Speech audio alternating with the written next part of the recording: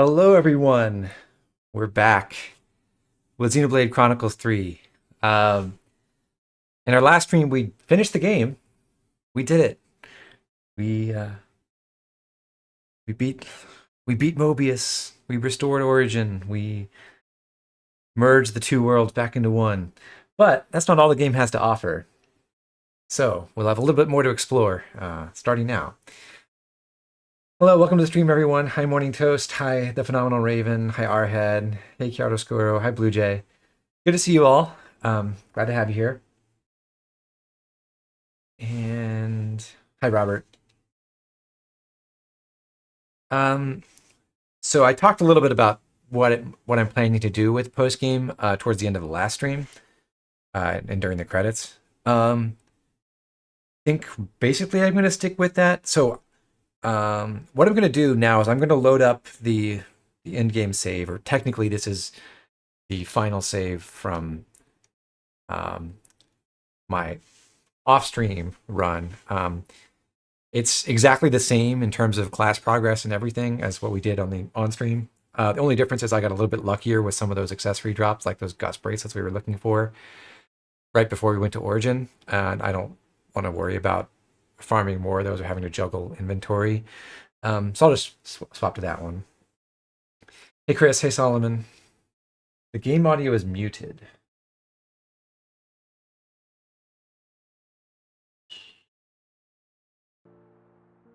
How about now? Okay.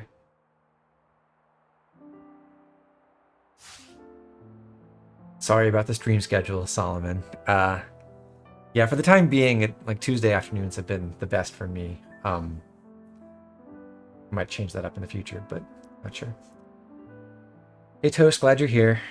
What was I saying? Okay, so yeah, this is I'm gonna load the save from the off-stream run just because I like the accessories I got better, but otherwise it's exactly the same as all the progress we got in the on-stream.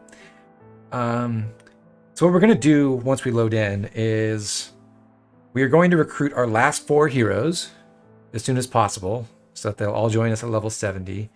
And then we're going to go on another circuit around the world, more or less, to pick up some of the things that we could have done earlier in the game before we went to the final boss, but just didn't want to get all that extra experience before now. So we'll hit up nearly all of the ether spheres for Eno that we haven't harvested yet. We'll knock out a handful of unique monsters dotted around the world. We'll see a couple of new locations that become accessible partway through the trip into Origin. In one of the cutscenes where it's Origin firing on the Keves and Agnus forces, I believe it shows you, or at least gives you a hint that this is happening, but there's some new bridges and other pathways that have opened up to a couple of hidden locations. And then we'll come back to Origin, we'll clear out all the unique monsters, well, nearly all of the unique monsters there. And then we'll do Nia and Melia's ascension quests. And from there, we'll see what the time is like, but I think we can do at least one of the 3 big sort of post-game dungeons and pick out several other unique monsters that we also want to go defeat. We're not doing super bosses. Not on this stream, no. I plan to show those eventually. I will not be streaming next Tuesday.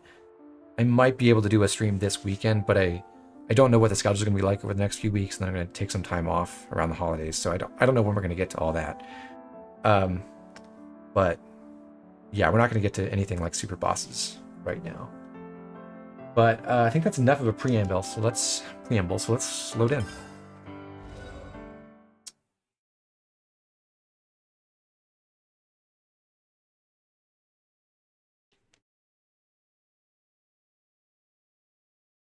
The door to Origin.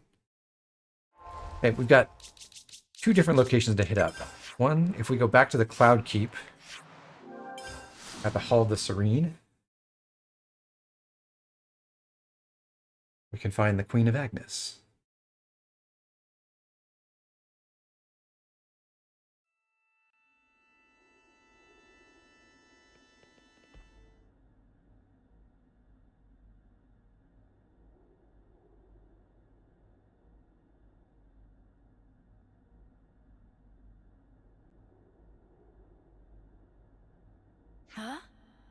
where's the Queen? Maybe she isn't there. But where is she then? Yeah, da da da da. Yeah, da da da da da da da da. Huh?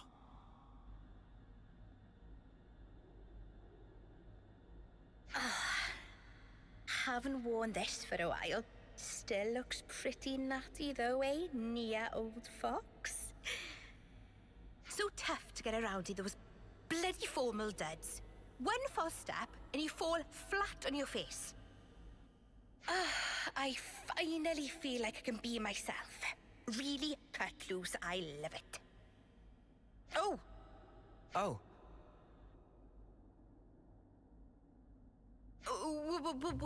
What are you guys doing here? We just, what are you?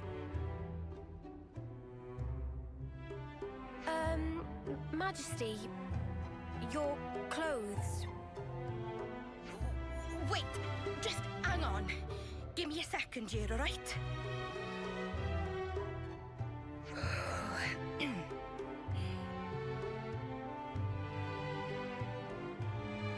Well met, all of you. Please accept my heartfelt welcome. I can offer you only a simple welcome today. But do please make yourselves comfortable.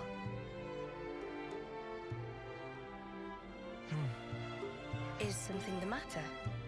Doesn't it wear on you? Acting like that. What? Noah? No, it's perfectly fine. Dispense with such concerns. Pray, let not my regal status prohibit you from presenting your inquiries. Please, speak your minds. Alright, well, here's a question. What's that get-up all about? Yes. Perhaps you would find my clothes rather curious. I mean, if you don't want to talk about it, that's cool. No sweat. Oh. No, it's nothing like that. Before, I told you all how the world was once divided into two, if you recall. Yes. You told us when we first Hey, met. vocal monk. How could we Glad forget to have that, you Your here. Majesty? These clothes belong to that era, when the worlds were two, unmingled. These raiments were created specially for me in that older realm. So they're from your old world, Majesty? Right. I suppose you could call it a keepsake of my motherland, if you like. Motherland. It's nice and all, but I wish you could change Nia's outfit to some of her alternates as well. Of my infancy and upbringing. We call Hey Cloudy, thanks for dropping in. Your Majesty's motherland. What kind of place could it have Enjoy been? your sleep tonight. Are you interested, Noah? I am. The subject seems so huge I can scarcely begin to imagine it. If it please you, I'd love to hear more about your world, Your Majesty. Certainly. I'd be happy to. Well, to begin with, I ought to explain.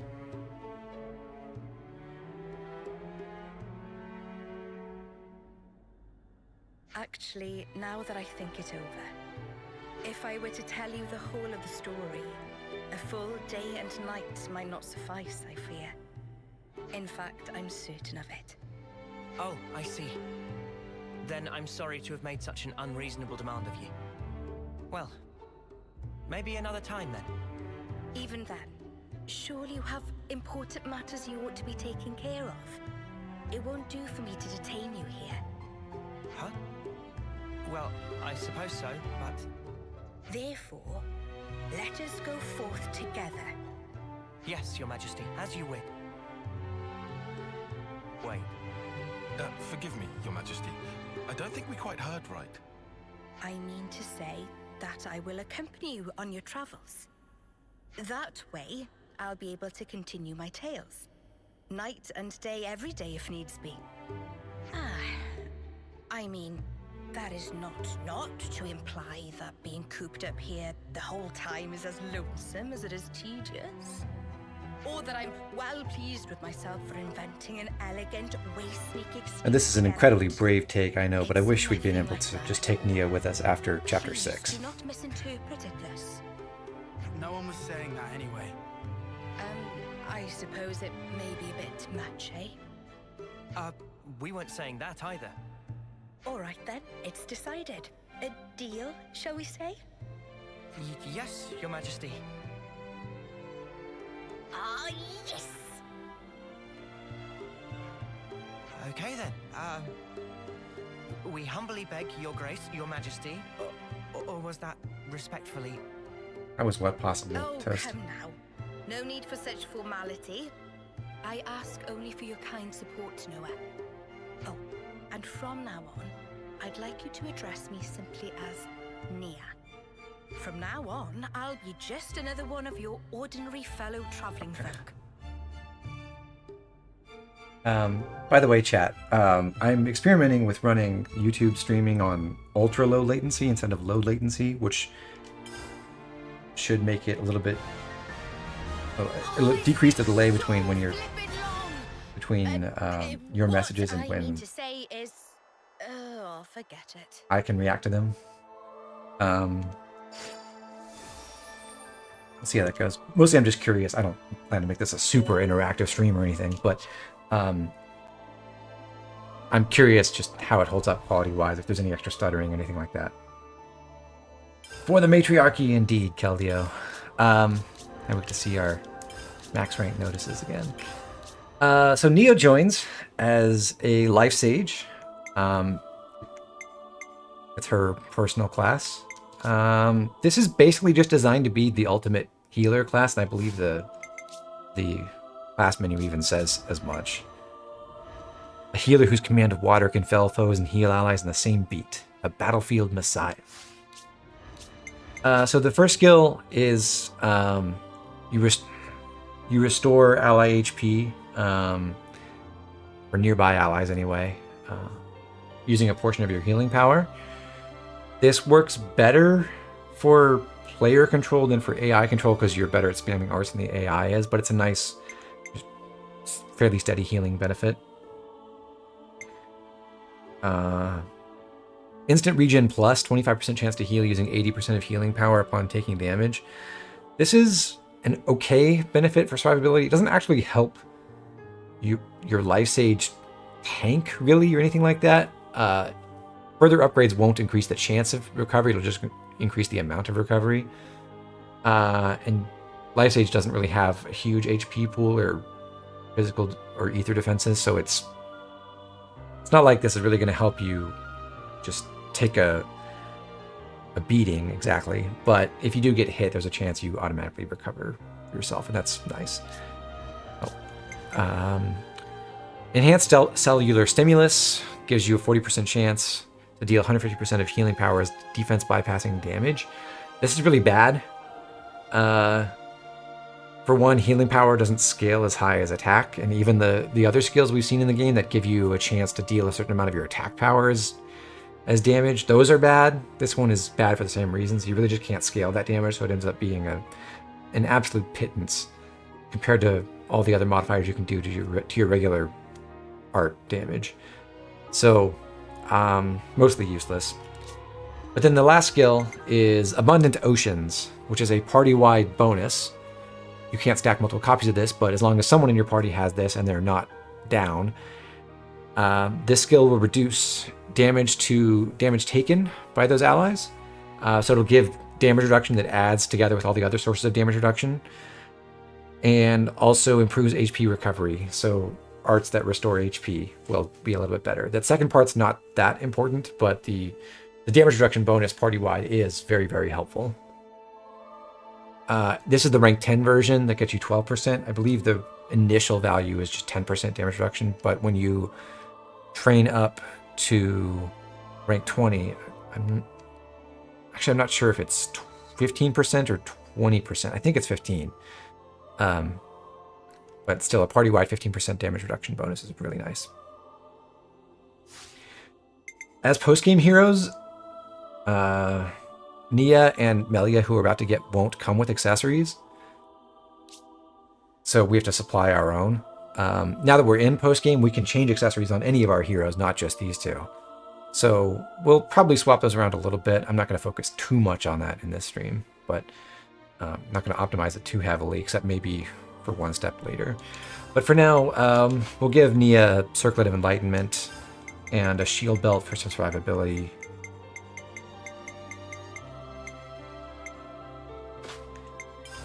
And also one of our brute memories to prevent her from dying if she's about to take lethal damage.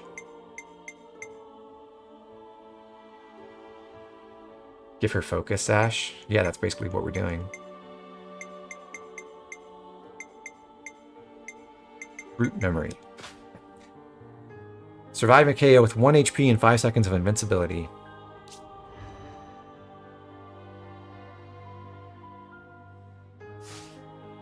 As for Nia's arts, if you're using her purely for her healing functions, which is the main thing that she's good for in normal gameplay, her starting art set is pretty good.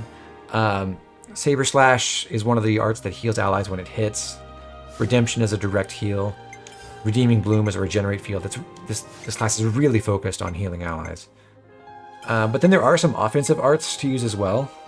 Last Hope has a fairly high ratio, can ignore defense, which is okay, and can also inflict blowdown. And then Merciful Heart is an AoE attack that can inflict knockback. So these two attacks can disrupt enemies. For our purposes, we're not going to be relying on Nia too much for main game content, but she's good in the Gauntlet. Can be very, very helpful in the Gauntlet. And in the Gauntlet, I actually prefer having these two arts equipped, both because they do more damage, and because oftentimes it's more helpful to get those immediate disruptions on the enemies than it is to try to heal the party as soon as the wave starts. And yes, we can see Nia's model here. And when she draws her signature Catalyst Scimitar, she also has phantoms of the two Aegis swords from Xenoblade 2, Pyra's sword and Mithra's sword behind her. Really cool effect in the class. And the talent art is Divine Sword, which is more or less a generic ether attack. It also heals allies even more effectively than Saber Slash does, 150% of healing power. It's got a nice power multiplier, ignores enemy defense, but most of the time you don't want to run this because there are much more impactful things you can get out of your talent art than big ether attack. And this doesn't have the kind of additional effect like Smash or Raging Forces bonus when other arts are recharged that would make the damage from this skyrocket. So we don't use this too much outside of Nia. Okay, but our next stop is down at Keves Castle.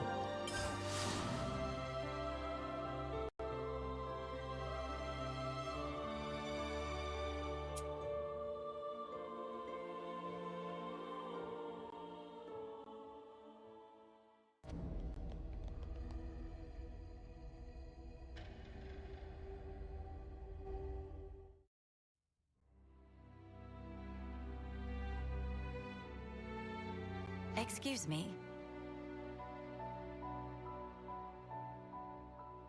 That voice. Wait. I know who you are. Your Majesty! Did it fail?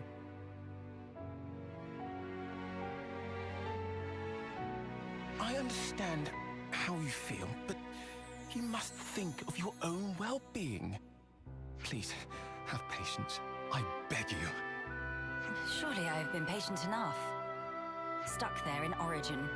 It's enough to send one insane. Can we help you?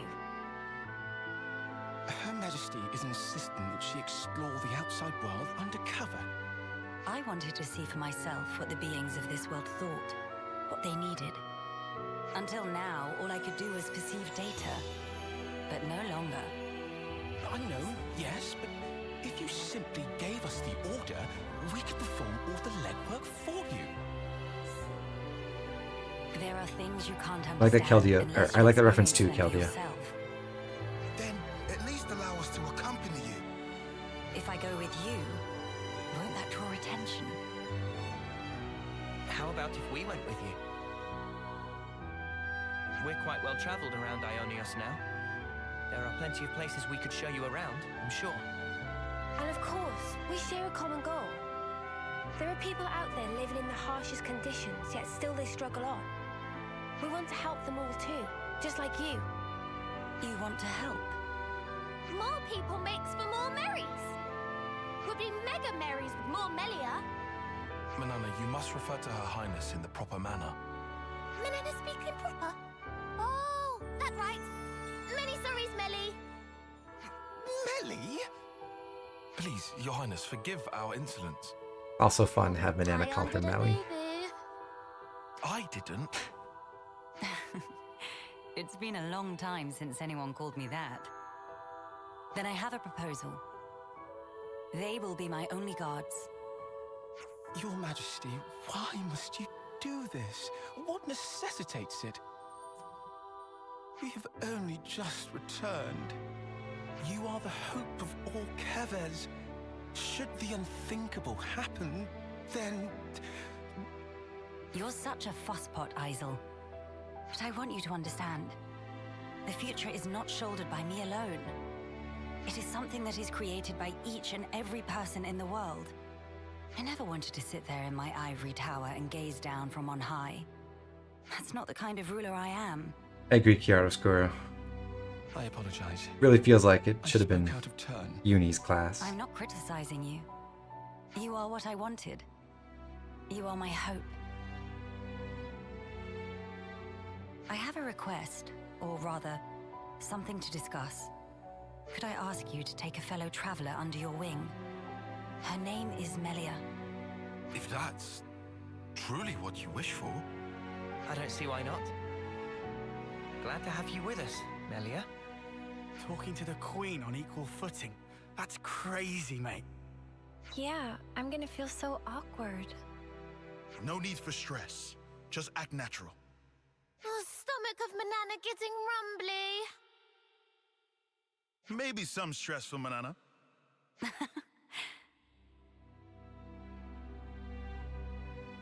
What's wrong? Our wings. You're high. Sorry. I still can't believe you have them too, Melia. Makes me feel Lore special. question, Noah comes from Are we the XP1 same? land, but his lineage is Vandam's, right? We are the same. Your Majesty, Yeah. I urge So, you, well... please take care. I'll be relying on you in my No. absence, Isel. I'm sorry Well, to saddle depends what you with mean by me, that. everyone. But I'm looking His forward to lineage you. includes Vandam. If you... A new adventure. How strange it feels. if you consider Noah and N to be the same person for this discussion. Good to add more names. The Vandams of the city descend from N and M. I see some relations have changed.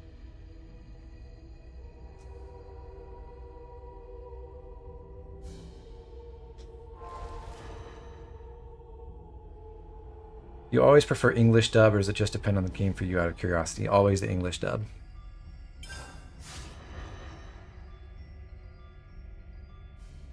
Uni only gets to inherit the defender classes. Yeah, Lomc. That's the funny thing is like Uni is absolutely the worst person to inherit all the defender classes, but she gets Lost Vanguard and Lone Exile. So here's Melia. Her class is Royal Summoner. Fearsome attacker combining dynamic elemental attacks with reliable support. I don't know if I'd exactly call it reliable support. There is at least one big support thing it has, but the class is built around its elemental ability. So look at the arts first. 4 out of 5 of the class arts will summon an elemental orb around you, and you can have up to 3 at a time. Summon Element will summon 2 of them. Shadow Stitch and Starlight Kick and Power Effect, or their equivalents for the inherited class, will summon 1. You can have up to 3 at a time, and if you go over the cap of 3, you automatically discharge the oldest element you have. each of those elements has a minor bonus. I want to double check this, but I believe you can have water, earth, or fire. Water, I believe, is a small damage reduction bonus for yourself and for anyone in a small radius around you. The earth element is... No, sorry. The aqua or water element is healing around you. Earth element is damage reduction. 5% per orb. The water element is 1% of your HP. 1% of the healed character's maximum HP. Earth is 5% damage reduction, and then the flare element is plus 5% in the main damage bonus category. So that, like, what we typically think of as all the bonuses that add together. So that's what those orbs do. Those bonuses are not really that important to the class. What's really fundamental is how the class can stack damage bonuses to use with by generating all those elements. And then the talent art element Genesis is a really big AoE attack that gets bonus damage if you have any elementals that you can discharge currently, and it gets even greater damage bonus from this elemental boost skill. This is like the key feature that makes the class work. As you discharge your elements, you stack up this boost, and it can go up to 400%, which is way higher than any other stacking damage bonus that we see in the game. So, in principle, if you were able to cycle through all your class arts and discharge a whole lot of elements, then you could get a huge bonus that would apply to all your attacks. And with the right setup, you can take that huge damage bonus and combine, like, bring in the shackle ring and a whole bunch of other damage boosting accessories and skills and make element Genesis really, really, really powerful. So looking at the arts in a little bit more detail, summon element is an AoE attack. It summons 2 elements instead of 1, so that's important to get those discharges going. Elemental discharge is an attack with a fairly low cooldown, which is nice, that discharges all of your current elements, and the element damage, which is a separate thing from your art damage. When you discharge elements, those go and hit the enemies for a small amount of damage. This boosts that damage a little bit. It's really not that great relative to your actual art damage, but it is something. But this is, like, on paper, the way that you should be discharging your elements and stacking up that elemental boost skill.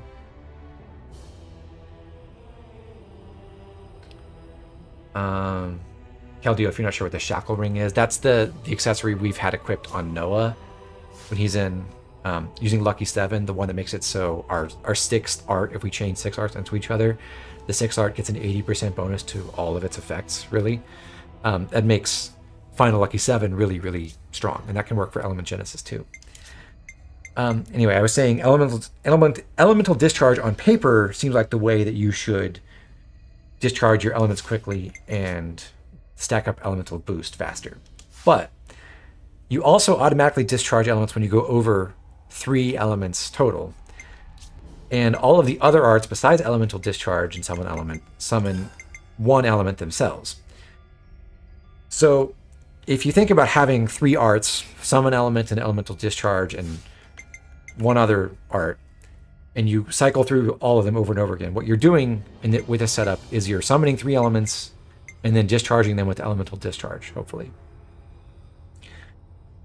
So every cycle, you discharge 3.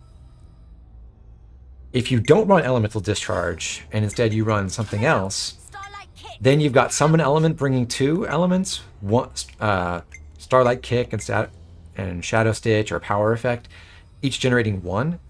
So as you go through all of your arts in sequence over and over again, you are summoning 4 elements and you're discharging every time you go over 3.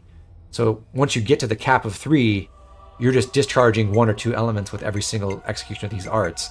So it's actually faster to stack up elemental boost by not using elemental discharge and just cycling through all the other arts that can summon elements over and over again and getting those automatic discharges instead.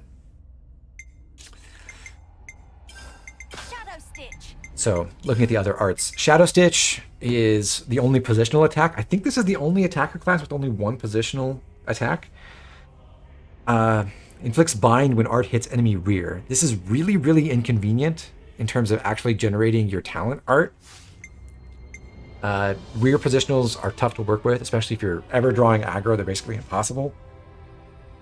So in practice, if you're running Royal Summoner, either you have to have someone else in the party who can hold aggro for you consistently, or you need to run some other art that can help you generate roll actions for your talent art, because Shadow Stitch is just not very good at that. What Shadow Stitch is good for is being a not incredibly powerful, but modestly powerful art that has a very quick animation. So it can be beneficial to just accelerate your art rotation as you're trying to charge up elemental boost. And then we've got Starlight Kick. Sadly, no one else gets to inherit this. There's a different version of this art that's not a kick for characters other than Melia. But and actually, I think for Melia, this is a substantially better art than for the main characters, because I believe her animation is a lot faster. But anyway, this is character progression for Melia, because now she actually lands her kicks in this game. So this is a non-positional Kevesi topple art. It's not inheritable, sadly. That would be nice if it was. Just a second topple art besides Shield Bash from Guardian Commander. But this gives this class some decent utility. It's got a good power multiplier and an okay recharge time. It's kind of on the long end. But what's nice about this art, or its equivalent for inherited characters, for the Ouroboros characters anyway, when it's inherited, is it hits multiple times, I am pretty sure. No, I lied. Only one hit, despite appearances. But it's an AoE hit, so it can hit multiple enemies, and that can be helpful. And it has a long animation, which is both a blessing and a curse. A blessing because if you pair it with an evasion art, then you're immune to damage for a long time. A curse because, well, it slows you down and limits your DPS. Then the last option is Power Effect, a stance that increases the damage you deal, but also increases the damage you take. Most of the time, I think this isn't worth it. It depends on your exact setup and whether you can avoid aggro, or if you are holding aggro, then can you consistently evade enemy attacks. But I don't think it's that great for the Ouroboros crew. Oh yeah, you're right. Melia doesn't land her kick in the regular art, only in the chain attack. Pretty sure.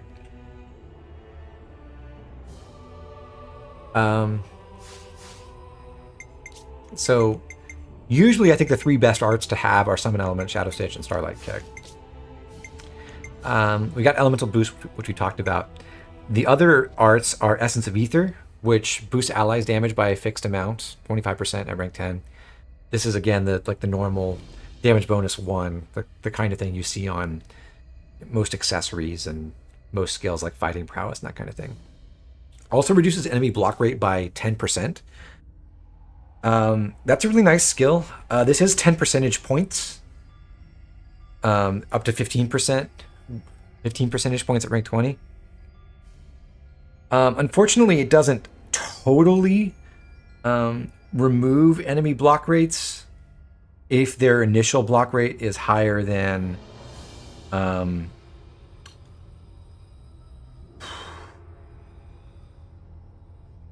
me double check this one. I think it's 1.5% is the bare minimum. Yeah.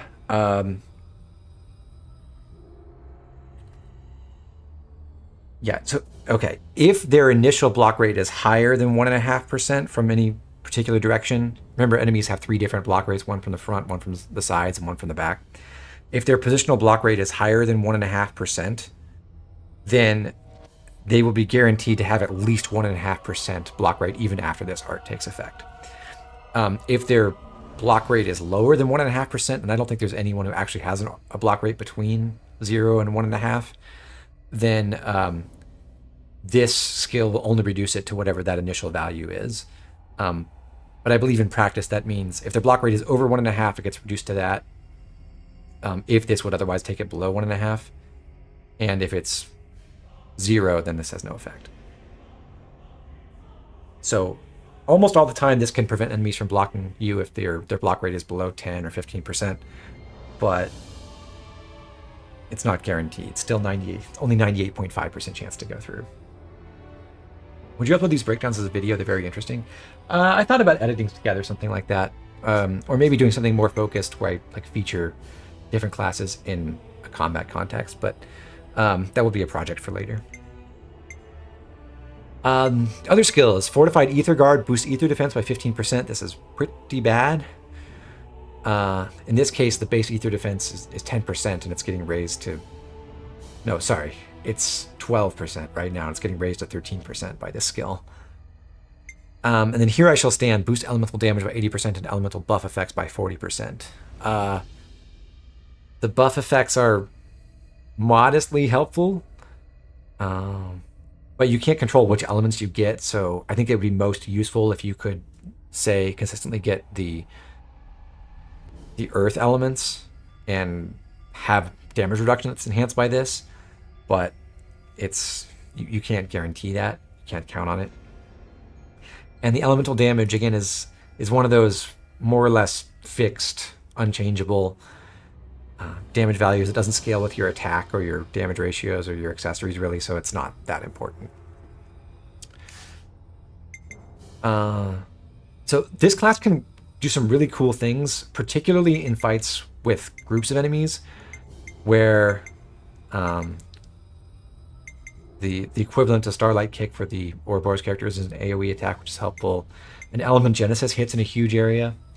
So if you can stack up elemental boost efficiently, then that can work really well for multi-enemy fights.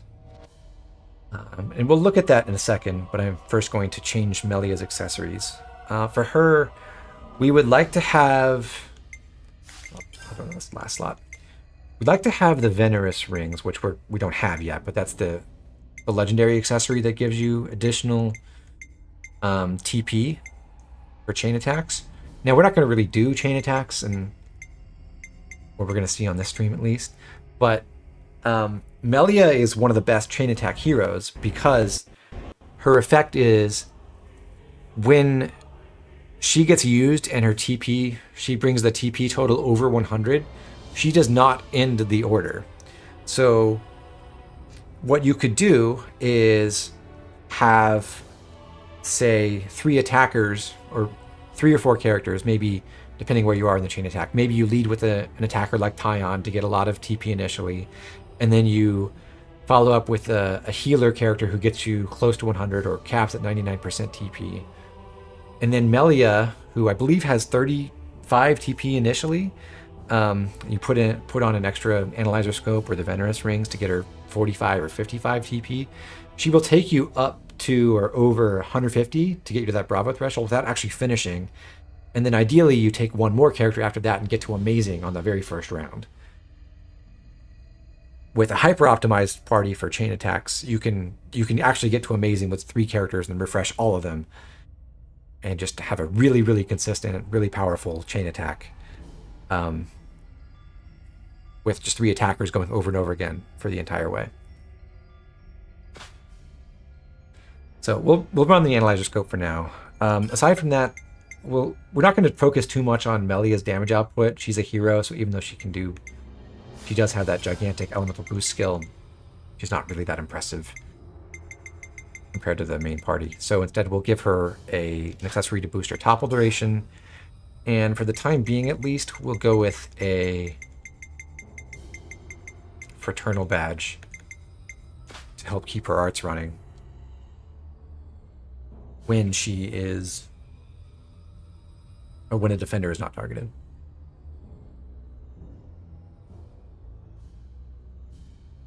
Although you thought chain attacks were random for a long time. My favorite little story like that is I forget where it was posted, but I saw someone write that they went the entire game without realizing that you could choose which character to use in a chain attack. So they just immediately went like in the chain attack tutorial, they were like Noah into Mio into Uni into Tyon into Lance to finish the first round, and then they only got like one person back, and then it was just like random person in Senna, and then they just fizzled every time, and they were really confused about how chain attacks were supposed to work.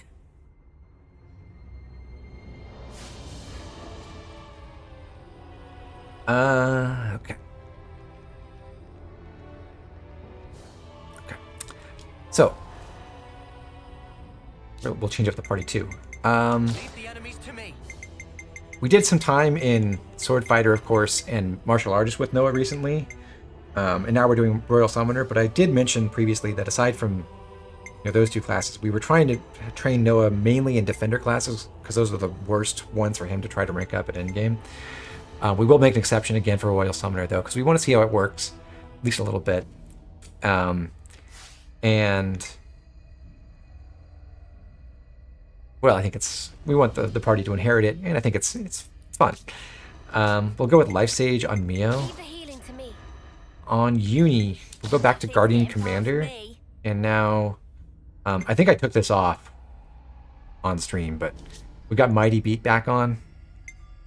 We're basically going to use her as a secondary smasher and try to have her draw aggro that way so she can generate Awakening with Deflector Field. She does have Universal Annihilation, so she can do respectable damage with that.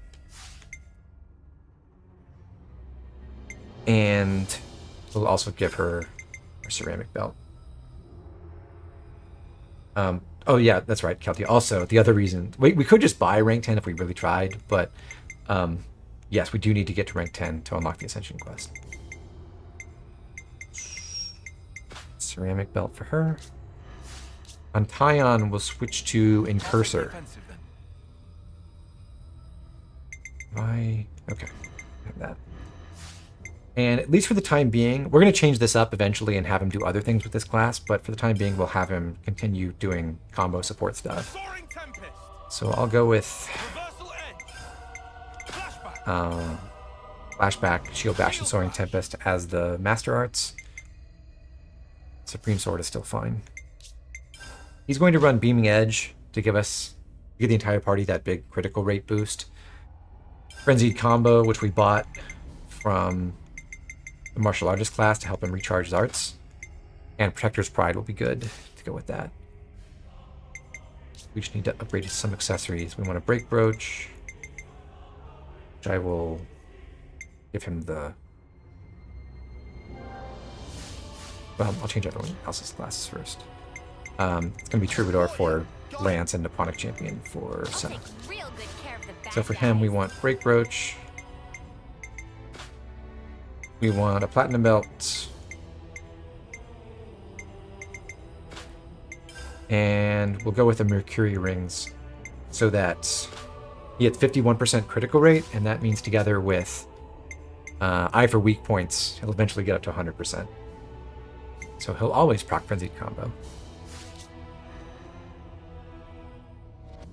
Lance, I think we have everything set for. We even have Soul Hack on him, which is important for later. I do need to fix his gems again, though.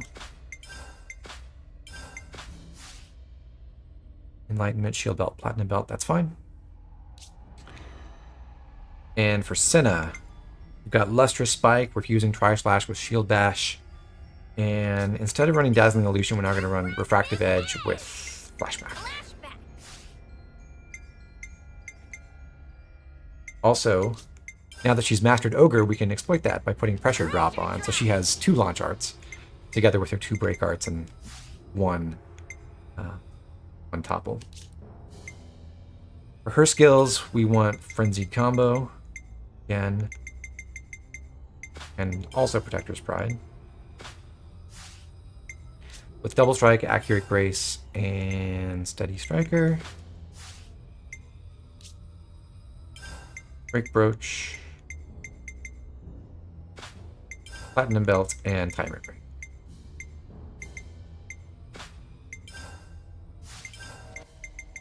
Do I have enough legendary Platinum Belts? I do.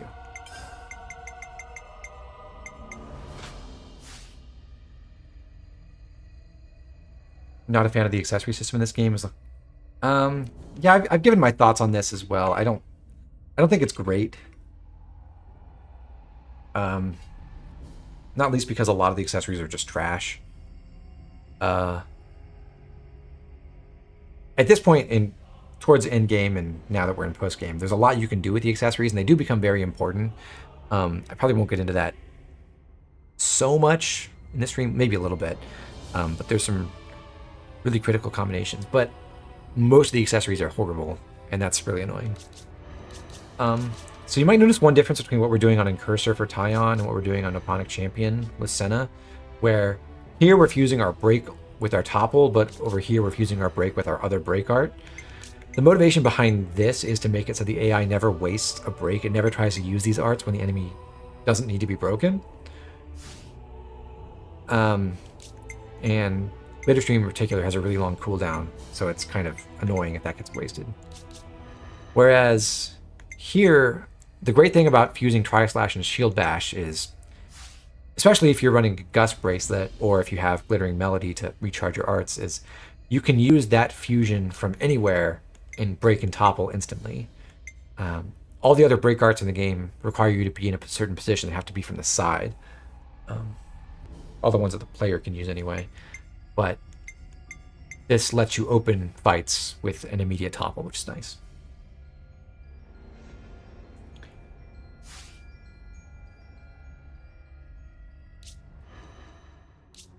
Okay, so for Noah in life stage, I'm going to stick to what I said and give him Summon Element Shadow Stitch and Starfall.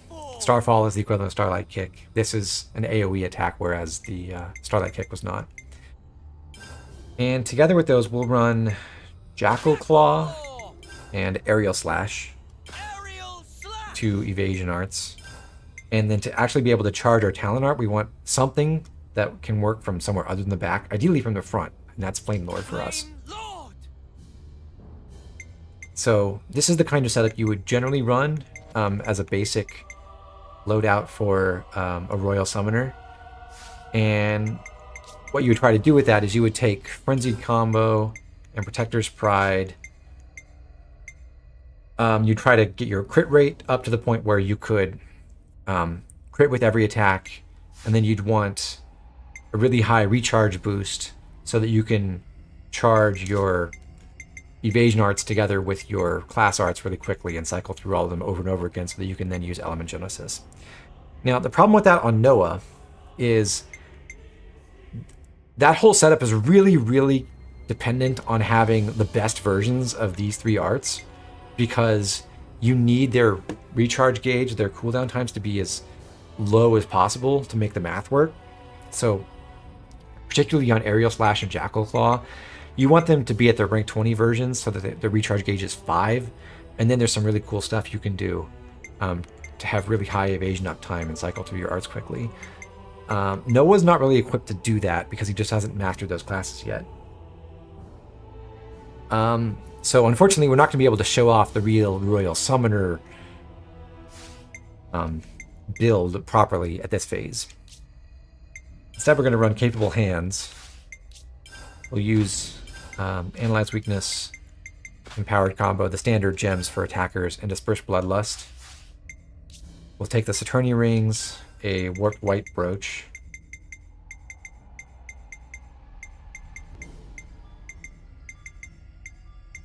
I'm quite fond of this. And our Shackle Ring. These are, aside from the Warped White Brooch, these are all pretty standard things you'd want on your Royal Summoner anyway. Actually, I'm going to take the Legendary Shackle Ring, which is worse, but just for inventory management's sake. So this setup is fairly close to what you'd be doing if you were trying to use Royal Summoner properly, but we're actually going to use, surprise, surprise, Unlimited Sword. There's one other thing that's kind of sad about the interaction between Unlimited Sword and this class. I mean, it looks great on paper. There are some really neat bonuses you can get because the elements that you summon do carry over when you're in unlimited sword mode. So you can summon elements and use one other art and have 3 elementals around you, and then draw Lucky 7 and benefit from those buffs. Sadly, power effect does not transfer, and this sucks. This is something I found out recently. Stances apparently don't transfer to the Lucky 7 classes, even though the icon still shows by Noah on the HP bars and everything. So you can't use power effect to give yourself a nice damage boost and ignore the damage taken penalty because you're invincible. Such a shame.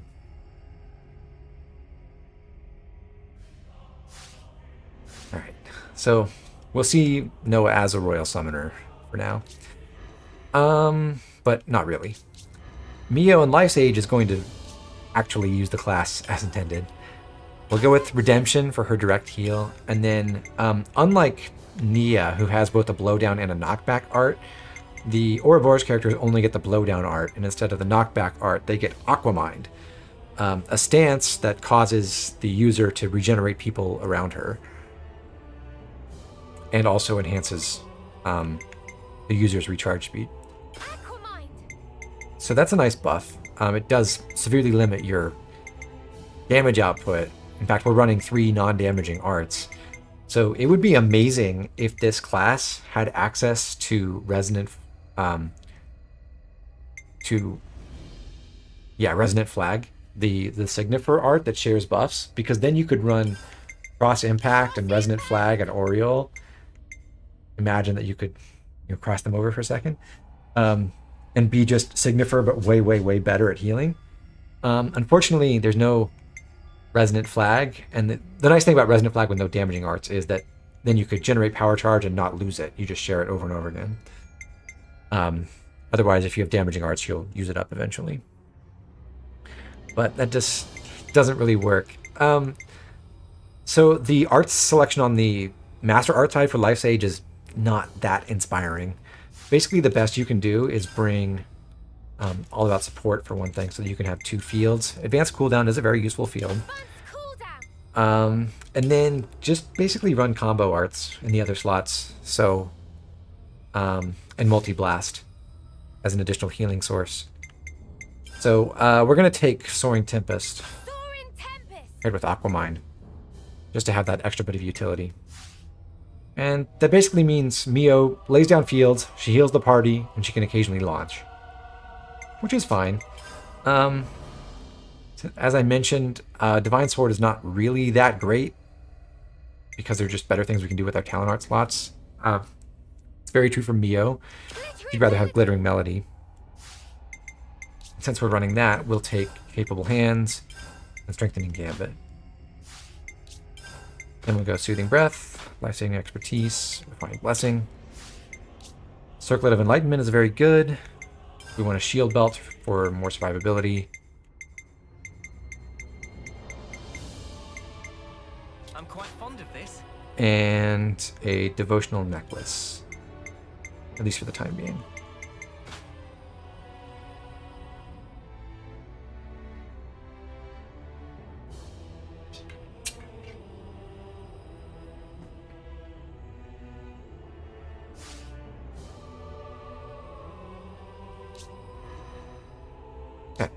So that's going to be the party for now.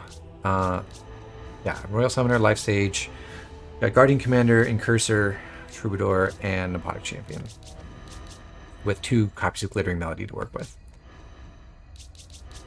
We're not going to use Nia or Melia for this next setup, though, because we're running 2 healers that don't generate those buffs for the party. We're going to grab the hero who's best at that. That's Fiona. Future awaits. We can also change her accessories, and we'll go ahead and do that. I'm going to give her the other Brute Memory. And just to help her survive, we'll take a Titanium Temple Guard and a Shield Belt.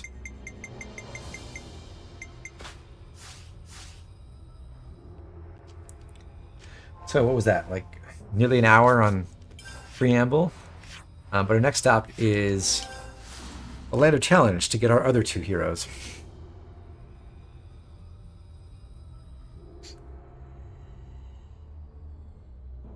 But you'd unlock classes faster if I kept... Are you talking about if I kept Nia or Melia on the party?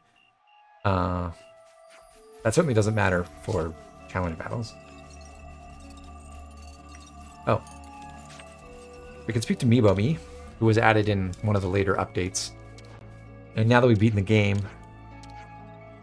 we can get a bonus item.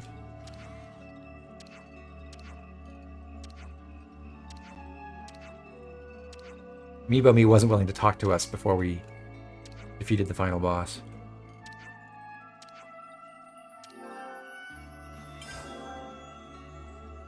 The two things we can achieve right now are mastering the power of Ouroboros. That means filling out all the soul trees, which we don't quite have enough soul points for. And then mastering our blades for upgrading all 6 of the starting blades, which we have done.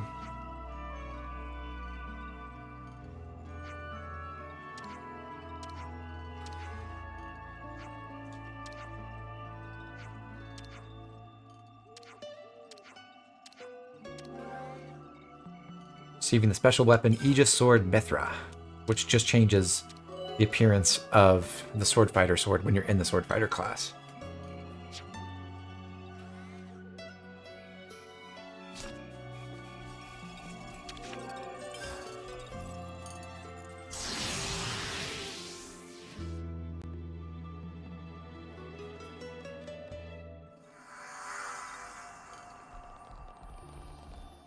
It's good to keep a record.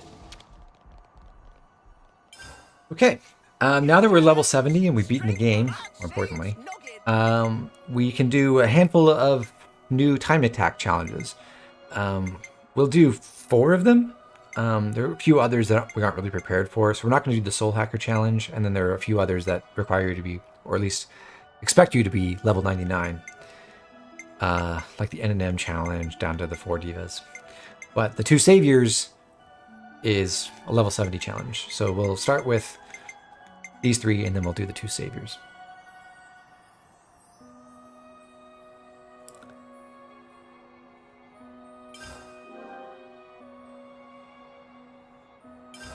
In Double Jeopardy, we take on Ethelyn Kamaravi again.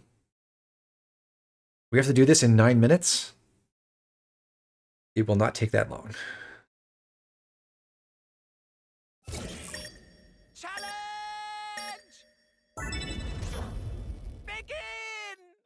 So I'm just going to open by summoning 2 elements and then Shadow Stitch for a 3rd one and then draw Lucky 7.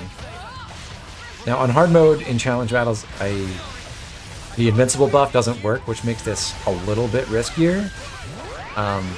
But assuming the party can do its job even a little bit. I've already got Final Lucky 7 charged, so I'm just doing the classic sequence to get Final Lucky 7 done. And on the 6th stack of our Shackle Ring, there you go.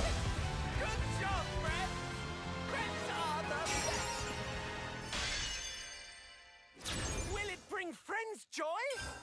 Archsage sure hope so.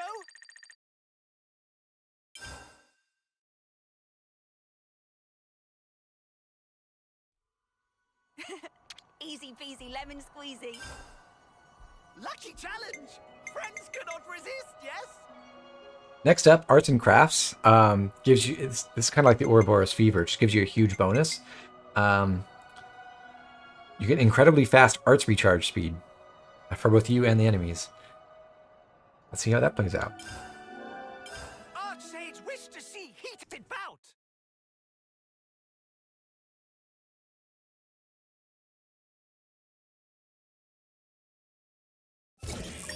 Challenge! Begin! Tear it all down!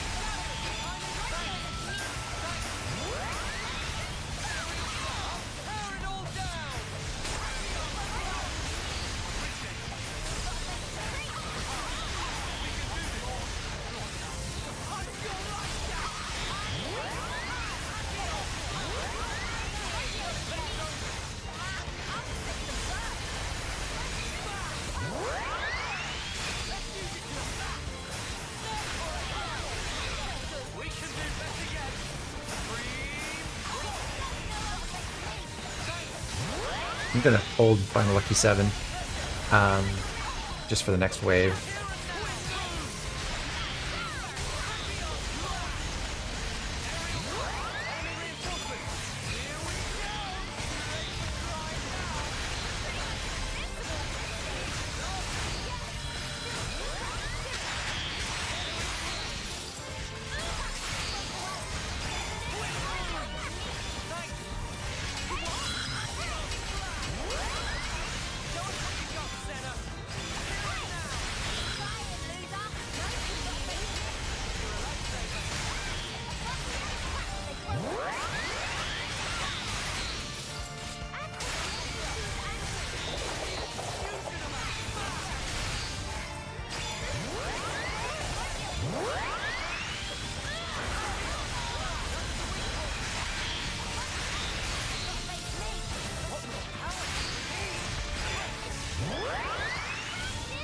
Ooh, that was slow. My Lucky 7 ran out. So I get to actually use my class arts, but because I have the giant recharge bonus, I can actually do this properly. It was fun.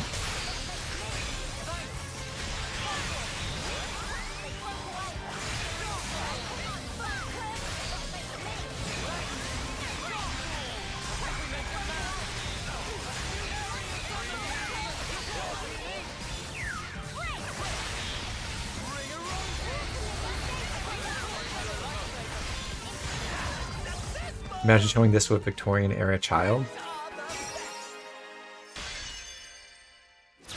How do you bring the power infrastructure with you, though? Please to receive. Check that out. Max topples, max smashes. Nothing to it. Fight hard. Get Okay. strong. Hard mode, please. Next up, Stage of Destiny. We have to fight Mobius enemies. Pay heed, friends. Switch is handheld. That is Enemies true. not to sniff at.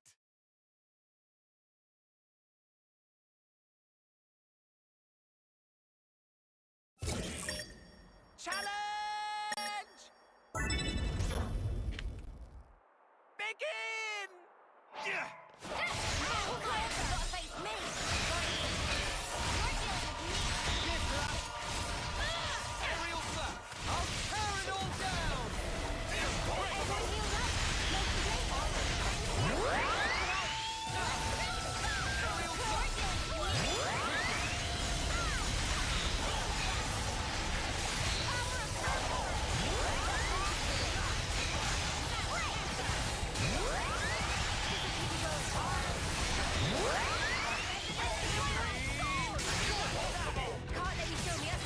I've accidentally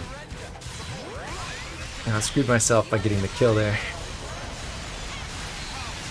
And I messed up my shackle ring cycle. That's okay.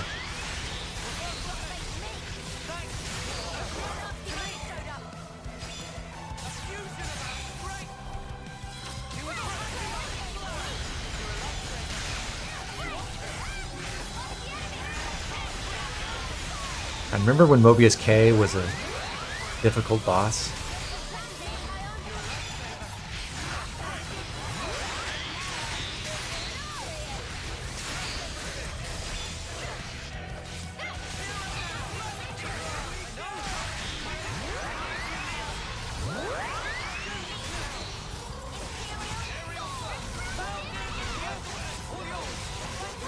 Alright, don't talk about naked Mobius.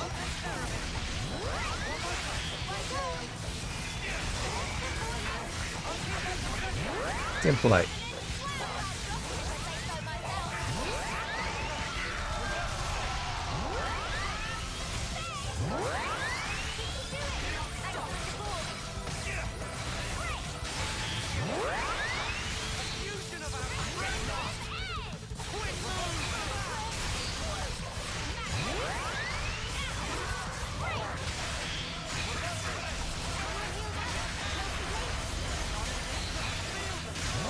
Trying to...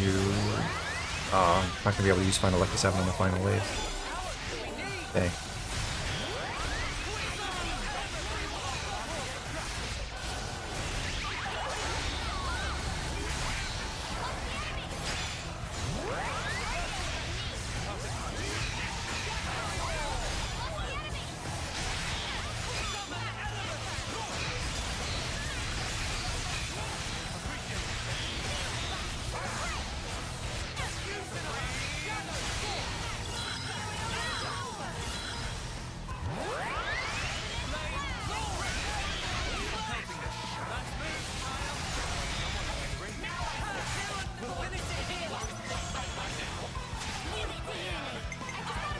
Find the lucky 7 ties, double spinning edge is the most mindless ways to play in the RPG.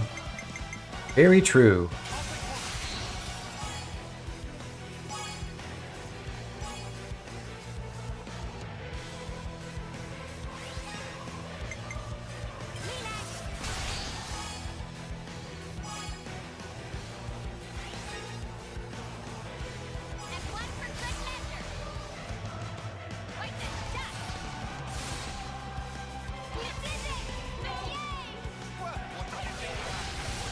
Does the auto battle function in this game use Lucky 7? Yes. Or if you switch which character you're controlling, the AI will use it. However, the AI cannot use the shackle ring, so it can't really use it to its maximum potential. We're about to let the AI pilot Lucky 7 Noah for a while, actually.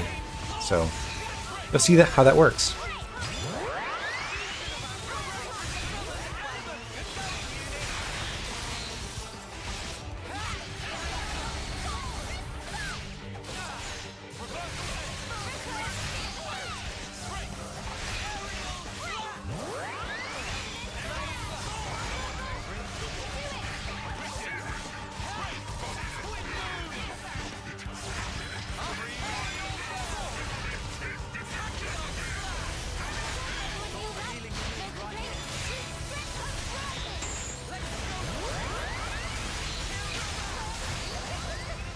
And there we go.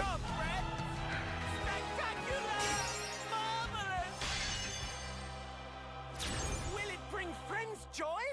Archsage sure hope so. Oh, we didn't die. Nice work, team. So our reward for that was the accomplished hairpiece, which is an accessory that improves ether damage. It's like the ultimate Qigong effect, but for ether. So it's a superior version of the warped black brooch, which is 30%. And our next challenge will give us a version of that, but for physical damage. That next challenge is one of the harder ones in the game. And it's one that unlocks if you've completed the DLC campaign Future Redeemed.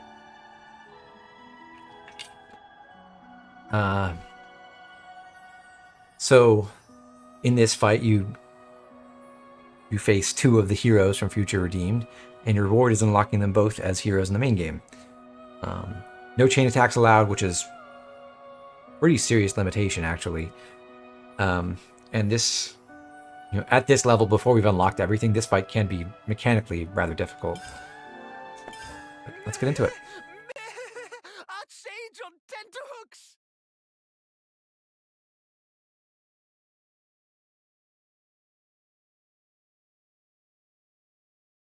It's Rex and Shulk in their primes.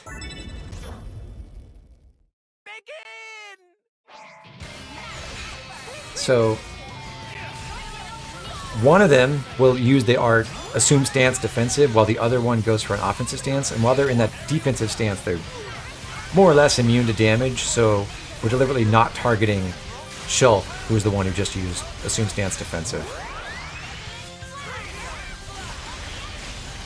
Now, one problem is that Shulk can use a target lock art to draw our aggro away from Rex, but hopefully he doesn't do it and disrupt us right now. Oh, that's great timing.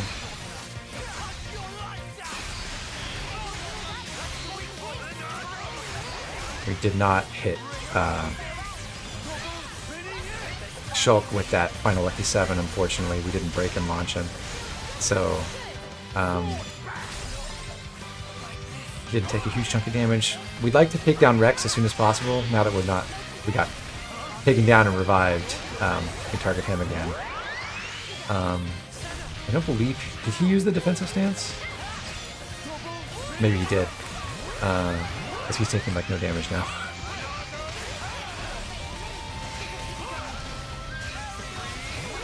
Anyway, basically I'm just trying to spam my arts and ideally get unlimited sword back.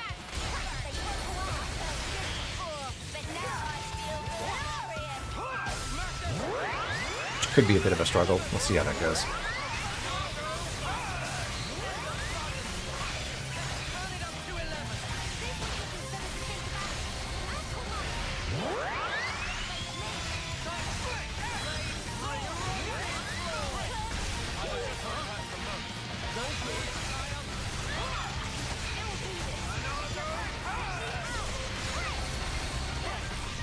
Uni managed to get Awakening, and now she can share that with the party, which should be a big help. It actually means if someone other than our defenders has aggro, then Noah will be receiving a 200% recharge speed boost, which is quite good.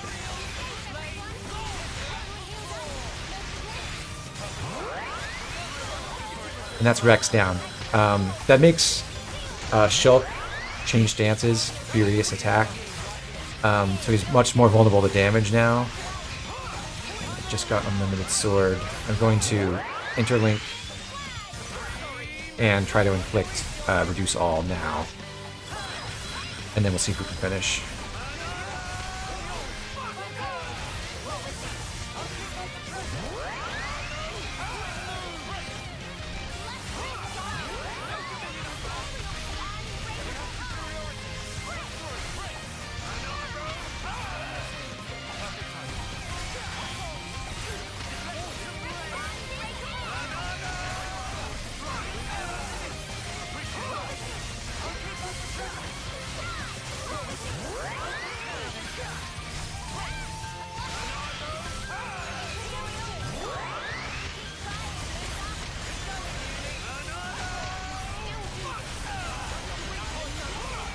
Please someone topple him.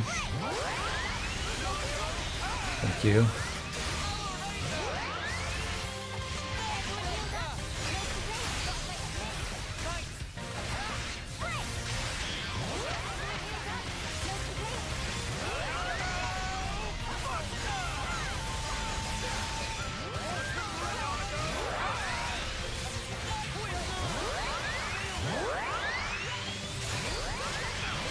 All right. Victory! Here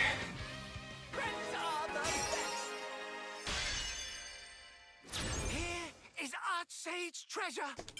Please to receive.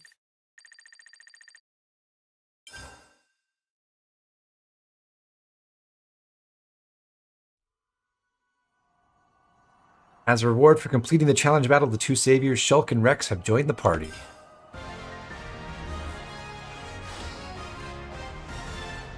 Shulk is a Grand Marshal, and Rex is a Master Driver. Sadly, there are no inheritors, because Monolith Soft was too scared to give us awesome new tools for our regular classes, so nobody gets anything from Rex or Shulk, and God, I wish they could. Rex's class, Master Driver, is really amazing. It's incredibly optimized for damage. Boosts its own damage, stacking over time when it lands a critical hit.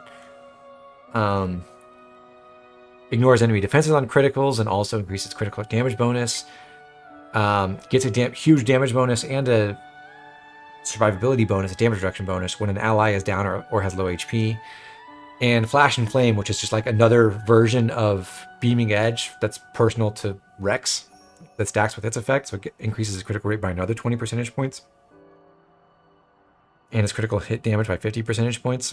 So he gets an incredible crit rate and incredible damage bonuses from crits. Yeah, that's awesome. And then for arts, these are also amazing, generally speaking. He's got a front positional topple art in Anchor Shot, our old friend from Xenoblade 2. And he also gets a launch art, which I guess is supposed to be a kind of link to Zeke, maybe. Dual Blast, which is incredible as well. Has a huge power multiplier and hits in an AoE, which is okay. But also it's a side positional, and that's like the one drawback. If this was front positional or non-positional, this would be like the most amazing tool possible. especially if this was something you could actually inherit on the main party, because God, imagine if there was an inheritable Agnian launch art and you could stick that on your your Kevesi classes with launch. That's Royal, or with Topple. That's Royal Summoner or Heavy Guard or Guardian Commander, and you could run a Topple launch fusion with them. That would be so great. Double Spinning Edge recharges itself when it crits, and it hits twice. So you can potentially recharge this art on its own if you have enough recharge bonuses to go with it, and then a high enough crit rate. It's absolutely amazing for Rex when he's controllable in Future Redeemed. In regular gameplay, in the main campaign, I actually don't think it's the best thing for him to have, because it's not that important for him to spam arts. He's still not going to outcompete your regular characters for damage if you try to build them for damage. But in the situations where he does really attempt to do a lot of damage in chain attacks, Double Spinning Edge has no effect. Rolling Smash is better. So I like having Rolling Smash. And then his talent art is Infinity Blade, which is just like Noah's, basically. So high damage, nothing else much to it. Shulk has some really interesting stuff. He's got Stream Edge as a non-positional break, so he's the only Kevesi character who gets a non-positional break art. The other source for that is, again, Nipponic Champion with its Tri-Slash. So, rather, he's the only one with the Kevesi non-positional break art. Kevesi characters can get Tri-Slash. So if this was something that was inheritable, and then Agnian classes in the main game could have a non-positional break, that would be awesome. He also gets Heavy Rush, which is just an art that with the low cooldown that deals extra damage when awakened. Shulk is able to get Awakening for himself because he has the same kind of skill that the Seraph class has, where once he takes a certain amount of damage, he will just give himself the Awakening buff, which, if you don't remember, is extra damage, extra recharge speed, extra damage reduction. And it's really, really good. The funny thing about Shulk's Awakening is that it is a different buff from the regular Awakening buff in the main game. So, like, it's the Future Redeemed Awakening buff, and that is actually coded differently. It counts as a different buff ID. So, if someone else in your party is able to generate Awakening and share it, then Shulk can have two different Awakenings on at the same time. Which sounds better than it is. Shulk is not really any better than any of the other Defender heroes at holding aggro, although he does have some tools to help. So those recharge bonuses on their own don't really make that big of a difference. Like, even having double Awakening is not going to make him a huge source of damage. But it is a neat little trick he can do. I don't really like Heavy Rush because there's nothing... It has no useful effects for the party, and that's mainly what we're asking our heroes to do. So, you can also look at Monado Rage, which inflicts target lock on a single target. This may or may not be helpful. In postgame, generally I think this is a bad effect for a hero to have. You don't want... I mean, generally, if you're trying to optimize your party, you're building around the risky recharge effect, and you're trying not to have your defenders hold aggro anymore. You're trying to have some other kind of tank, probably an attacker, hold aggro instead, so that everyone gets those big risky recharge bonuses and they can recharge their arts faster and spam them and just crush the enemies that way. And having a hero who can instantly pull aggro to himself is sometimes beneficial, but in those kinds of parties, it's a problem. So we don't always want to run this. And then there's Monado Armor, which is just good utility. Armor Veil Field that can protect the party from a certain amount of damage. And then the final art that we haven't looked at is Slit Edge. Really nice damage ratio and inflicts break. or inflicts bleed, rather. Slit Edge. So not quite as good a damage ratio as Stream Edge, but inflicts bleed and has a faster cooldown. And hits in an AoE. So it's kind of funny that Stream Edge is actually Shulk's most damaging art, but that's the way it is. I'm going to put Monado armor on with Slit Edge.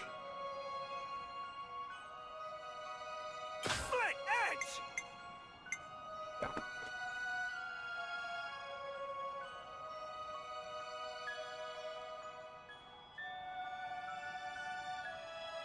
Okay.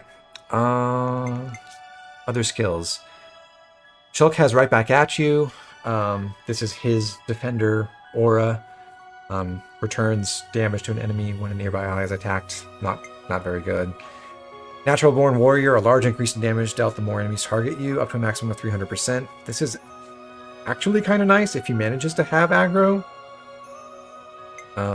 That's something.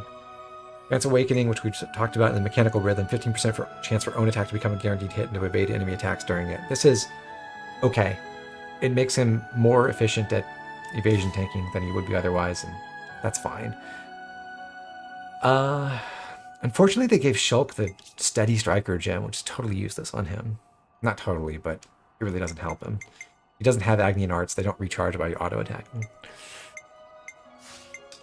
So we can change accessories on those two heroes as well. The hint here is Shulk is supposed to be an evasion tank, so we've got an agility accessory and an evasion accessory. Neither of those are particularly ideal in this context anymore, though. For the time being, I'm going to give Shulk a titanium support and then a shield belt.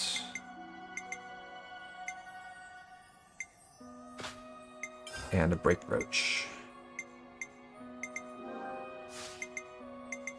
And we do have a spare break brooch, luckily.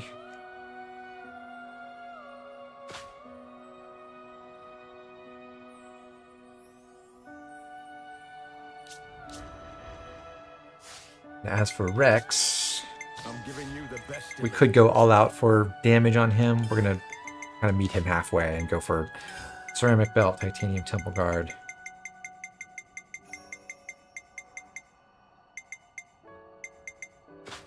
And a shield belt.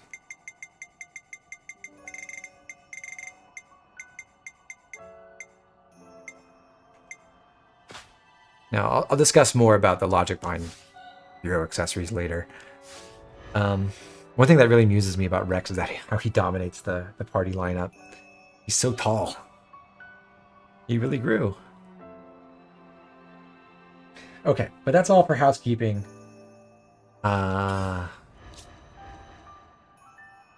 Well, okay, I lied. It's not all for housekeeping.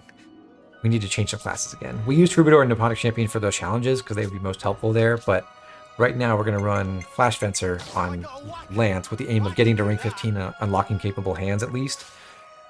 I think we have everything set up on him, except we do want Soul Hack. And we should change his talent art to Deflector Field, which we already have.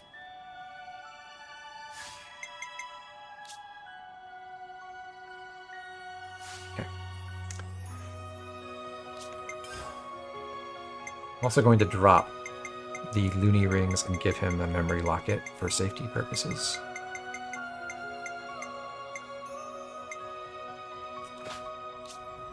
And Senna will take up Incursor herself, basically running that same combo support build that Tyon was doing.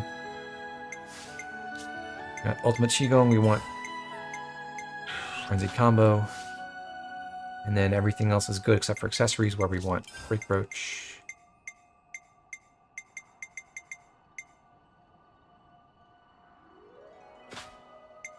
Platinum Belt, and Thermo Headgear.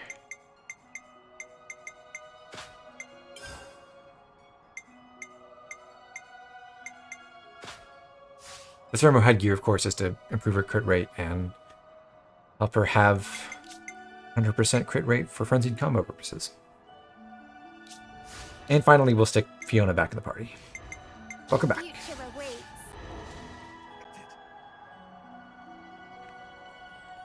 Alright, so the next stop is over in Cadensia. We're going to go to Anu Shoal's camp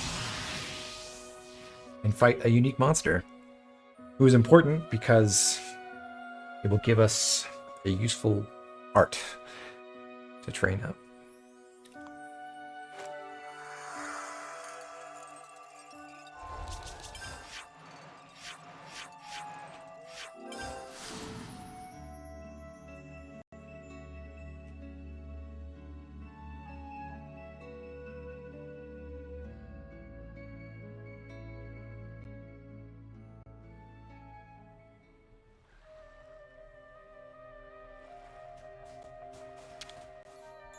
Stop We at could do with some food.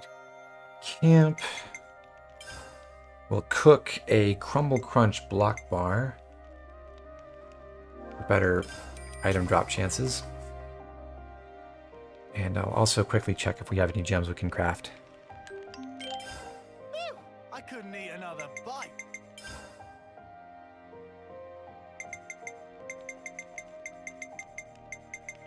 Nope. Alright, let's get going. Time. Okay, so we're going to go up to Sea Spray Lookout, and there we will take on a unique Mora Mora who flies around the area. Is that what I think it is?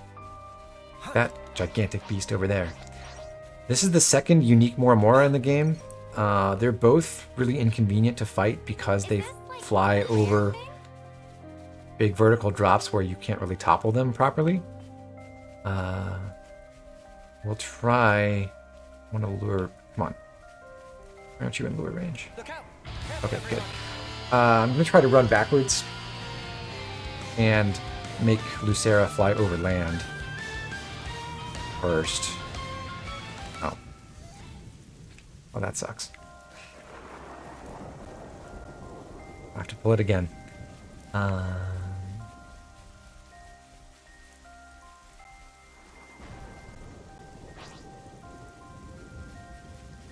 we go. Okay, let me stand on the very precipice and see if I can Well now, hit ain't it. that a challenge? Well, now it's shiny. But anyway, I was saying, they both fly over big vertical drops that make it really hard to combo them. And... Nope, can't door. Okay. Be that way, game. Okay. So it's really annoying to farm things from them. Whether you're just trying to like fight them or you're trying to harvest more and more materials. So I don't like either of these fights for that reason.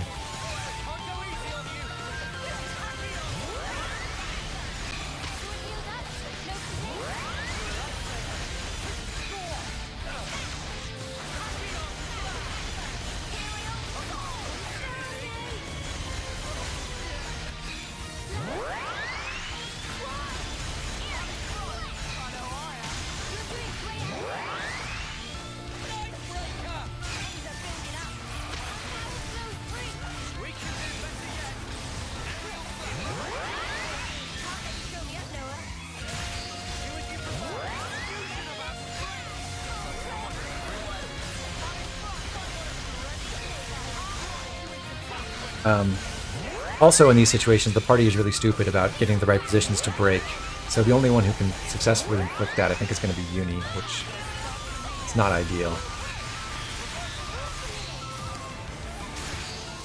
But we just went with the classic double final lucky 7, and that takes care of that. What we unlock from that level 73 unique monster is the art Bomber Head for Soul Hacker, which is the launch art for the class. So now we get to use that on our Soul Hackers, which we will start doing presently. Because what you didn't know is this stream is also going to be at least a sample of our scheme to train up all the Soul Hacker stuff that we haven't finished unlocking or enhancing yet. We're not going to do all of that, but we'll make quite a bit of progress. Lance was last an attacker soul hacker, but we're going to make him a heal soul hacker instead, with a handful of skills that upgrade with kills. So we're going to go with damage share, debuff counter, and mimic technique. I don't really care about the effects of all of these, although these are marginally applicable to healers, I guess. We're really just using them to check them off. Now for gems, we'll take Soothing Breath, Life-Saving Expertise, and Double Strike to help charge up our Diamond Arts faster, with a Devotional Necklace, a Fraternal Badge,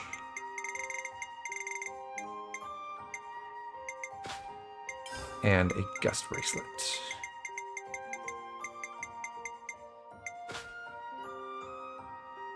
And Senna is also a soul hacker. She's going to take the dodge soul. She could use the attacker souls and stuff too, but what's convenient about the dodge soul is that if Senna takes aggro quickly, she's not as likely to die with a defender rule, and we don't want her to get killed at the start of fights.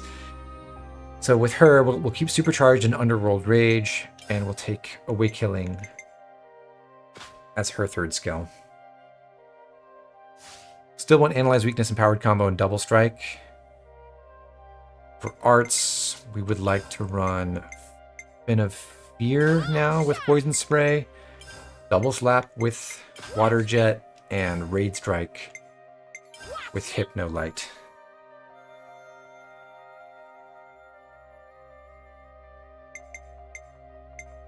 So I believe Double Slap. I think Double Slap upgrades with usage, and the other two are upgrades with damage, I think.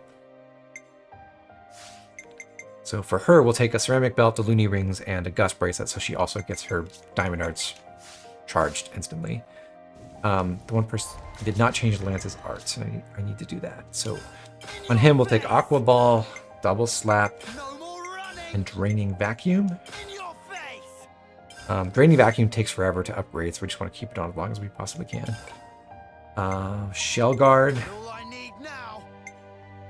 Healing Rest, so you can heal, and in the last lot, our new art, Bomberhead. For the time being, we're going to be doing a lot of smash combos to kill things quickly, so we'd like to use Bomberhead during that time. But later on, like as we would transition into burst farming for materials, we'd actually rather run something other than Bomberhead, so that's why we're getting that out of the way first. Okay, now we should be all set up.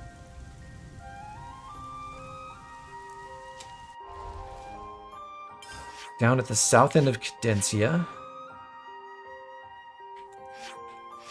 we'll go to Bannis Path.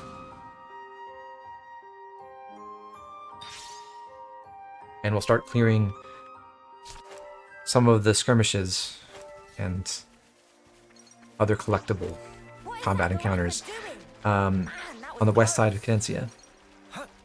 Is this like a rare thing? Of course, we're taking the Nopon coins.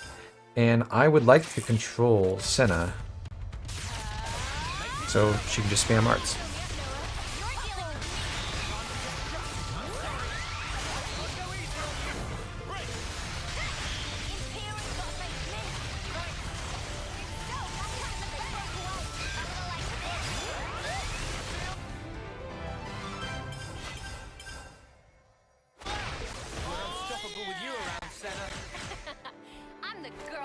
Thank you, Noah, for your sick moves against air right there. Next up, a little farther north at the Cradle Convoy Shelter. After we did Lance's quest, if we'd come back here, we would have been able to do a skirmish on the north side of the camp, where we get to team up against a lovely Pepito. against some Kevesi troops.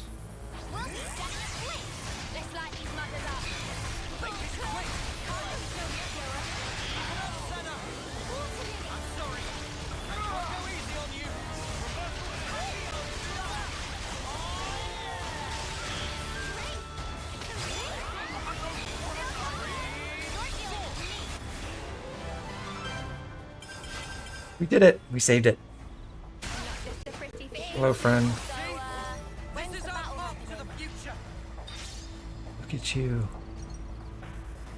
You're almost as tall as Senna is.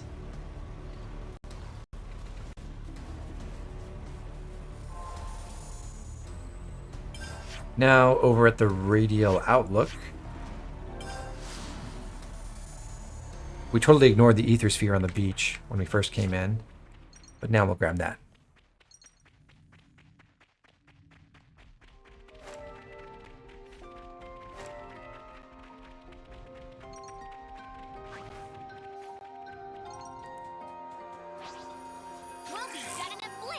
Try not to waste too much effort.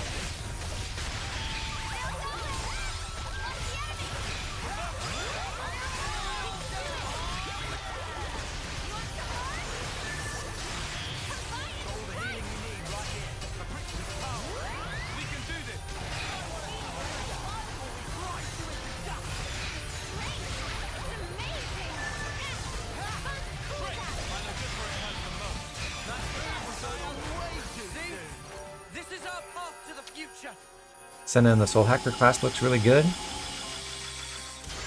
It's not my favorite, but she's up there, yeah. A little farther north, we can revisit Corn Island,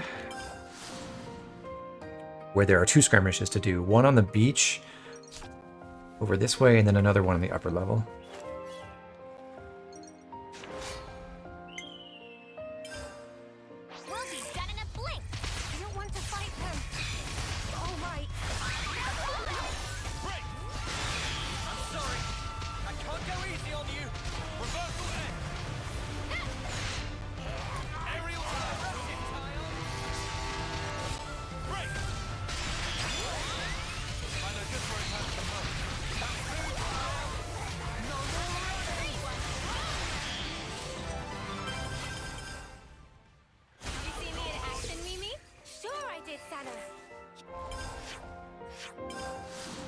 You look great.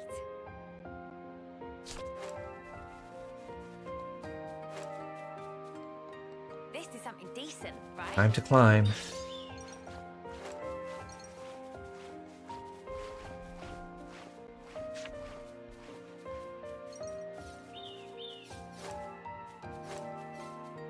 that what I think it is?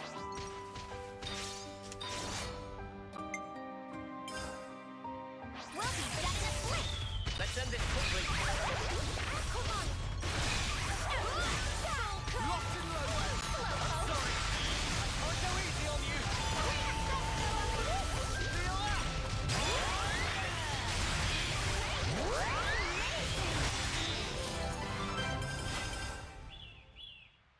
We're unstoppable with you around, Senna. You see? Because Gulkins dropped some stuff, so we'll grab that real quick.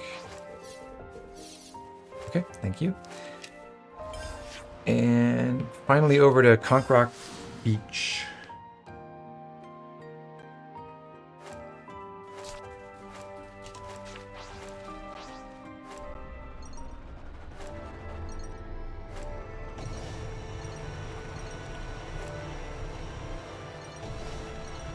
And run into a skirmish with some Skyarks over here.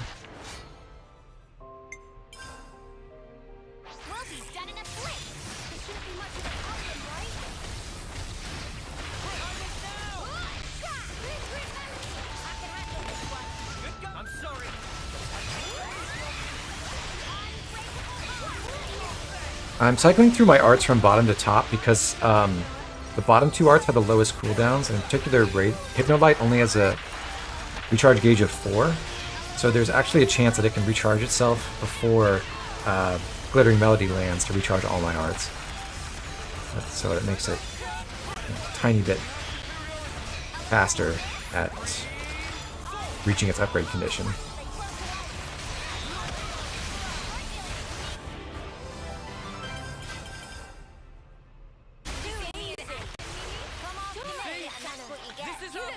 Okay, and the absolute maximum experience we could have right now is 4,718. Since some of the enemies were a tiny bit lower in level, we lost a few experience points from that. We'll just hit up some low-level monsters to make up the difference.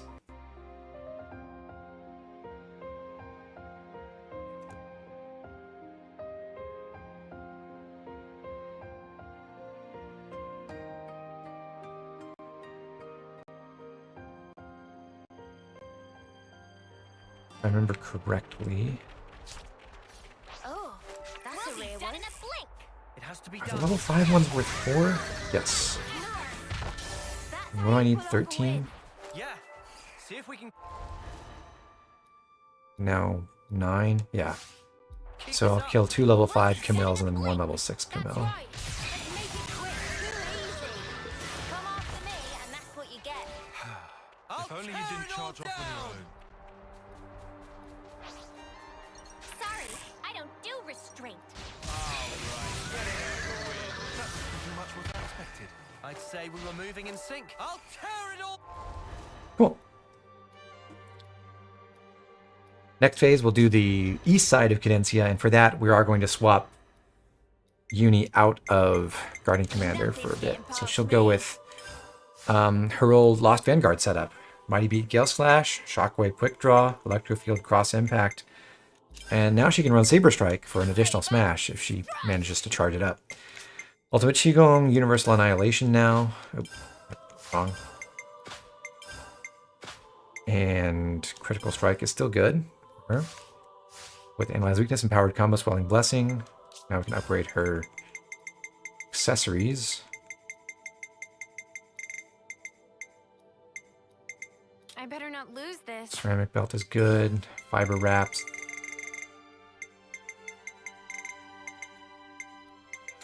I better not lose this.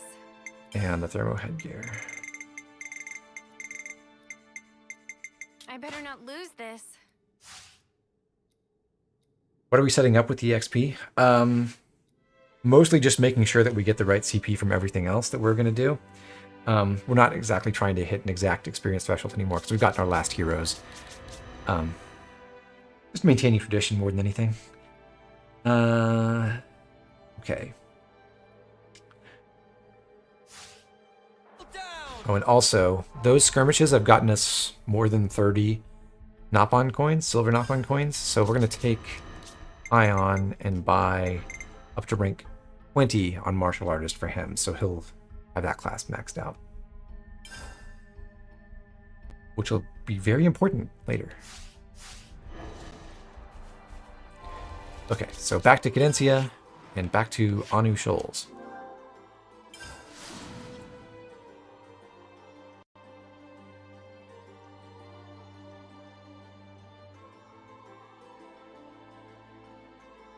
Easy mistake. Welcome to the stream.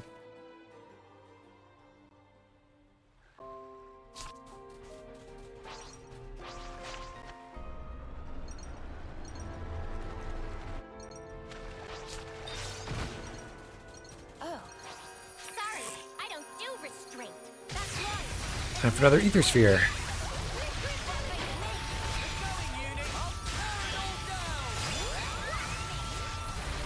We just got Raid Strike upgraded. That's good. We'll be able to replace that soon. I'm not going to be incredibly diligent about swapping out those arts because we'll have plenty of leeway to get it all done. So I'm just going to do that on a sort of schedule. We're doing this in phases. We've harvested that, so up top we can go to the north end of this central island. Hear a skirmish there. Oh, look, some monsters even. Sorry, what I don't do restraint. That's right. Let's make it quick. Unbreakable arm.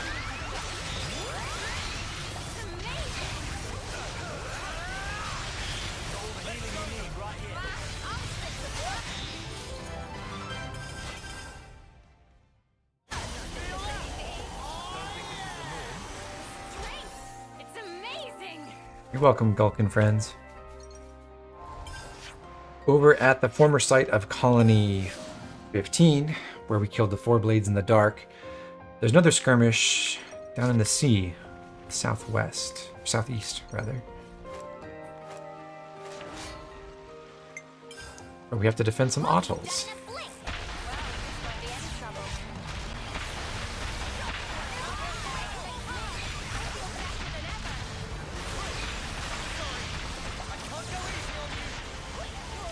Once upon a time, I had planned to include this fight in the main run, and it's really, really hard when you're on level, I have to say.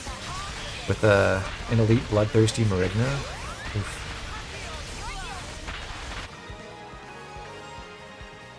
With Lucky 7, it's pretty trivial, though.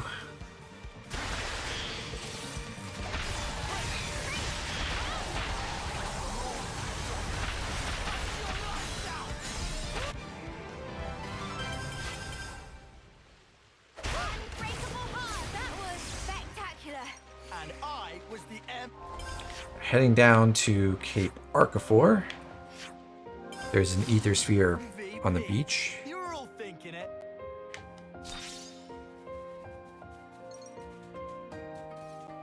Oh, Sorry, I don't do restraint. let's end this quickly. And come on, they're going! I'll tear it all down!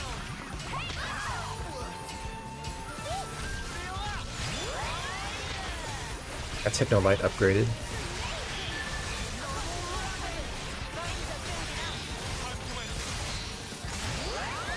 Can't let you show me up, Noah.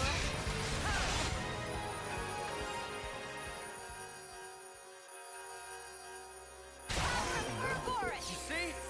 This is our path to the future. Hey! Time for glorious HD! So I'm controlling one of my soul hackers just to make sure we spam those arts as effectively as possible. The reason why I'm not controlling Lance is because his arts are more annoying to use. I've given him both Aqua Ball and Raining Vacuum, and those both have the same interminable animation, which takes forever, and it's no fun. Here at Welkin Falls, if we go north, we can find another skirmish between some Goggles and a Mora Mora.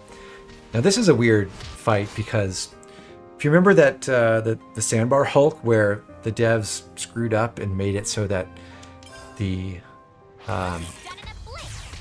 Aspars have different levels randomly, and they're like the only instance of quest enemies in the whole game that have variable levels. I think this is the only skirmish in the whole game where the enemy level is fixed. It's always 59. Go figure. Unstoppable with you around, Senna. I'm the girl with the gall. Okay, so this time we're looking for 56-21. We're short by 11. So back to low level land.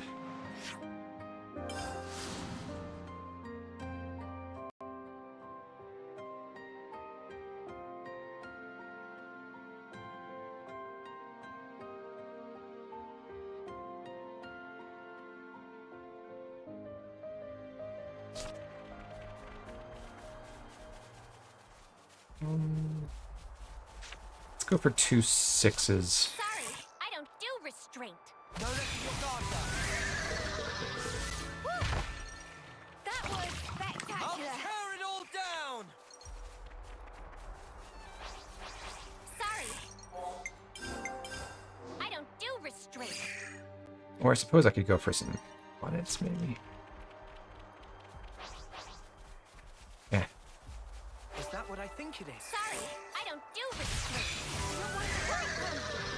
That was spectacular. So we should need one more. Yeah. The MV. EP. You're all thinking it.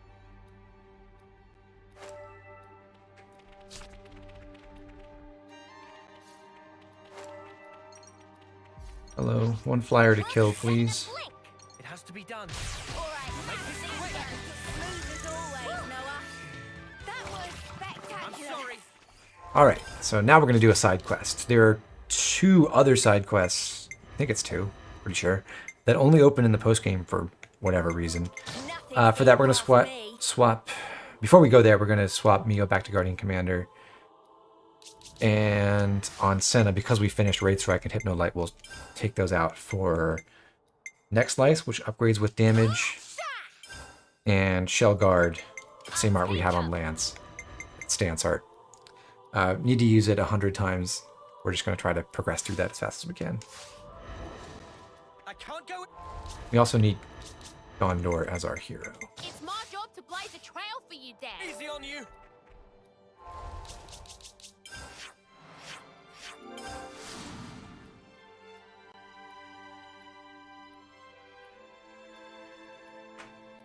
I think on stream I actually talked to the Mini Turkin and Micro Turkin and Ulrich around here already.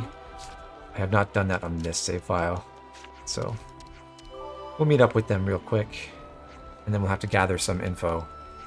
Get one final quest with Seeker. Hello, Mini Turkin. Oh, small bro. I hope everyone's getting along.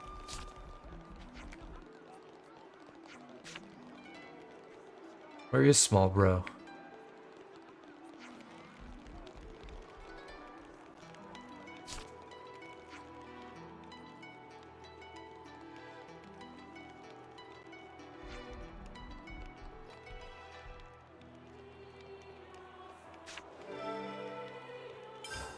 Tension with the city.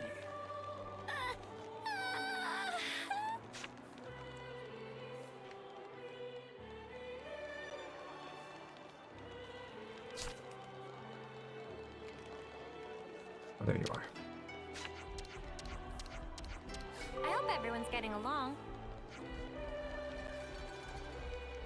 Poor Dana.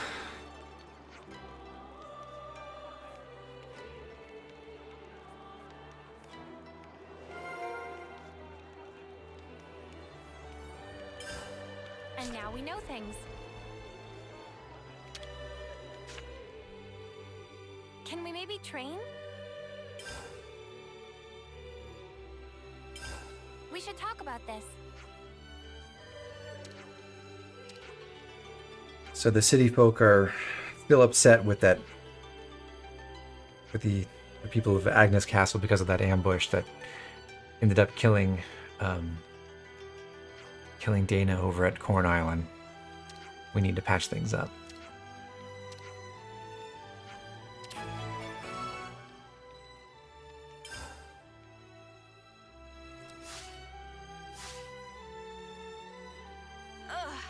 Let's be off. We have to talk to Seeker, and then we're going to lead him over to the city.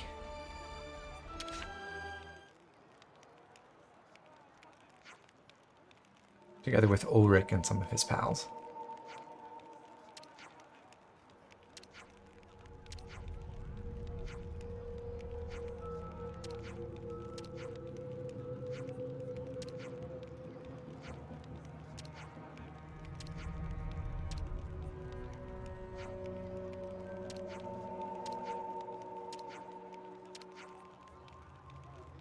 I believe that's the 3 fiends in the back there. So we've got Suna, who is the new prison warden, and then the 3 prisoners who we helped free. So you have to do the entire Keves Castle Inspector quest and all the Seekers quests and the 3 fiends quest to unlock this one, as well as beat the game, I think.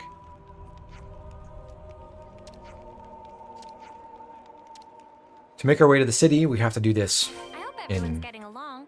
diegetic fashion, so we'll travel over to Double Crag Gate and then meet up with another shuttle at Farview Cape.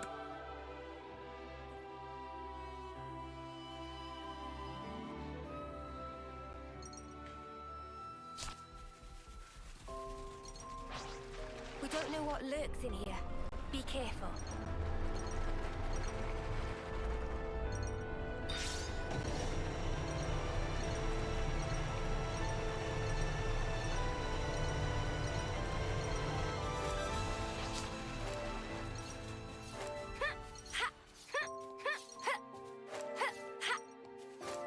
This was a nice find.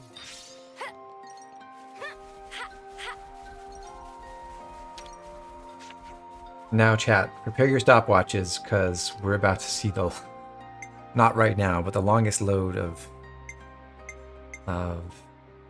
maybe ever. I don't know why this happens, but it is awful.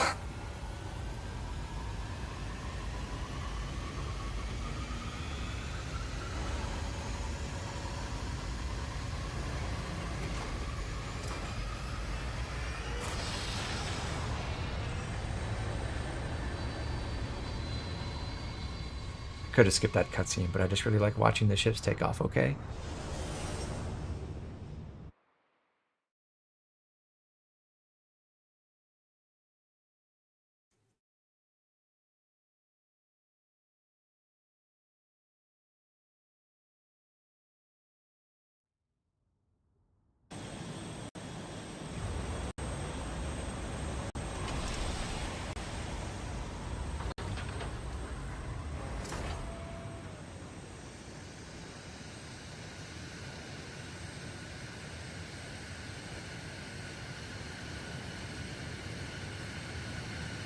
Is the stream buffering or stuttering for anyone? I'm just curious, because YouTube's giving me a warning about that now.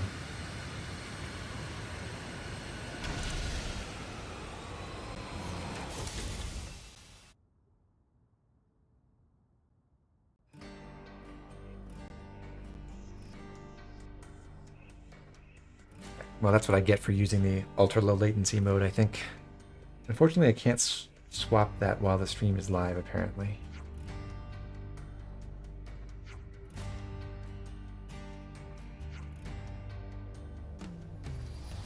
You're DDoSing me? How considerate, Morning Toast.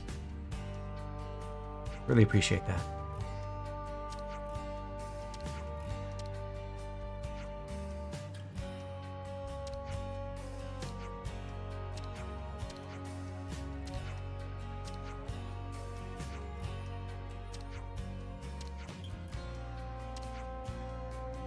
Enma's giving us a real dressing down.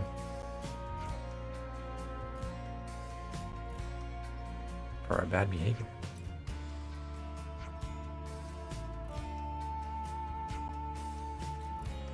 Travis says Monica's busy with something else right now. I wonder what that's supposed to be.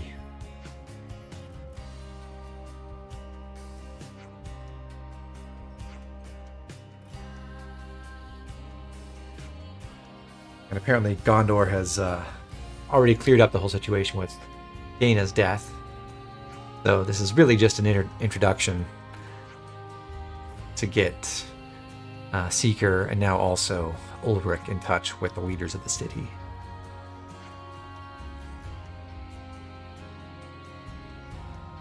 Lovely. I hope everyone's getting along. But now, are you ready, chat? We're going to follow Seeker out here. We're going to have a cutscene. And then, well, you'll see.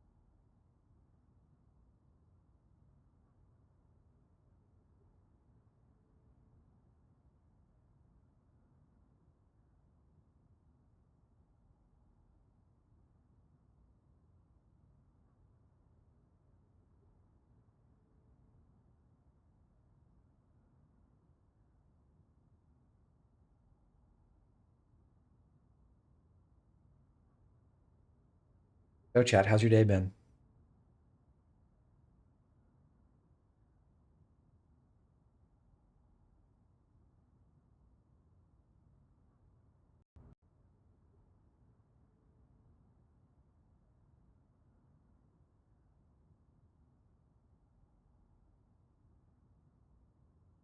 Any new drama in your lives?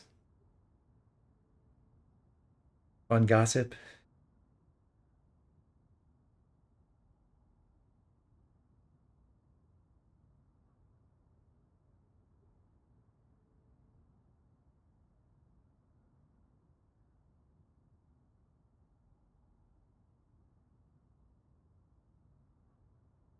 I made some really nice chicken tikka masala today in my crock pot. Pretty tasty.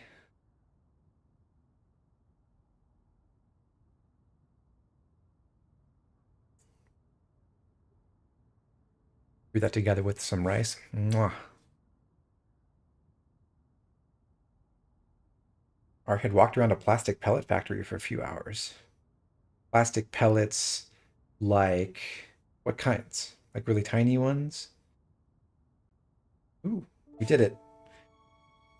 What was that? A minute and 40 seconds? Thereabouts?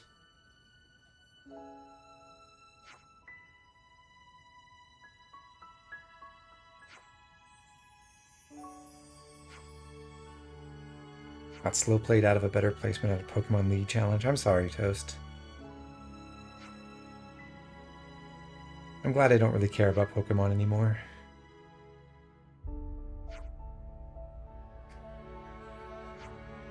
Tiny ones that you send to other manufacturers to be melted down to go into molds. Oh, that's cool. Anyway, I think that 100-second load might be a Nintendo PC issue. I don't recall how that went when I last played this on console. But if it's not just that, the other thing that could have been happening was similar to how Monica's Hero Quest loads the version of the city from a different chapter, and therefore like has to unload everything and reload the whole place, and then unload the alternate city and then reload the current version of the city again. I think that might also be part of what's going on with the load time going into that cutscene, but I'm not totally sure. Just kind of messed up in general.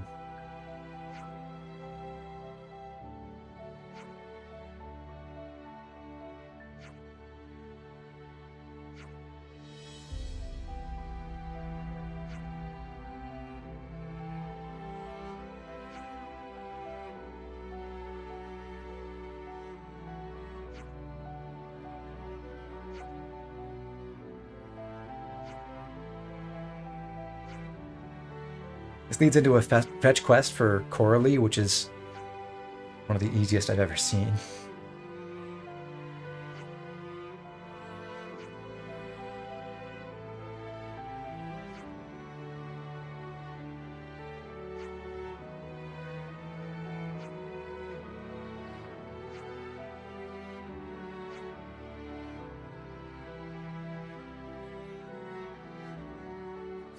I hope everyone's getting along. Hey, that's the thing. It's yeah, the ring is right here under the stairs, and we have gigantic item pickup range because I'm cheating. We just get it more or less instantly. What was it they needed again?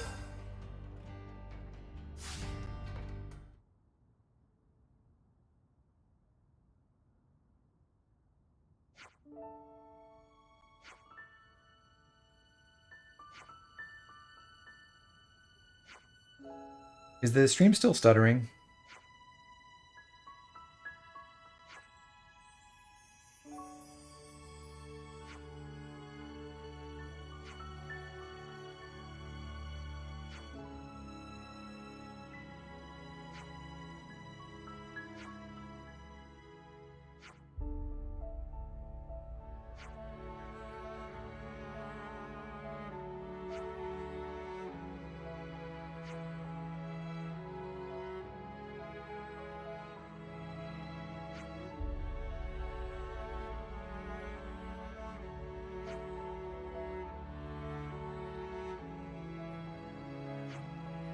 Yeah, still getting some stutters.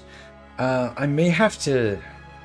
Unfortunately, YouTube doesn't let me change the stream latency setting while the stream is live. I might have to kill this one and then just launch a new stream. Change that, which would be really annoying. I hope everyone's getting along. For me organizationally, but that's what I get for experimenting, I suppose.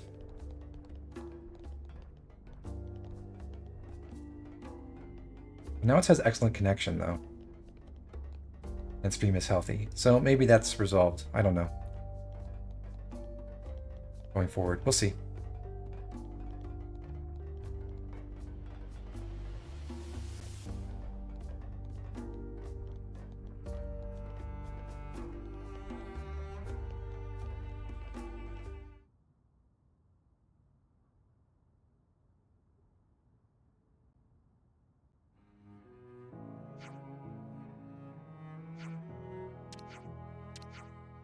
Book shop?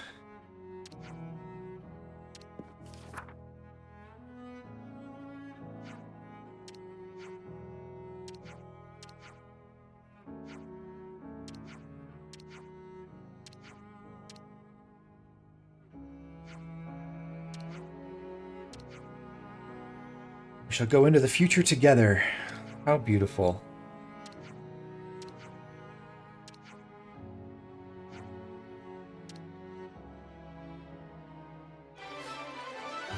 And that's all. That's the reconciliation between Seeker and Ulrich in the city, finally.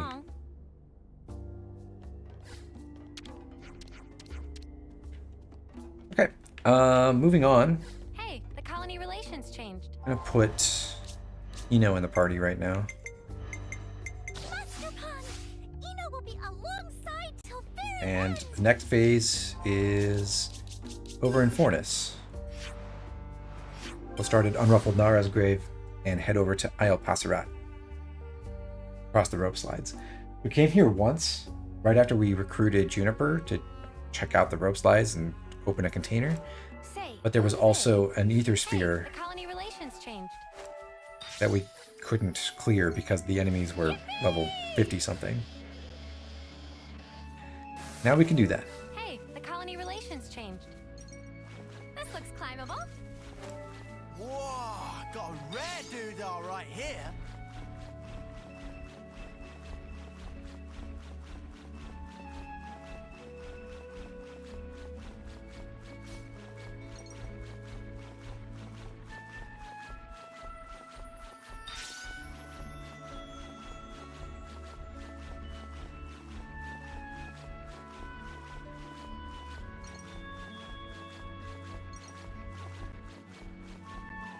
This island has a better chance for fortune clovers. That is true. If you want to farm those, you can try to exploit that. Although it's annoying to come back. Sorry, I don't do restraint. You can be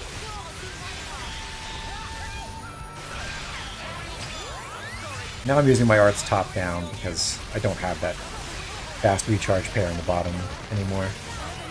So just using Fenifear with Poison Spray and then Double Slap with Water Jet and then Next Slice with Shell Guard.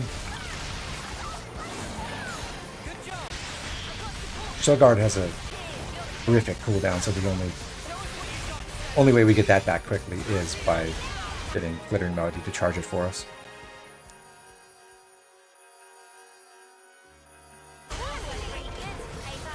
It means there were no holes in my strategy.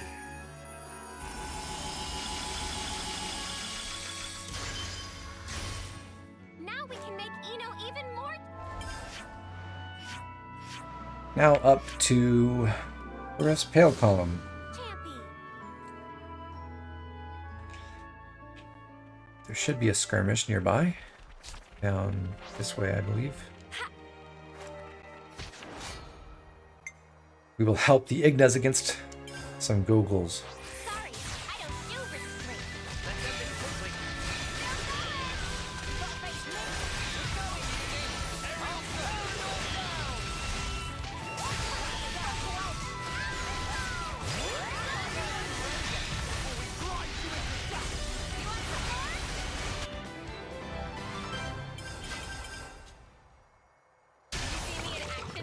See? This Then over this way, there's an ether sphere. Let's stay cautious. Sorry, I don't do restraint. That's wrong. Let's make it quick. Very upset that the game doesn't give a name for a group of Gogles. It's a Gogolplex, obviously. Too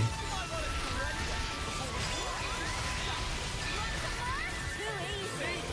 Come on to me, and that's what you get. If only you didn't charge up on your own.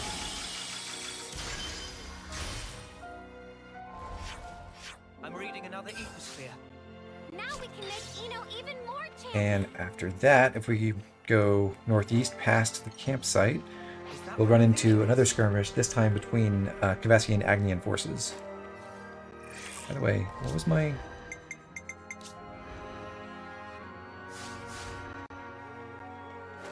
Did I forget to harvest an ether sphere somewhere?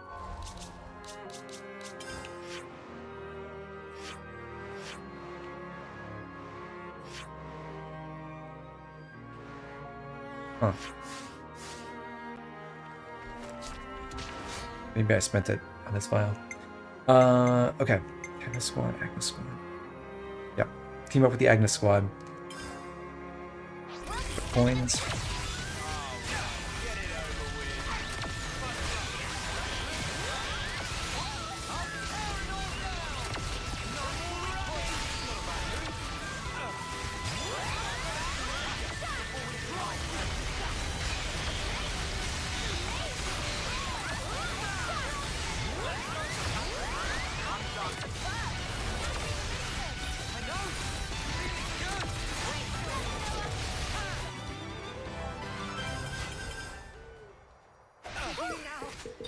That was Not bad. Over this way is another ether sphere. Oh no, I'm dumb. I was looking at the wrong spot. Yeah, I should have 54 HD ether cylinders plus now because I'll get 10 more from this ether sphere. We'll deal with this skirmish first. We get to fight a whole lot of wisps.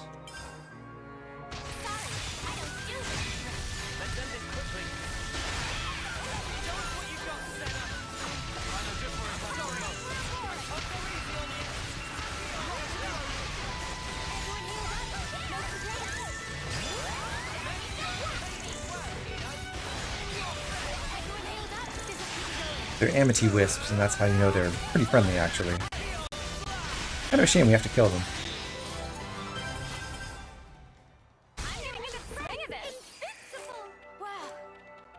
The ether sphere has 3 more. We'll be done in a blink. I could do this with my eyes closed. I'm sorry. I can't go easy on you. Let's use it to the max.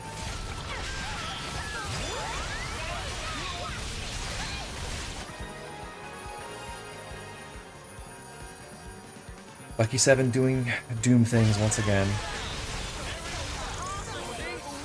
This is our path to the future. High ether coming right up. Now we can make Eno even more champion. Okay, now we're expecting 7,700 experience. Since the enemies are at a higher level now, the variations between what we expect and what we actually have are growing a little bit. So we need 82. A couple different ways we could get that, obviously.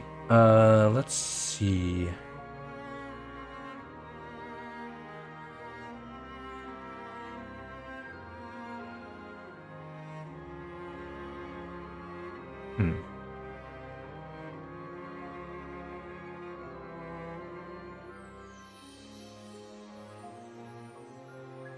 I'll go for... Just want to double check something. Hold on.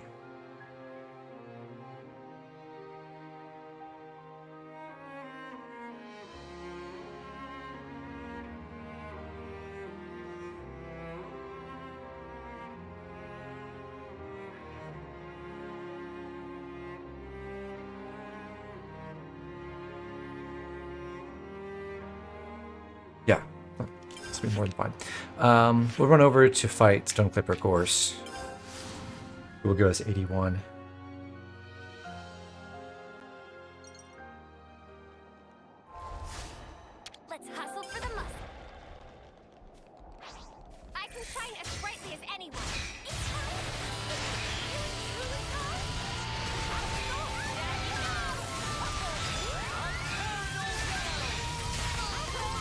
Got water jet upgraded. That's good.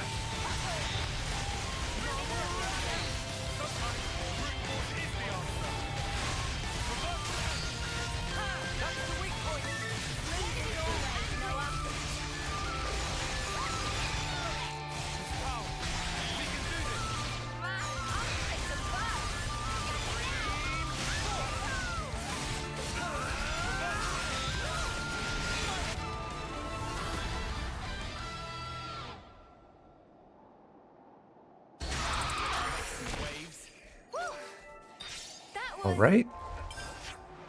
And again, we need 1 experience. Let's kill a flyer. Spectacular.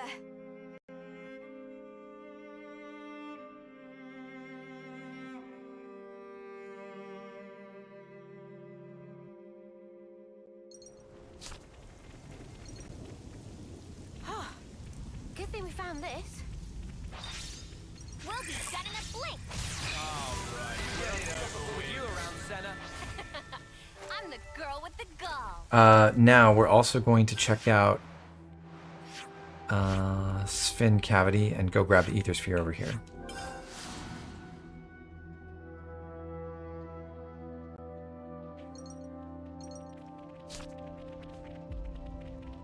Oh, I think on this save file. Yeah, I forgot to get this container. Oops. Whoa, what's with that one?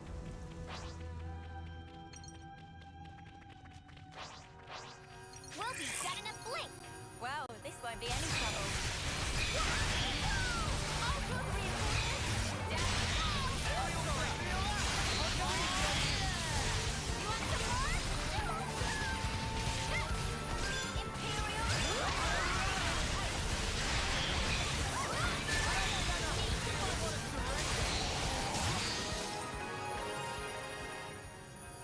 Beautiful smash there, Noah.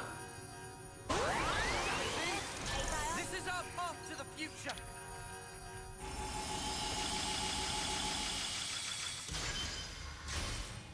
Now we can make Eno Okay, just to check on our progress with our Soul Hacker stuff. Poison sprays at 68 out of 100. Got Water Jet and Hypno Light are upgraded. Bend of Fear is upgraded, and Double Slap hopefully is as well. Oh, Double Slap is at 99. Okay, I'm going to just go ahead and take care of that.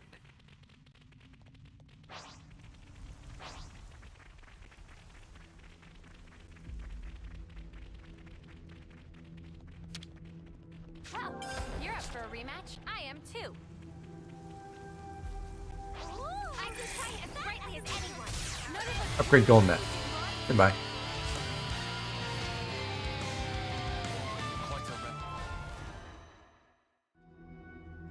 Okay then, next we're going to do the upper part of Isha. So we'll go back to Lost Vanguard for Uni, and then change some stuff for our Soul Hackers. Lance doesn't need Double Slap anymore. He'll go with Rhino Storm, which should upgrade with damage. And Senna can drop Fin of Fear for Spinning Bolt. watch me. Double Slap with Double Strike. Watch me. And Water Jet with Bomberhead. So these two upgrade with damage. This takes usage. Also, gonna start juggling some skills on her. So I think I mentioned in the last stream, I kind of mapped out how I would organize this to get all the skills upgraded on time. And this is part of that. I'm not going to actually show the whole process because there's a bit where we just have to grind against like 150, 250 enemies with Soul Hackers while we burst them over and over again. I don't think that's going to be too much fun to watch. But anyway, we're going to go with Surprise Attack for right now and Tactical Eye. These actually upgrade with damage dealt, so we're just getting those out of the way. We don't need our offensive Soul Hackers to be exclusively using those skills that upgrade with enemy kills. We have enough leeway to use other stuff. A sight. In Upper Isha, we'll go to Spiral Horn Bakrow's grave first, because that's near an ether sphere with some bunnets. Hey, Oh, there's an ether sphere. Let's harvest it for Eno.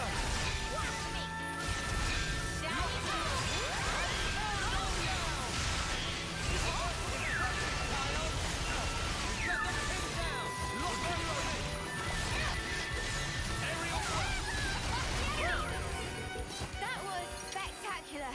And I was the MVP. You're all thinking it. That gets us to 84. Looks like there's High an ether. ether nearby. Now we can make Oh, and I should have even just more. used that free map transition to do this. We'll warp down to Gaba Junction and take out the others. And claim the other ether sphere too.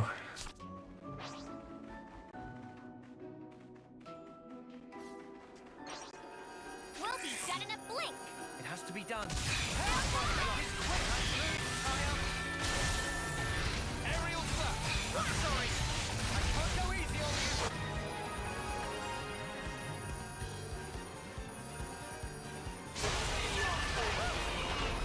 That was spectacular.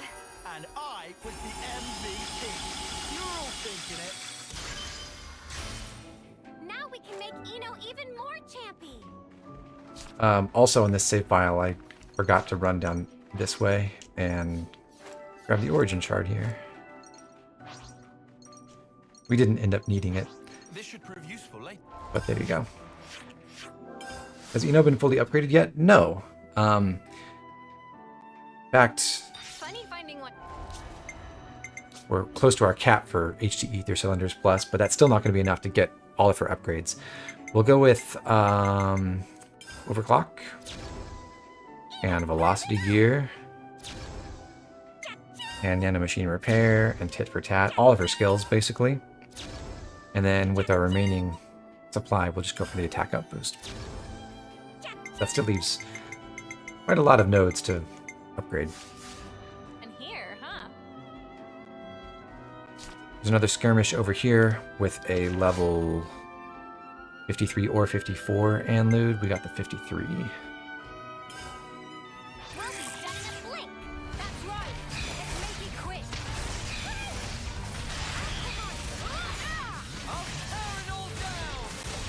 Aerial thrust. Cross impact.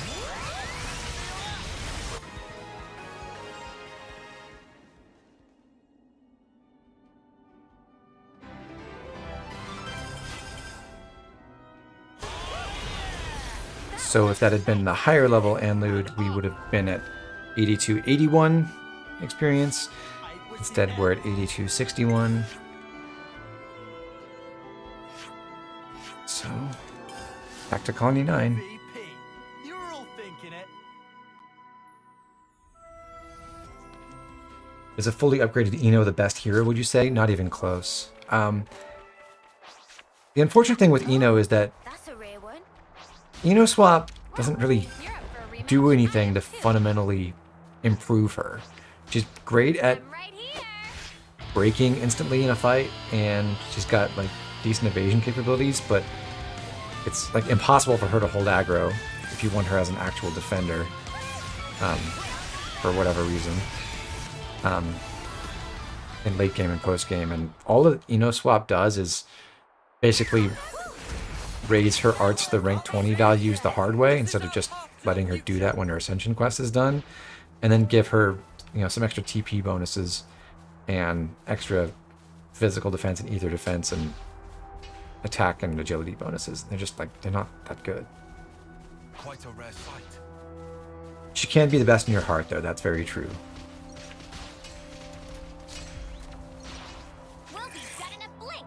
I could do this with my eyes closed. You around, Senna. I'm the girl I'll with the tear it claw. all down. Sorry, I don't do restraint. No letting your guard down. Too easy. Come after me, and that's what you get. I'll If tear only you it all didn't charge off on down. your own. Righty. Next, we're going to cover the Road of Rebirth, heading back towards Agnus Castle. Along the way, it's Guardian Commander time for Uni once again, and Tyon will become a Soul Hacker, while Senna takes up Incursor, which we previously set up, and Fiona becomes our hero again. The future awaits. Since we have spent those Ether Cylinders on Eno, we're not worried about wasting any by going over the 99 cap for the time being. For Tyon, we want the Power Soul, which he has, and then we'll take Tactical Eye, Away Killing, and Surprise Attack. With Analyze Weakness, Empowered Combo, Double Strike. Ceramic Belt is good. I'm going to give him the Platinum Cube and not the Looney Rings, just because it's less annoying that way. Do the inventory management with a unique item. And the Gust Bracelet.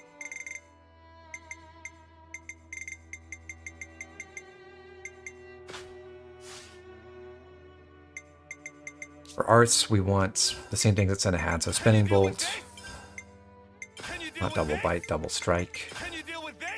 There are 3 double arts. Next Slice. Shell Guard, Bomber Head, we're happy with, and then Poison Spray. It's odd that enemies more than 60 levels lower than you don't give you 1 EXP. Yeah, there's a certain base experience value that all the enemies have that scales with their level, and that doesn't... The modifiers for level difference don't become so extreme that they just negate all of that for enemies that are more than like level 3. Cursor, I've already set.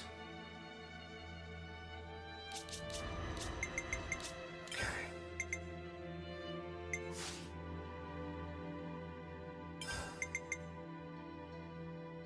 You know what? I'll take the regular ceramic belt just for convenience. Okay, next up. Back to Northern Cadensia. And the old Road of Rebirth.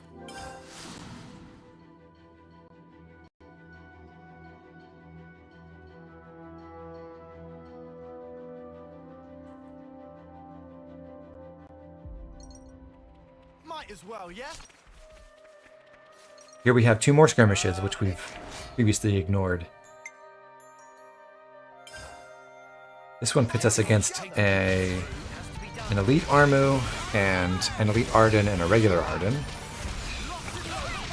This skirmish and the other one happen to be some of the better places in the game to farm for legendary Armu and Arden parts, because there's just a really unfortunate dearth of high-level Ardens in the game. And Armus, like higher than level 45. The uniques are all really low level.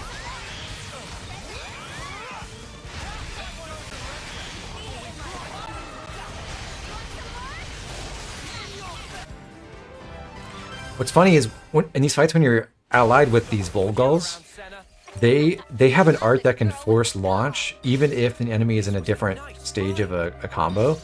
They can hit a dazed enemy with that art and make them launch.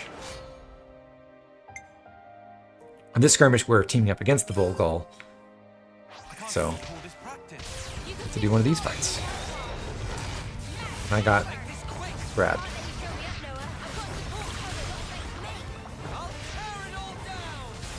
This sucks. And I miss out on glistening, or not glistening, glittering melody. So I didn't get revived fast enough. No.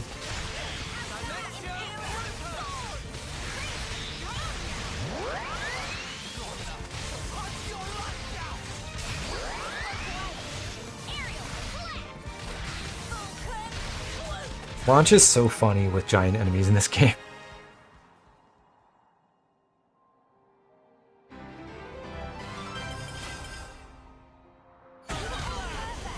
Acceptable. On the other side of Mulus Depot, there's another Ether Sphere.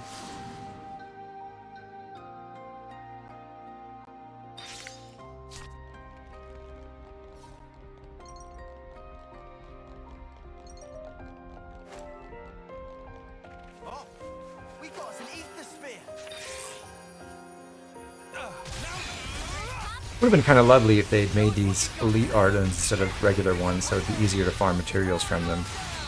Alas.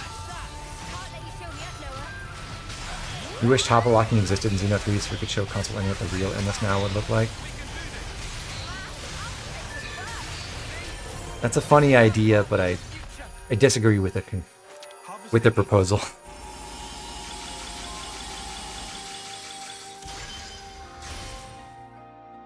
Besides, there are already ways to permanently combo lock people in this game if you can kill them in a chain attack.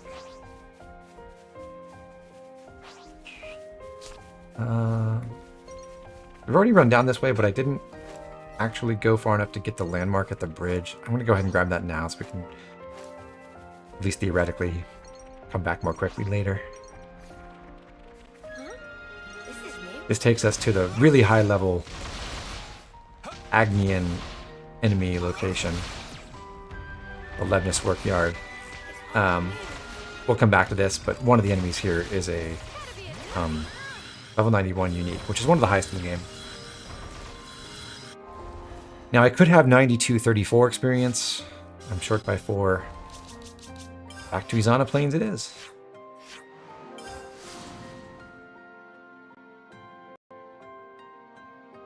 Imagine if enemies could get dizzy after launch. I know I certainly would.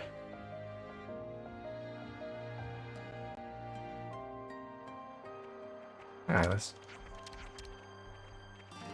Hi, Lenny.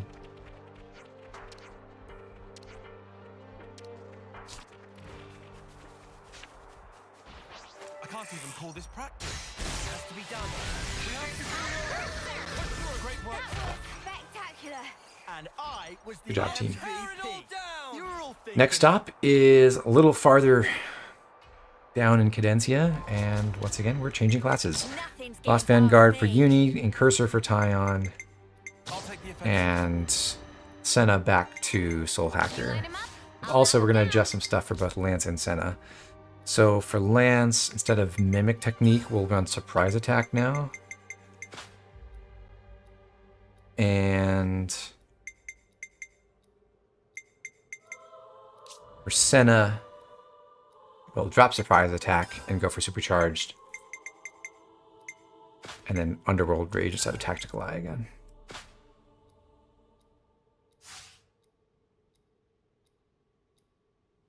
Sounds like more challenging game balance.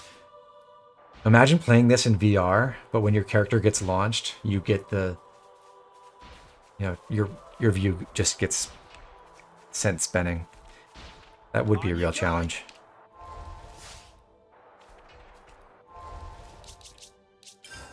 Little Fort Morley, who lives over at Needle Rock Beach, I believe it's called, has an art from Soul Hacking that upgrades when you kill it a total of 10 times. That's what we're going to do. Also, I need to send off this husk. Don't mind me. I guess this is fate too, huh? You can, yes, Mads, you can play this game in first person. I do not recommend it, but we can check it out. Also, weirdly, the camera is at your hip level, which just feels strange. I'll take point.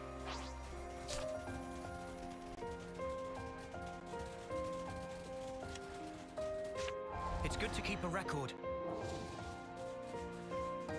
We already beat them once, but no victory is certain. Keep your heads or lose them. Stand firm. If you run, it just gets scarier. What happens if you get launched in first person? It stays static. I'll go easy on you.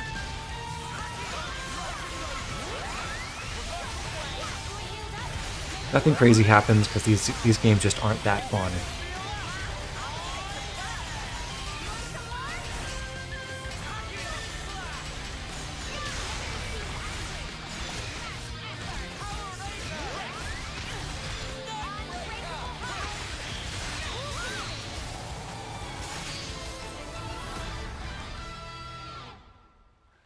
You also don't get to really watch your own art animations or anything, so I think it's a bad experience overall. Ready for this, guys?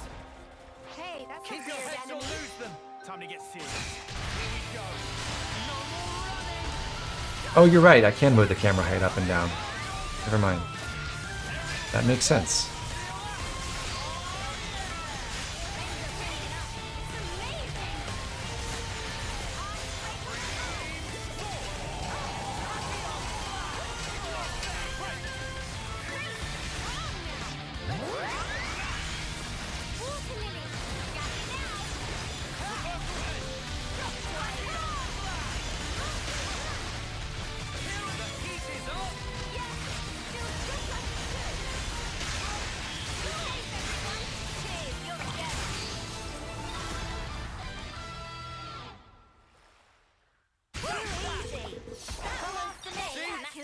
This is our path to the future.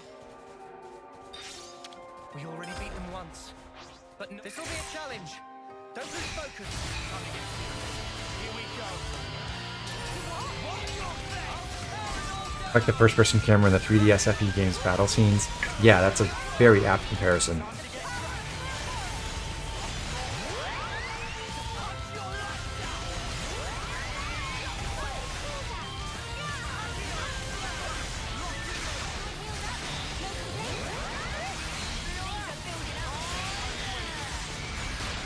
Really? I missed my topple? On Final Lucky 7? Boo.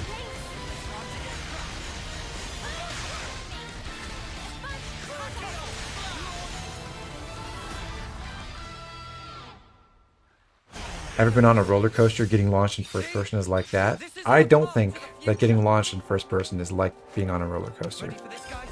Just my... I can't say I've been launched in the way that Xenoblade does it, but I've been on a roller coaster before, and I think they'd be pretty different.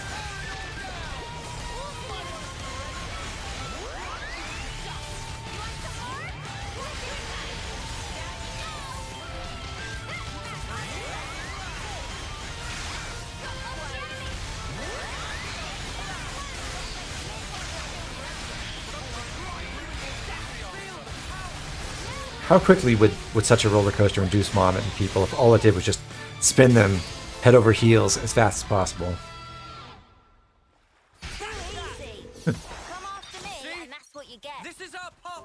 Good one, Mads. Ready for this, guys? Keep your heads or lose them. I know. Gotta pull my weight too.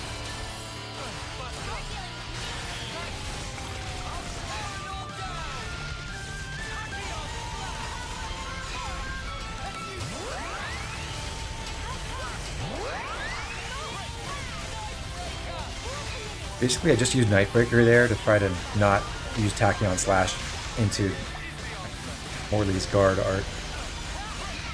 So hopefully I wouldn't get blocked and disrupted. And yeah, I did. I got Final Lucky 7. Topple, please. Oh, crap.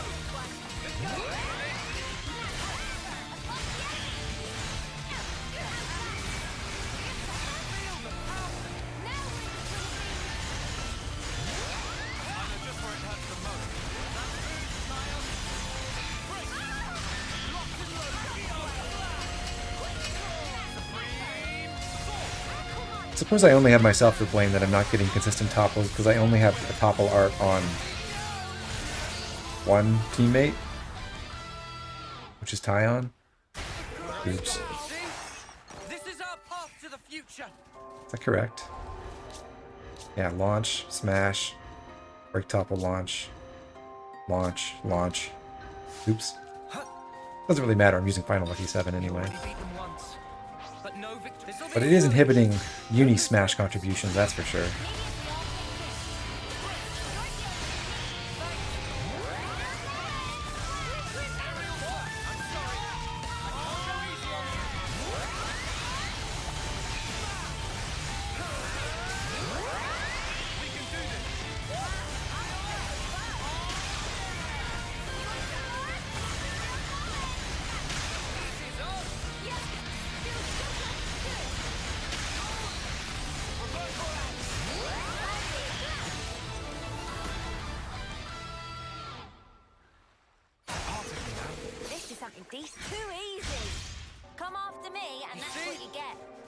Where are we? We have killed 6 out of 9 times, looks like. It's good to keep a record. We already beat them once. They're worth 125 XP Keep your each. heads or lose them. We'll make it out of this together, You're a lifesaver. Up, down, or down.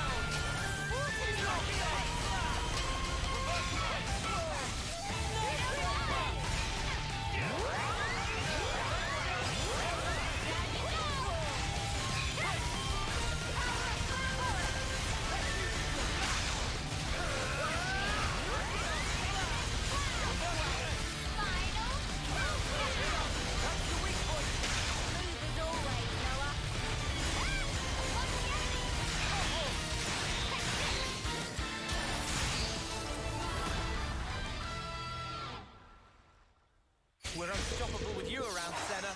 You see? This is our... Yep, 250 more experience to go, so 2 more We kills. already beat them once. But no victory is... Keep your heads or lose them. I've got our back. No matter who comes knocking.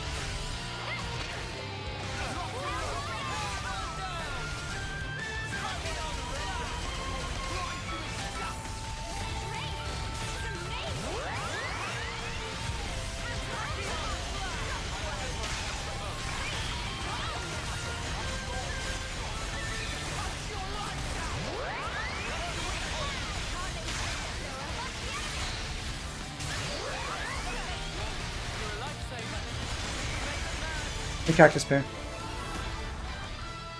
Yeah, it's already been 2 hours and 45 minutes, incredibly. See? This is our path to the future. We already beat them once. But no victory is... This will be a challenge. Don't lose focus. Yeah, maybe if we all pitch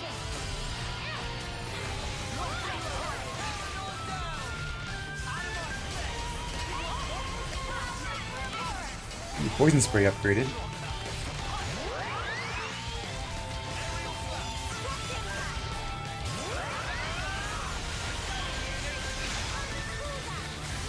You're coming into me just ripping something apart with Lucky 7. That basically the late game Xenoblade 3 experience, for being honest.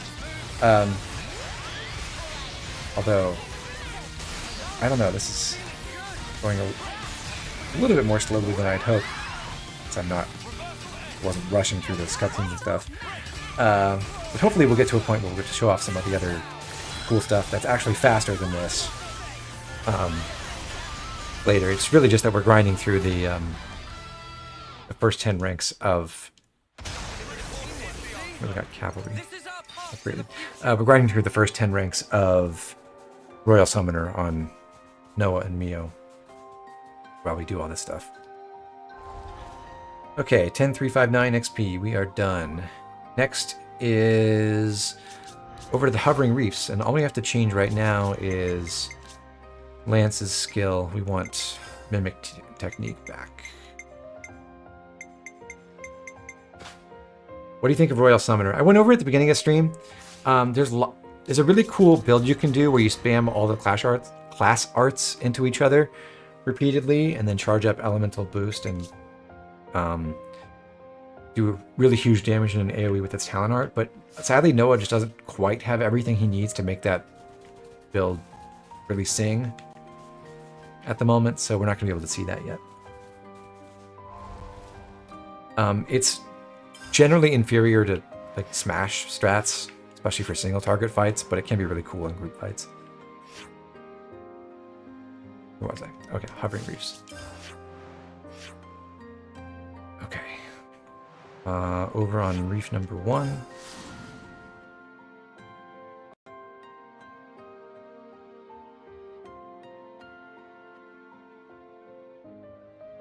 We went to harvest Big responsibility. Ether Sphere.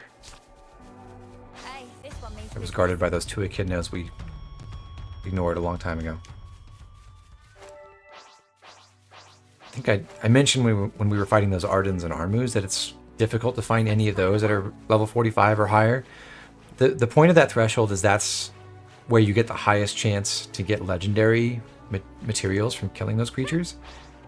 These are the only 2 Echidnos that are level 45 or higher in the whole game, because they only appear in this region, and they're all like level 38 to 40 otherwise.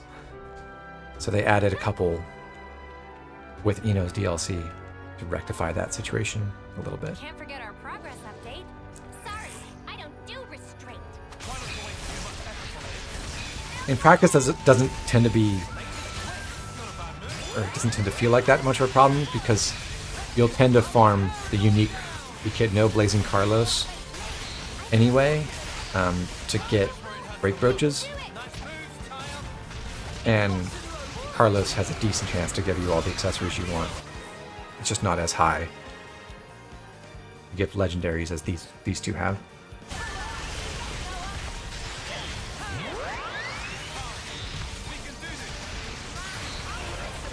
You around, Senna? I'm the girl with the gall. Now we can make Eno even more champy. Right? Now on the other side of the castle, we'll head over to Gasso Verge and do 2 more skirmishes. Are they fighting? Look, he's got enough swing. I don't want to fight him.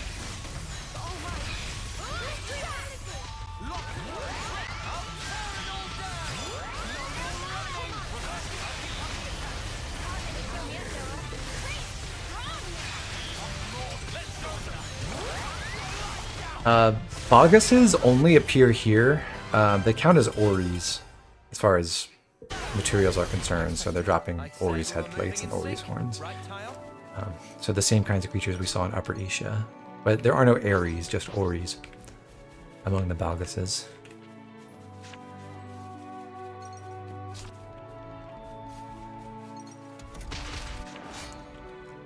This time we help Keves against Agnus.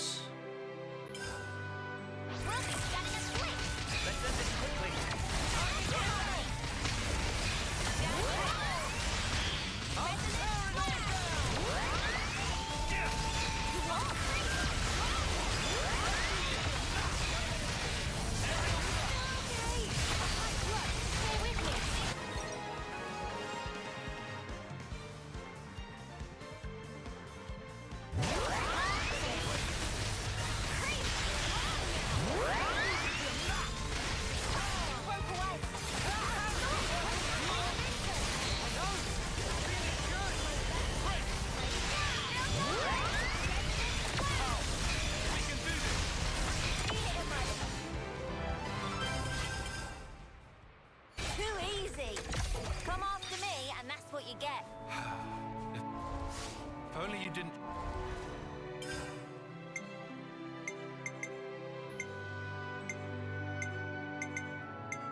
Armor heads at 98. Okay.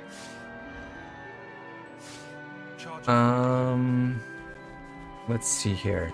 So next up, we're gonna fight another unique monster in Cadensia that needs 10 kills, so 9 more kills. That calls for Guardian Commander, Uni, Flash Fencer, Lance, So I gotta whack 'em. I can do that. and then some updates for Senna. We've got Spinning Bolt, Double Strike. Next Slice is done. We'll change that to Aqua Ball. You'll get to see that art in all of its glory. I'll hold on to Bomberhead for a couple more times, and then we'll swap that out once it's upgraded. And Cursed Cuisine in this slot. And for skills, again, we can drop Supercharged and Underworld Rage. So Surprise Attack, and this time Debuff Counter. One of the arts we've had our Healer Soul Hacker, or skills we've had our Healer Soul Hacker holding. Might as well, yeah? Leave it to me.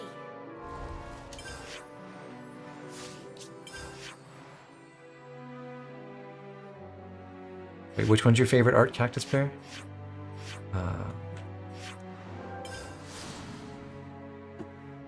Oh, I forgot. I need to check our experience before we do all that stuff. And that should actually get us... If I that's right, that should get Bomberhead done. We are at 11866. We could have 11911. Never forget. So 45 experience away. And so Still Lost Vanguard and Soul Hacker. So I gotta whack 'em. I can do that. 866, so 45. Anything that works out really conveniently? Kinda, sorta. Oh.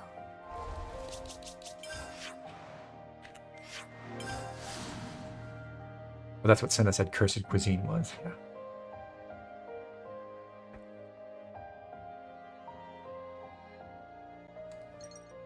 Is that what I think it is? I kind of wish they had given all the main characters voice lines for the different Soul Hacker arts, but I understand why they didn't. We already beat them once, but no victory is certain.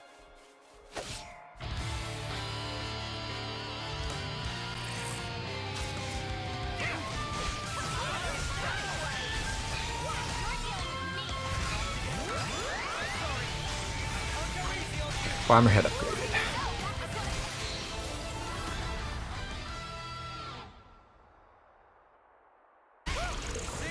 That was worth 24, and if I didn't accidentally kill anything else, which I did not, then I can go kill Lapdog Beast for 21.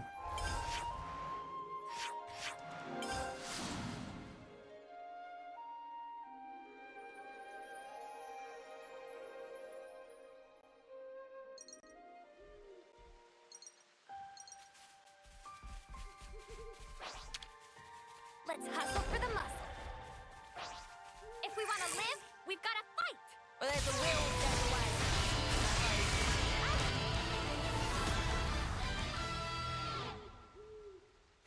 We're unstoppable with you around, Senna.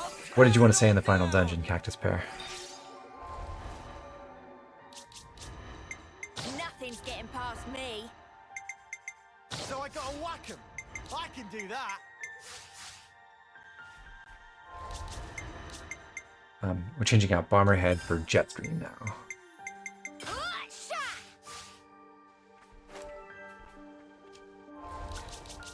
Now over to Barbed Maraud.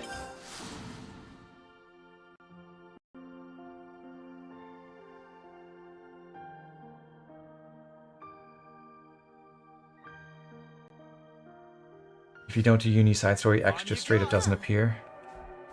You want me to lead? Beat the game, then beat Uni side story, and then she'll spawn. You can kill her properly. Yeah, we discussed that, actually. Although I wasn't sure about that last point. I wasn't totally certain if she would spawn in Origin if you'd already beaten the game, and in particular beaten Y, and then came back. It's good to know.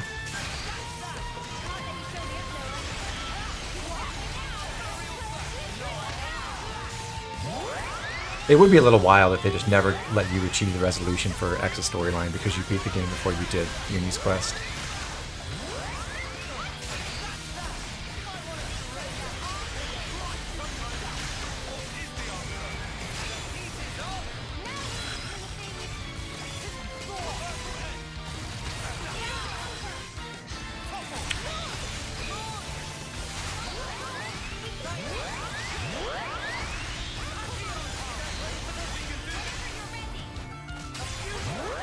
I really don't like fighting urchins. Also, I pressed the button a second too early.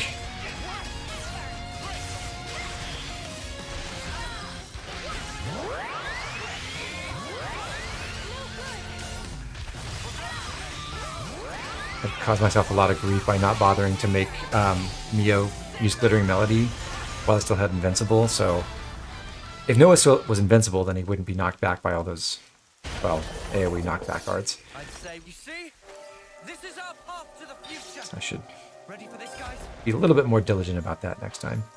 Keep your heads or lose them. I know. Gotta pull my weight too.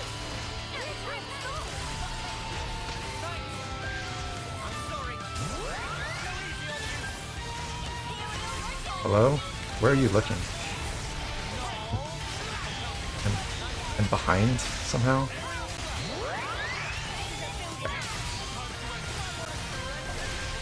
It's another thing, you can't tell which direction they're facing other than by the indicator.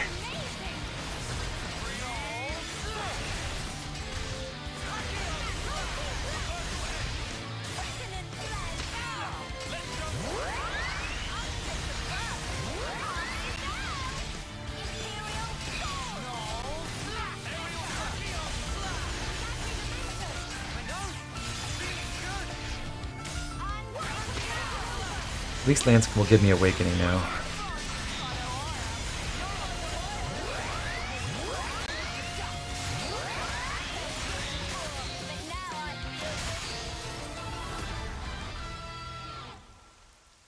It's 2.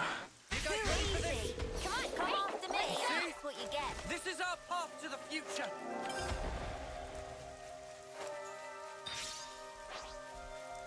This will be a challenge. Don't lose focus. Time to get serious. Here we go.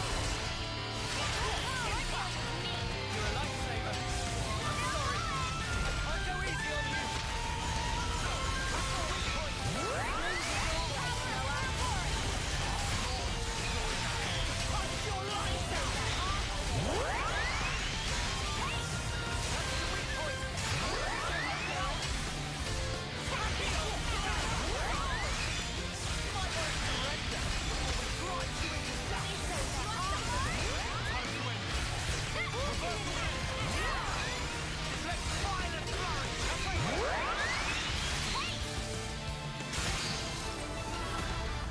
$2.5 million. That's about as much damage as this guy deserves. Ready for this, guys? At least the games have something to tell you what side you're facing, unlike 1 and 2. That is very nice, and I have to say, I don't think when I was playing Xenoblade 2 that I ever paid any attention to positional effects at all, because I just did not want to deal with that.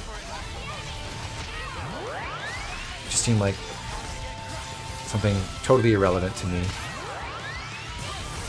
Also, I didn't preserve my invincibility. Oops.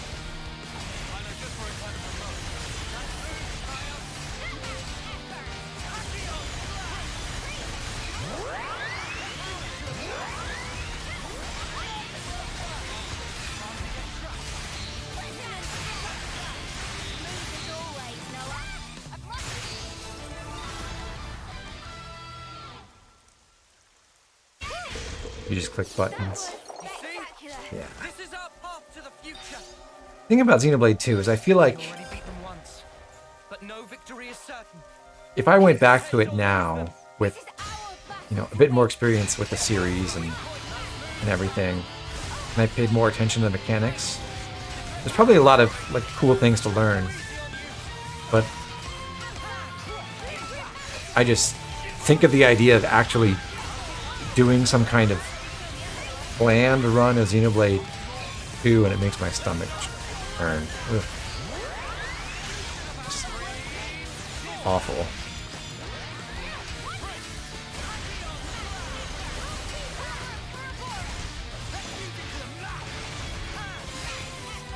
One DE add an indicator if an art will proc its effect that you can use. Yeah, that's true. And I did rely on that in Deluxe Edition. Or Definitive Edition.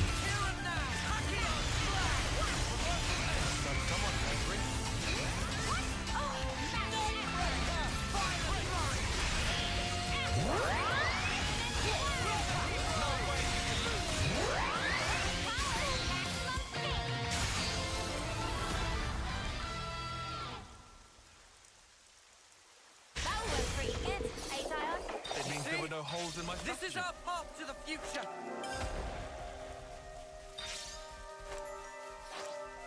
This will be a challenge. Don't lose focus. I know. Gotta pull my weight too. You're dealing with me.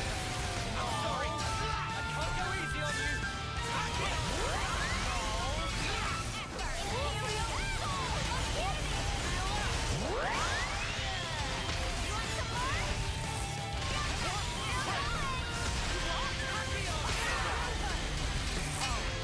We can do this.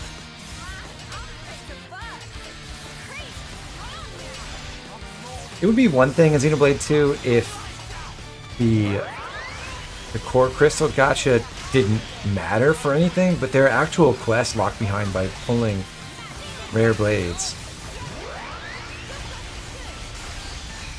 And they're not like post-game quests or anything, so they just kind of randomly scaled for different areas. And if you don't have the rare blade for that quest at that time, well, I guess it'll just come back later and it'll be a total cakewalk whenever you do get around to it.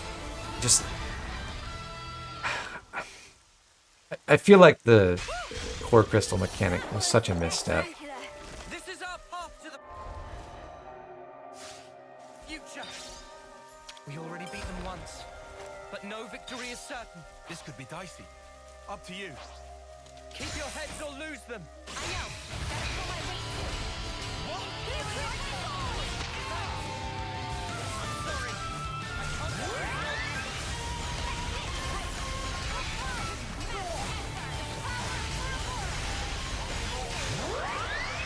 Even if the core crystal mechanic was like,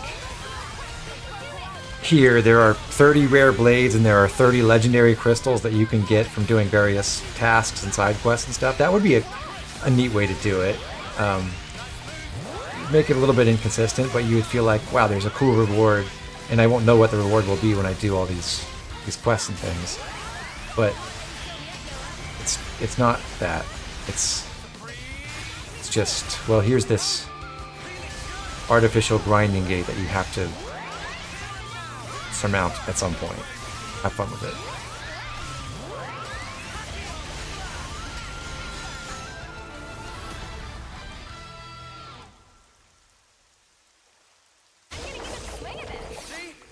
This is our path. Where are we? 13871, so we need 2 more kills, I To the think. future. Ready for this, guys? This one's got character. Shall we tango? Keep your heads or lose them. Arhead, I didn't stop my first Xenoblade 2 run in that way.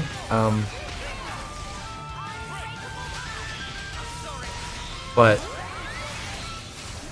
I definitely did just get to the first point where you have a chance to get random legendary core crystal drops and then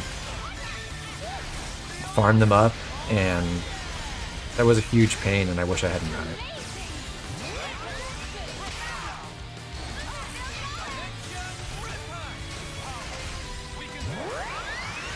If every rare blade was in the pity pool, it would literally be fine. I agree with that, actually. Then that would just mean, okay, you have to get 100 legendary core crystals or whatever the map would work out to be. But eventually you're guaranteed to get them all by your 100th one. And there's a chance you get really cool ones early. That's fine. Ready for this, guys? Here's a tough customer. This will be a challenge. Don't lose focus. And the separate problem is just that like half of the rare blades are awful.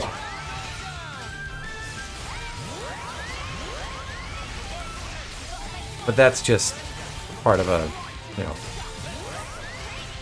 long-standing design problems with Xenoblade and its combat mechanics, I think.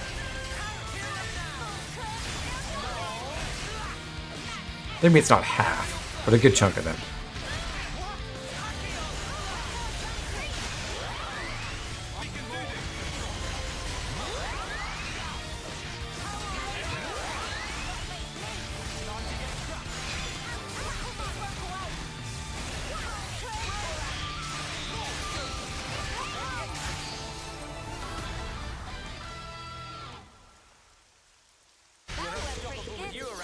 That's Needle Shell upgraded. So we're done with Bard Maraude. For now.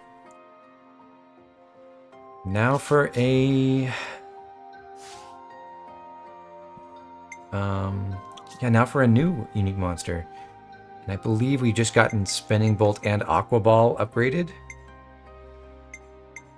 Just double check. Heroes...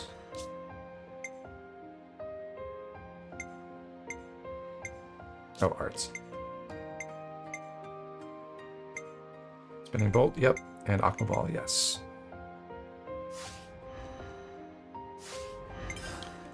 Okay. Also, Surprise Attack got upgraded. We've done enough damage with it. We'll go for Tactical Eye on that slot and Underworld Rage in this slot. And then for arts, now we can run... Oh, not for you. We can run Toxic Gas. Also needs damage to upgrade, and this can give you power charge, so it can help you do more damage with other arts. And Rhino Storm. It's funny how the best blade in that game is not even from core crystals.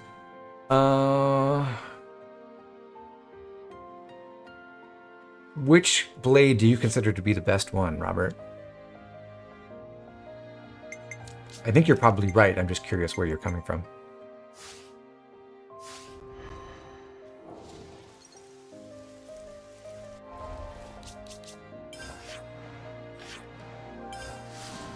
Dromark, yeah, obviously.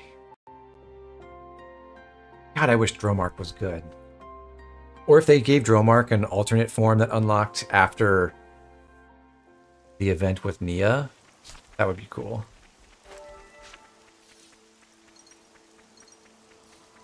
You know, to give him good skills instead of bad ones. Alright, here's our friend Joyful Nimrug.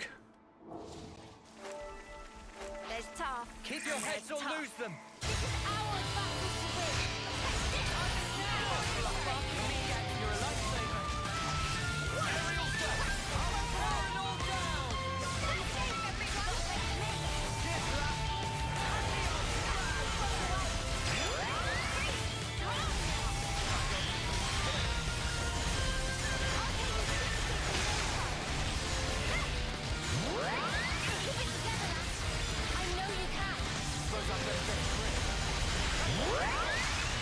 Wish there were more non-humanoid blades. Also agreed. It would be a lot better if there were at least one more dog blade. Why does Dromark have to be so alone?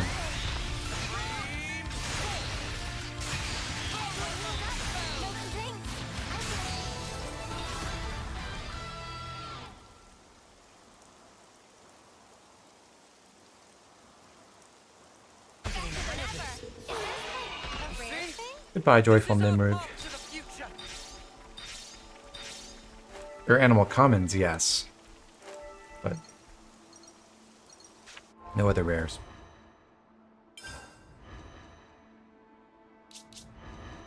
Marcus, yeah, that's the other problem with the gacha system is you can't like, and it's why it sucks that the blade quests work the way they do too. Is you can't know when someone's going to pull those blades. So maybe they're going to do it in chapter 3. Or maybe it'll be after 10. Nothing's getting past me. I'm gonna do a little bit more work here in the Urian Trail. Back to Lost Vanguard for Uni. Lance wants to be in Soul Hacker, and he needs to have some of his arts replaced. We're done with Aqua Ball, so that can become just Snake Eyes now. We're almost out of arts that on the Circle or Kavesi side that can be upgraded. And then in place of Bomberhead, we'll go with Cursed Cuisine.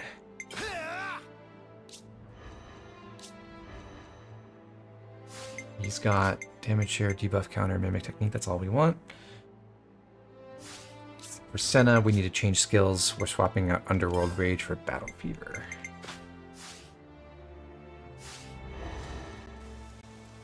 Okay, let's explore this area a little bit more. You want me to lead? Proceed with caution. You could also get a late game blade super early game as well. In theory, you could get Cosmos as your very first rare blade. Imagine. Just like, you go on the forums and you see all the people complaining. You're like, what's the big idea? And what's the big deal? It was fine.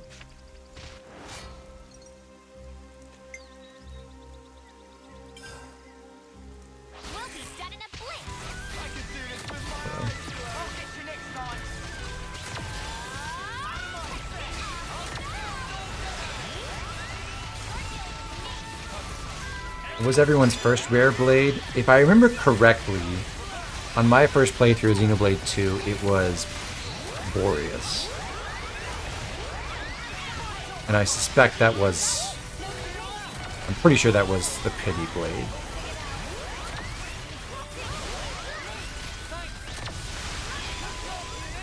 Daggis first. Blue, that's pretty good. I mean, it doesn't become good until you can do his quest, and that takes a while to unlock, but nice to have a solid blade like that.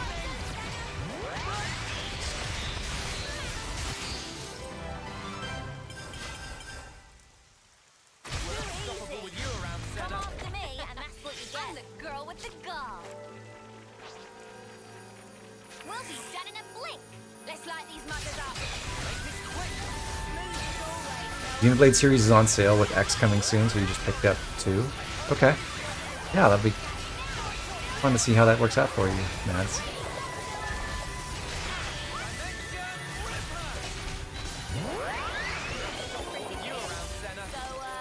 When's the battle happening? High ether coming right up. Now we can make Eno even more champy. Continuing down the rest of the Urian Trail, now that we've gotten that skirmish and that ether sphere, we'll go to the mountain front camps.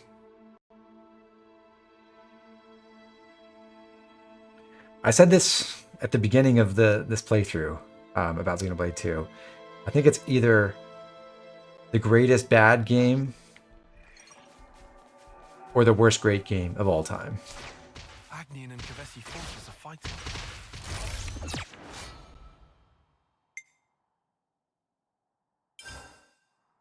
Fight with focus.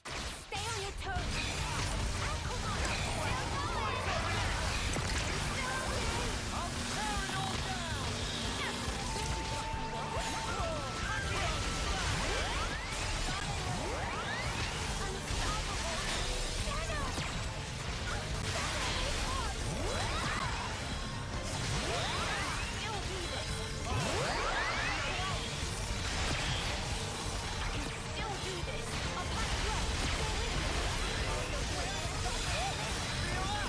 And to be honest, I probably would not have stuck it out and played all the way through Xenoblade 2 if it weren't for the fact that I was like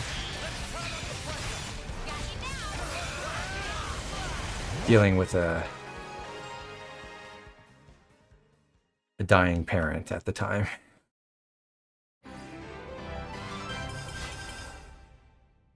That's how you pull off a win. Yeah. See if we can keep this up. Well, we've been found. Well, we've been found.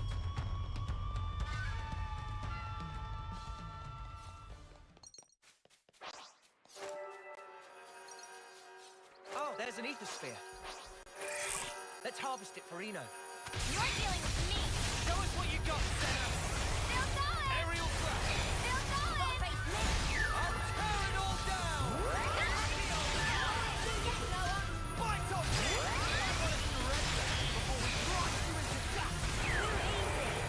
Come after me, and that's what you get. If only you didn't charge up on your own. Eat the spear, not far from here. Now we can make Eno even more champy. All right. At this point, we could have up to 19,971 experience. We're short by 106. I'm going to go kill a couple of Crowlaxes first, and then... yeah. We'll kill a couple of those, and then we'll finish up the remainder with some lower level enemies. The reason why I'd want to kill some Crowlaxes is because we need their parts, a lot of their parts, for the Swelling Blessing gem, which is probably the most important one to get eventually. So it's nice to make some progress on that if we can. Set in a blink. Let's end this quickly. First blood.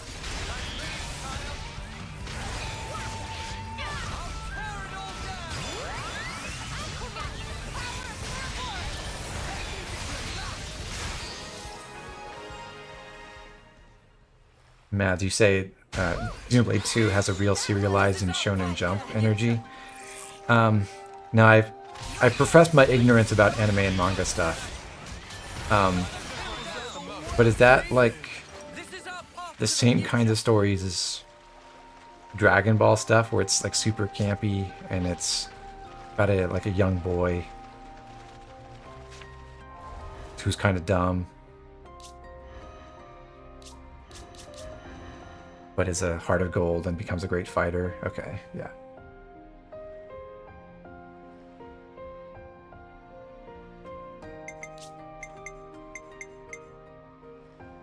Sweet, we actually got Tactical Eye upgraded. What are we at? 20 more experience. Okay.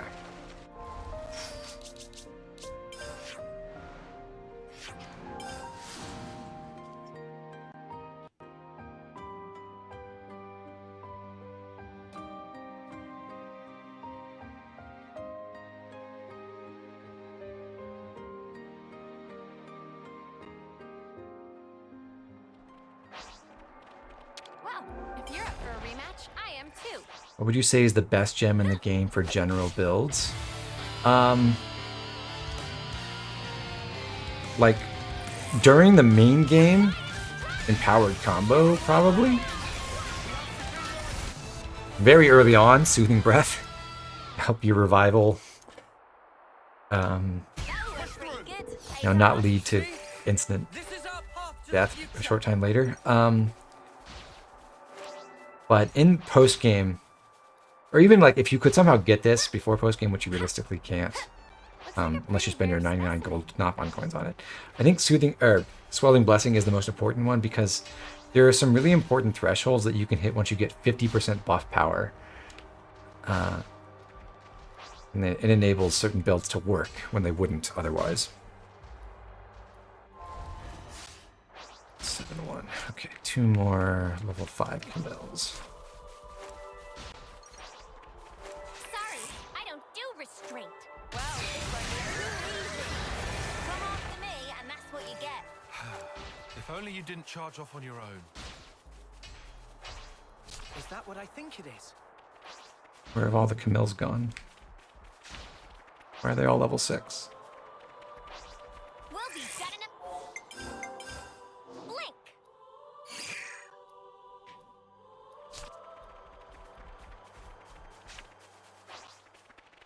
We'll be dead in a blink. Let's end this quickly. That was spectacular.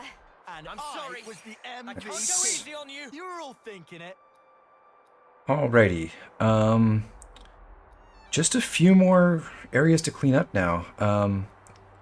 We have to visit Pentelos and some stuff in Northern Cadensia, and otherwise it's going to be basically unique monsters from here on out. Next stop is... Okay, first we change Ion to Soul Hacker, lands to Troubadour, Support you. Got it. and change up some setups. So for Tyon, it's been a minute since we used him in Soul Hacker. Change all of his arts. Rhino Storm. We've actually covered everything that needs to be upgraded with damage now. Should have. Let me just check. Other than Rhino Storm. Just on the circle art side. Cursed Cuisine is at 48 of 100. Toxic Gas. Oh, I guess Toxic Gas also.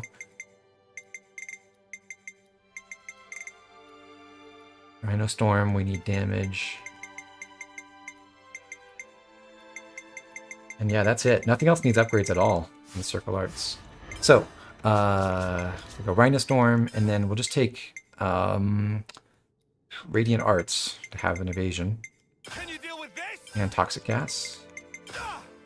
With Bubble Cloud, and Jetstream, You think I'm weak? and Cursed Cuisine. You think I'm weak?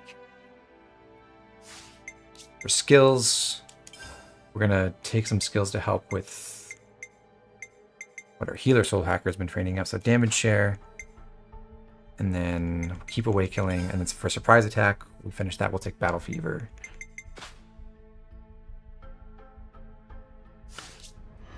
For Lance, we have, I believe,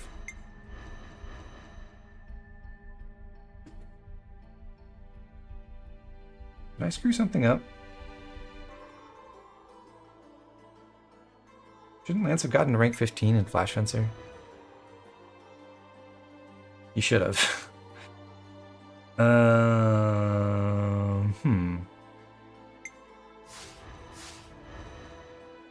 Can't forget Let our me progress check update. something real quick.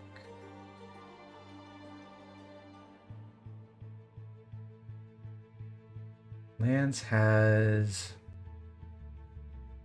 44, 43 CP in Flash Fencer. And he should have 45, 50. So what did I miss? That's 107? Don't tell me I just...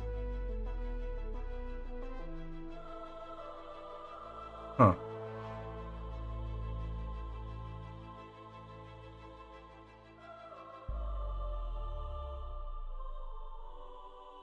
That is strange.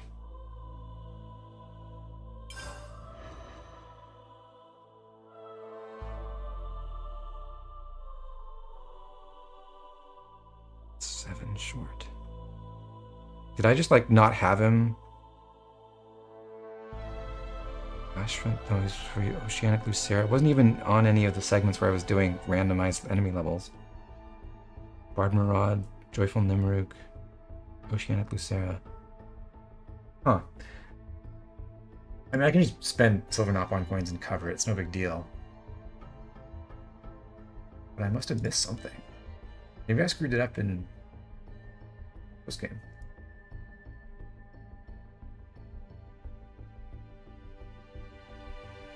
Oh, I think I know what I did. Yeah, I used a different base save file for this. So, yeah, I'll just spend the coins to make this happen. But, yeah, this was a wrong save file situation. I had things, so it didn't match what I actually done on the stream.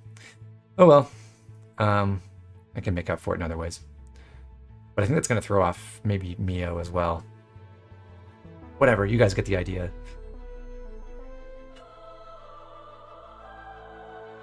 Anyway, I needed that because I want to have capable hands on him for Troubadour.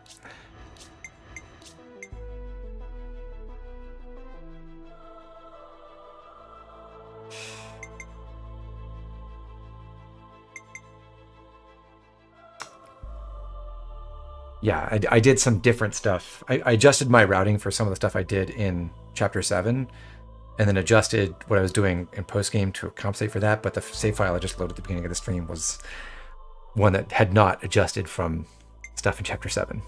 Oops. All about support. So now we want capable hands and soul hack. We're going to forgo strengthening gambit on him for now.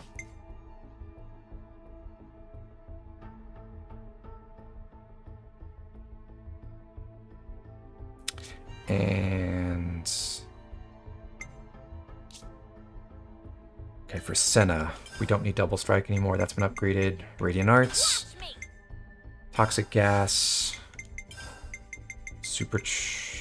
no.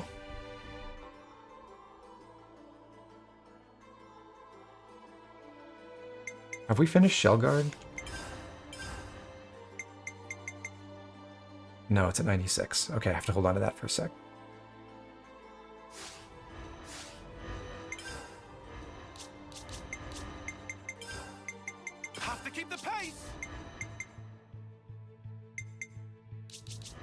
Okay. And she wants supercharged and Underworld Rage again.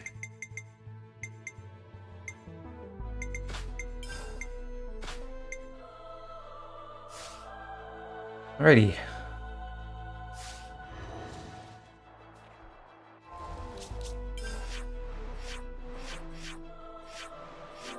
Over in Pentelas, we're going to start by fighting Budding Francis just one time. Basically, I did all of the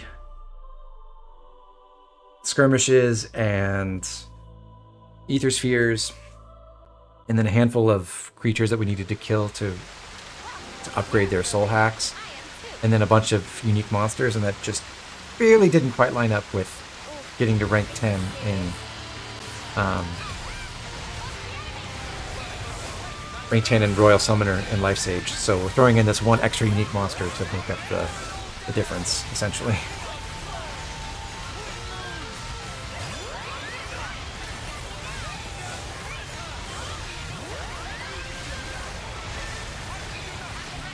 Anyway, now Shellguard is upgraded.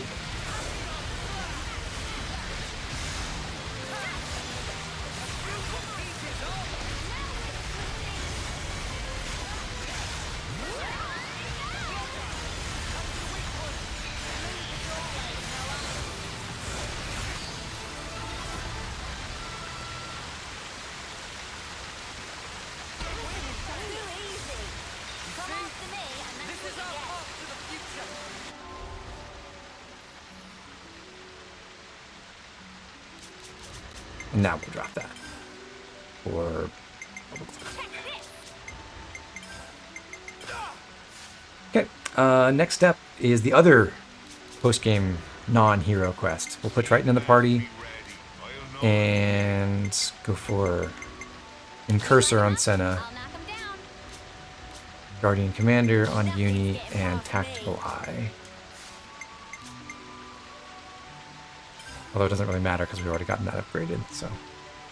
Anyway, this was the plan. Tactical Eye for Tyon.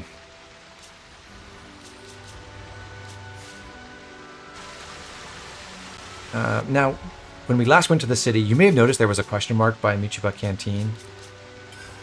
That would have led to a quest, except we didn't have the right hero in the party to activate that. Now we do. It turns out that hero was Triton.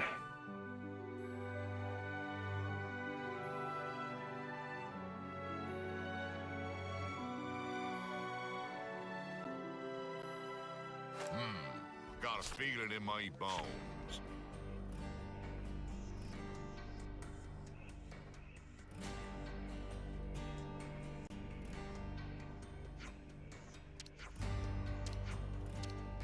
Sit down for some drinks with his friend Jagger.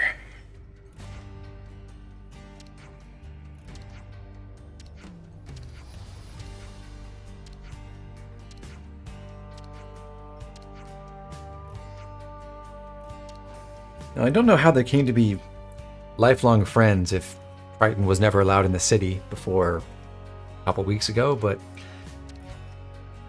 I guess they met elsewhere. Also, there's nothing in the back of Jagger's head, and that's very scary. No wonder he dies, spoilers.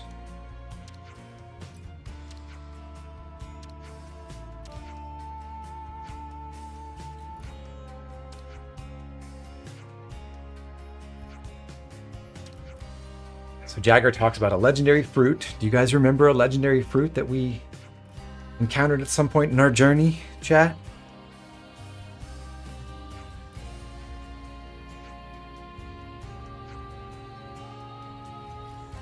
Triton offers to go find some.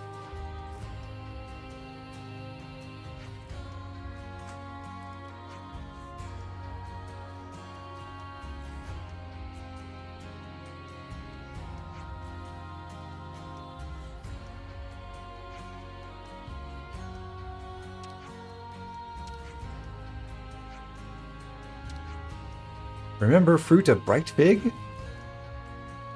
You nailed it, Arhead.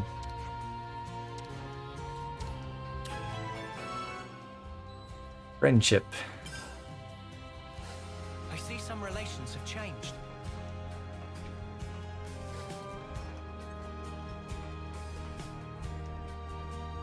What's going on under that beanie, Jagger? You've got a problem. You should go to the doctor.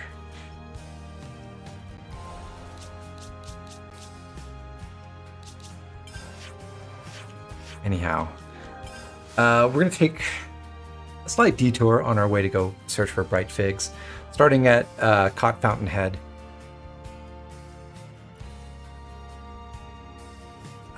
We'll go clear an ether sphere over there. Big responsibility. This was a nice find.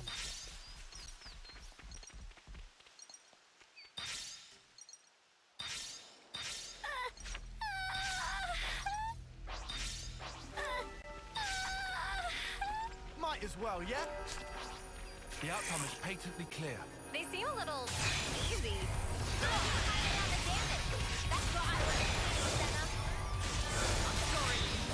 Can't go easy on you.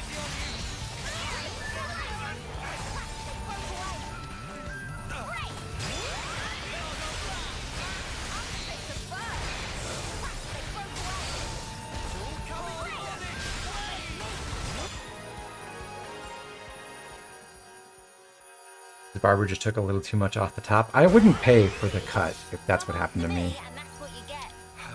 Just saying. Only you didn't charge off on your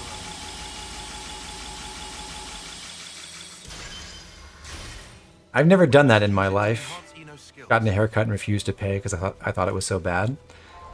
I've seen someone do it. I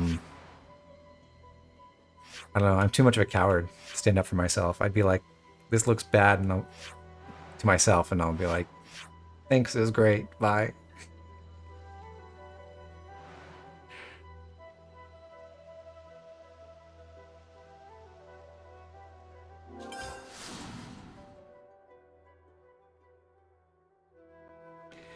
Down at the base of the Turkenhold here, there was a skirmish that we passed by a long time ago.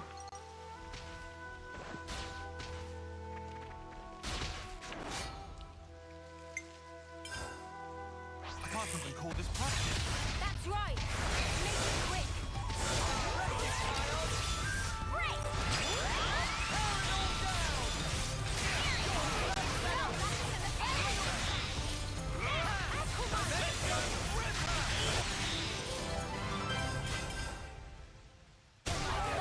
Too easy.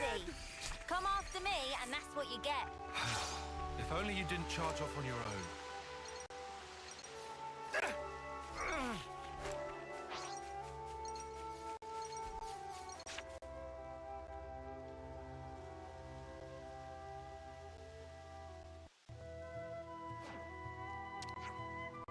Bright figs, right there. But not ripe, and as we learned when we first came through this area, it takes a year for these things to ripen.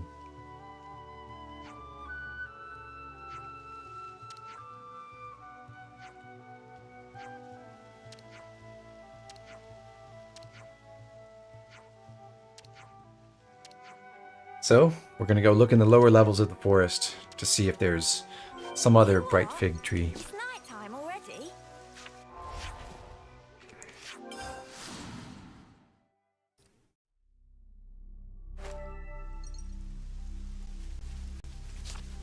This brings us to another skirmish. The perfect solution.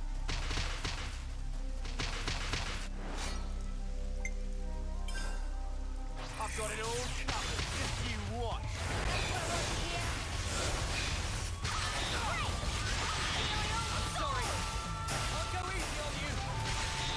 It's kind of sick having 3 blowdown arts, honestly.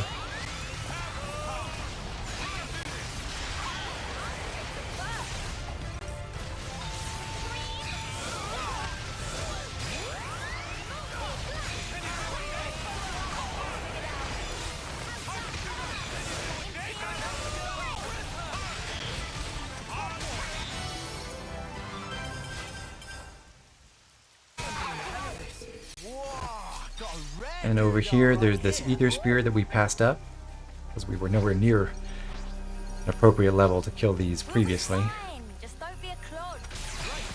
Everybody stay sharp. Glittering melody. Sorry.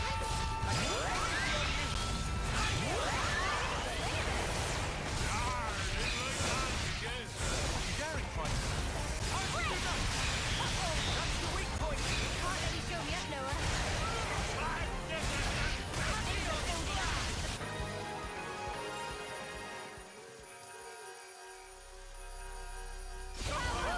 What is the That answer? was spectacular. And I was the MVP. You're all thinking it. You get so much HD ether I'm from reading another ether sphere. these We'd best use it to the enhance small the number of ether spheres in these high level areas. Way more than you get from the early ones.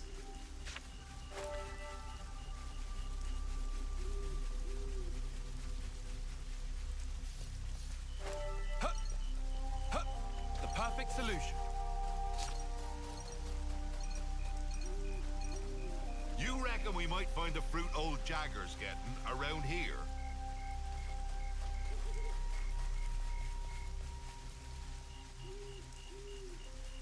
Ah, so this be the legendary fruit.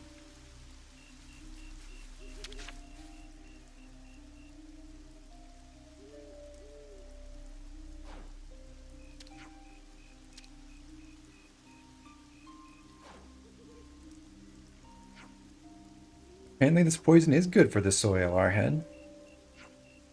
After all, you got those giant trees growing out of it too.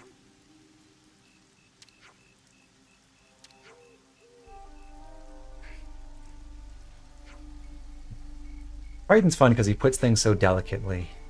You know, time to put it in the old timer's pie hole.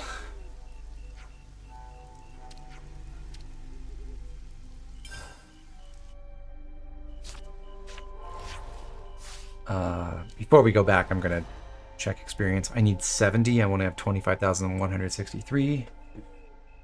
So it's a good way to get 70 experience. None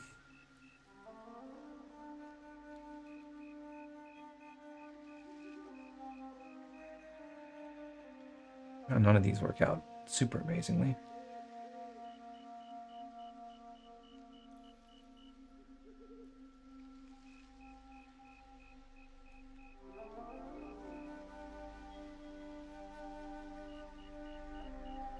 Okay.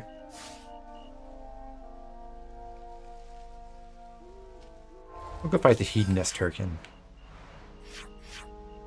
Over here.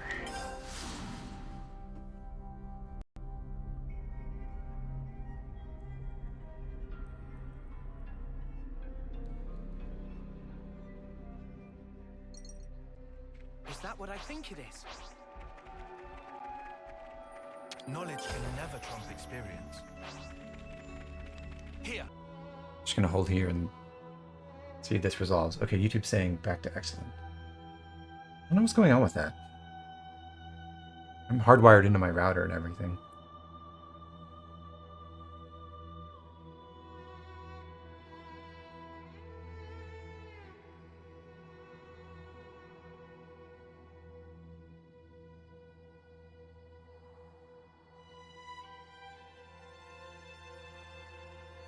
Chat, are we good now?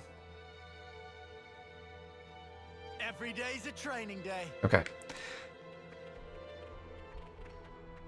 Anyway, 25-163, off to Michiba Canteen.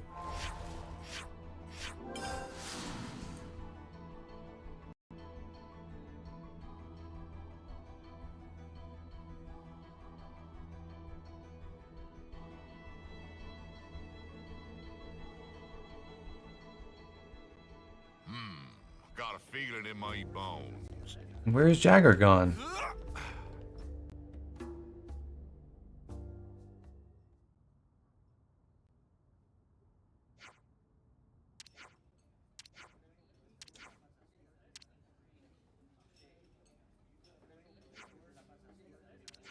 Your Bibby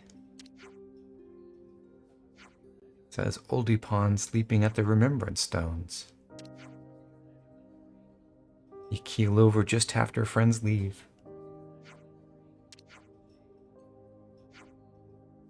Anyone remember what role QBB played previously?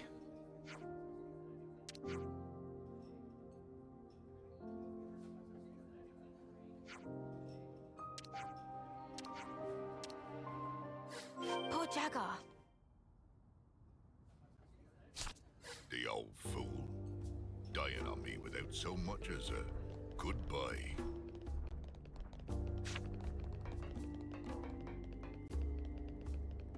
That's right, Arhead. Thanks, QBB. And so long, Jagar. We hardly knew ye.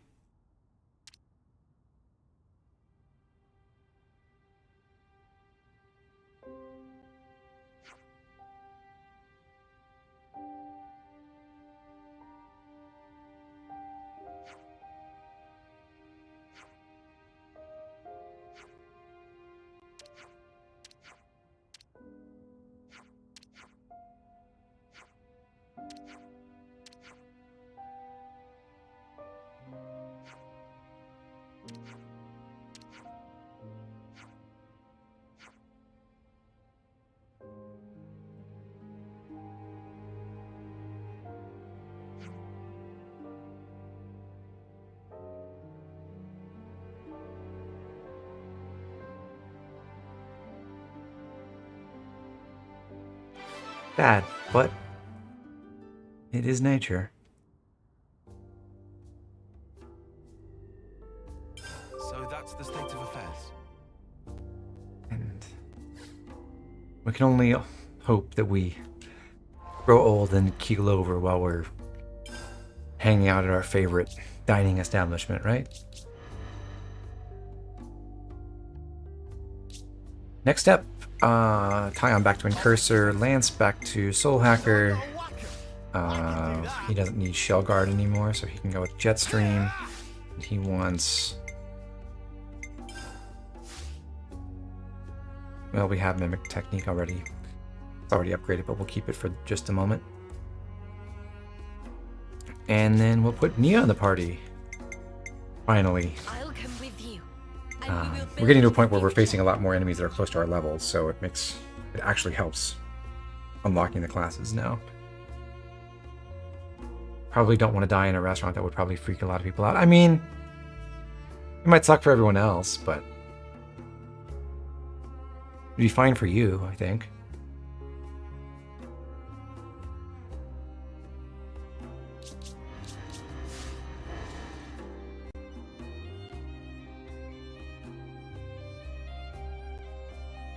Okay, down at the sword face. We'll go fight Sundappled Floria, who gives us another fairly important art for soul hackers. This time it's the Days art, which we won't be using in the very near term, but it's helpful if you want to go farm for materials, of course.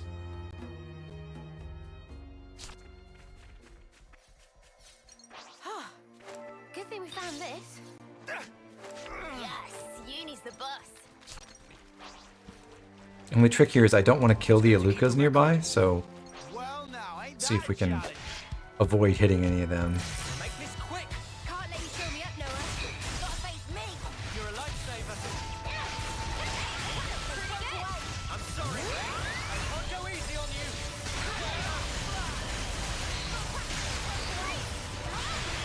Let's use it to the max. Let's go. No complaints. Thanks for the support.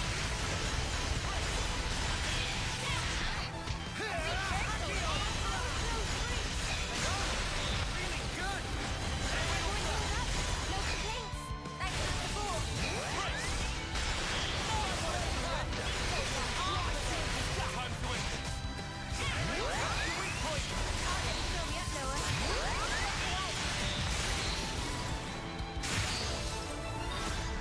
3.16 million damage. You know, the damage cap in Xenoblade 2 was 1 million, minus 1. So isn't that something? This is our path to Okay. Total victory there. Now off to another unique monster, and this is why we have Soul Hack on Lance as a Troubadour, because we don't have any other Soul Hackers in the party for this. There is a unique Gogol over here at Purus Pale Column.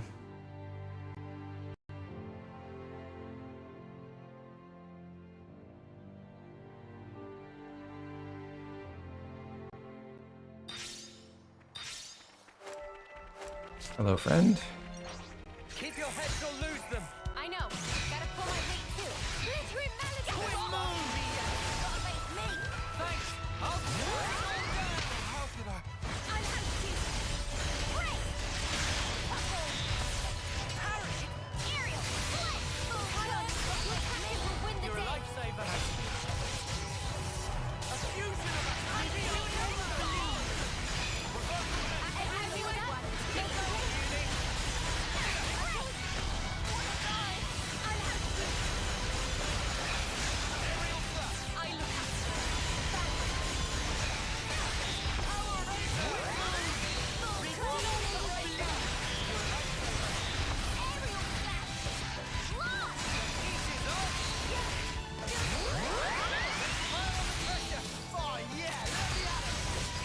Surprisingly weak.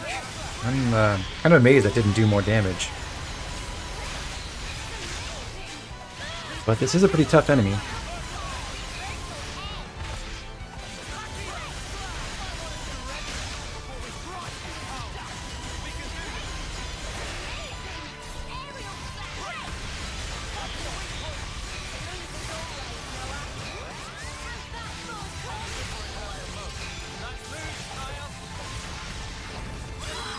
Oh, interrupted my chain. And I died. Wow.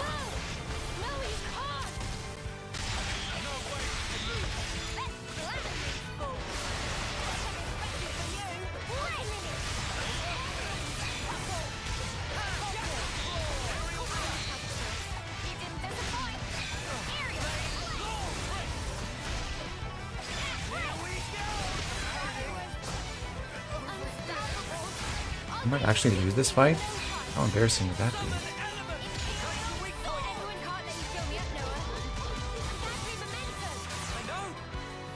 I think we'll be fine though.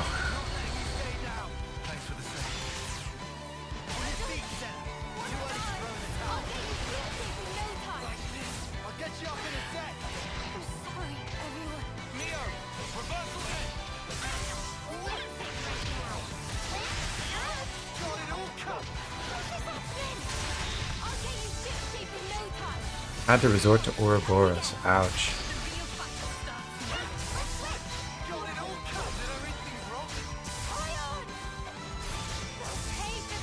Okay. Please block me and get broken. Okay, this works too. Didn't break. Topple. Launch. Do I have time to smash? No.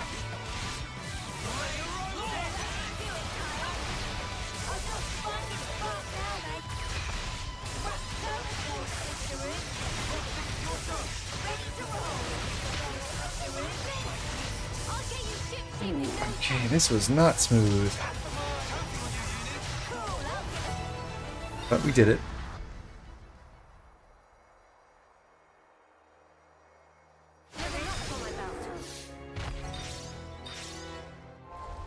And now we get to go to a new area.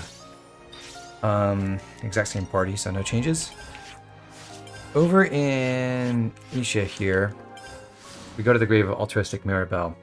You may have remembered way back when we were exploring Murmur Rise and we got the Forgotten Supplies quest with Colony 9 and all that stuff. There was this area across the ravine that we couldn't reach, and if you ran down that way, your hero character would comment on the fact that you couldn't get over there. But after entering Origin, some laser blasts, I guess, knocked down this rock pillar or something in precisely the right way to bridge the gap. So we can come up here now. This area has some high-level enemies. Pepitos, got more Amoras, some Bropples buried in the ground, and then some totally exclusive creatures, Vargas, which I think are really, really cool. Purple wolves. And this is a secret area called the Fuchsian Fields. I don't really know why it's called Fuchsian Fields. There's nothing very fuchsia about it, but there you have it. Look, a supply drop. What should we do? Come on, who else?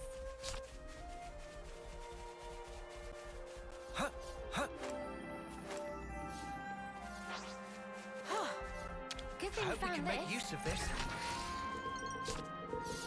We get a rare platinum belt from that container. That's pretty nice, although we have some legendary ones. Oh, that's a rare one. And over at the promontory over here, we've got the unique Varga, Wicked Wolf Aranki. It's good to keep a record. This will be a challenge. Don't lose. What are the odds that the rocks fall down in a way to cross that gap? 50%. Either they do or they don't.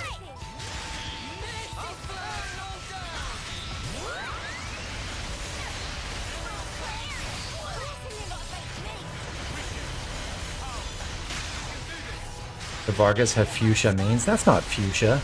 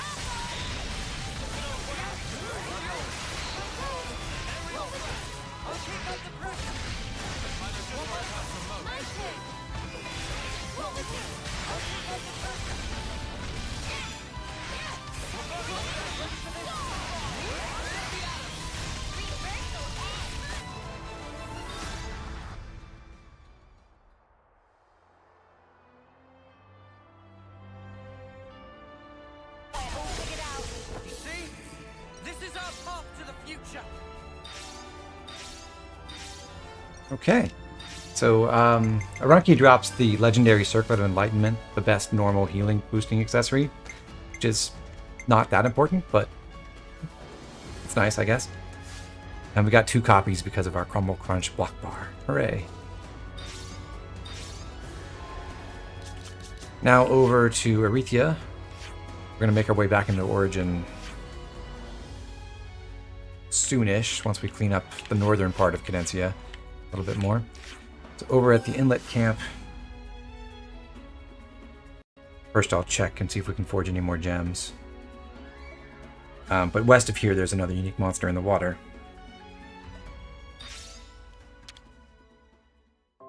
We could do with some food.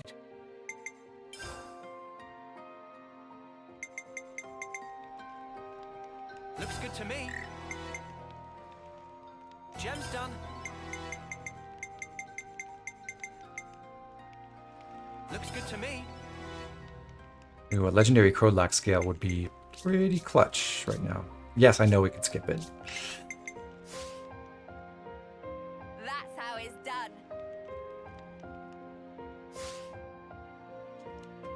Where to from here?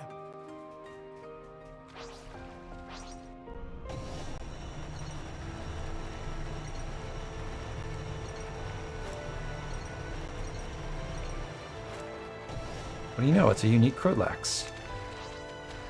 There's tough and there's tough. This'll be a challenge. Don't lose focus. Time to get serious. Shadow! Time is now! This is looking good. Focus on defense. Reverse my story. Easy on you. Bring on. Unstoppable. Senna! On your feet, Senna. You won't throw me.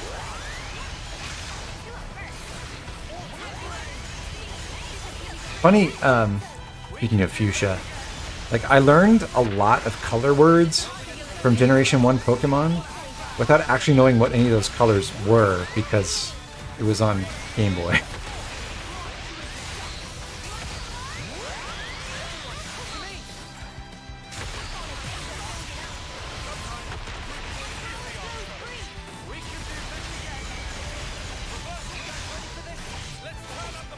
So, like, what the hell's Vermilion? I don't know.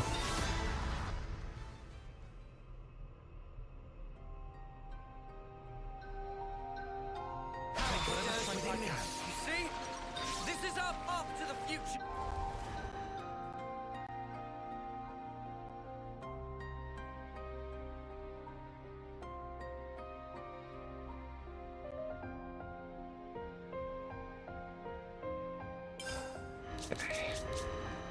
Back to Soul Hacker for lands. I can do that. Back to Soul Hacker for Senna. You line him up, I'll knock him down. Rhinos. What am I looking at? Oh yeah, Rhino Storm was upgraded, so we'll swap that out for Trout Hump, No more running. we just acquired. And also, we're done with Mimic Technique, so we'll put on Queen of Mercy, which upgrades by healing. And then Senna, again, we're done with Rhino Storm, so Trout Hop it is. Watch me. Big responsibility. Over in the northeast part of Cadensia, we're going to visit this cave where we did Tyon's Ascension quest. I mentioned back then that there was, well, there was one other thing to go get, but we'll do that second. So first we'll run down this way and go clear a skirmish. Rare doodah right here. So monsters even fight him. Sorry, I don't feel restrained. Don't go easy on that. I know just where it hurts the most. Nice move, Tile. Sorry. I can't go easy on you. Aerial blast. Not boring you yet, Noah. Strong now. Let's use it for a blast.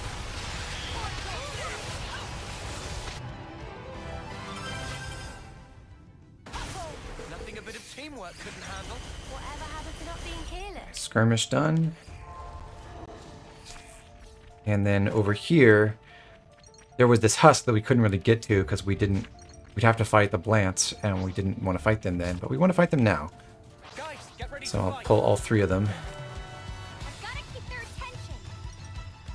and have them follow me this way, so I don't have to kill the flyers as well. By accident or on purpose.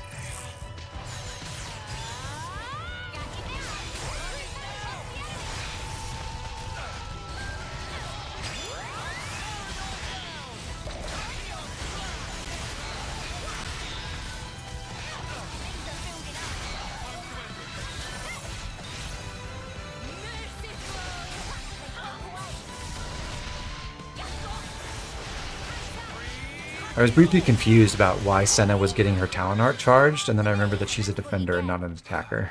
If only you didn't charge off on your own. I'd better send them off.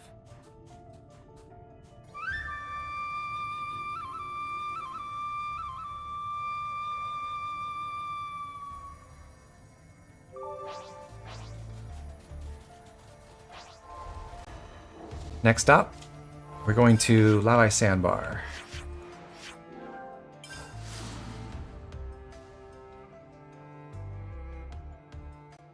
I'm going to sail clockwise around the shore and pick up a couple of ether spheres.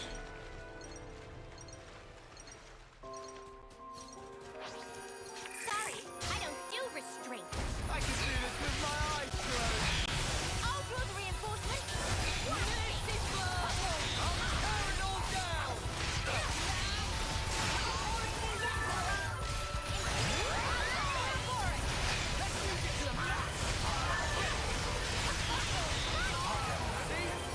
This is our path to the future.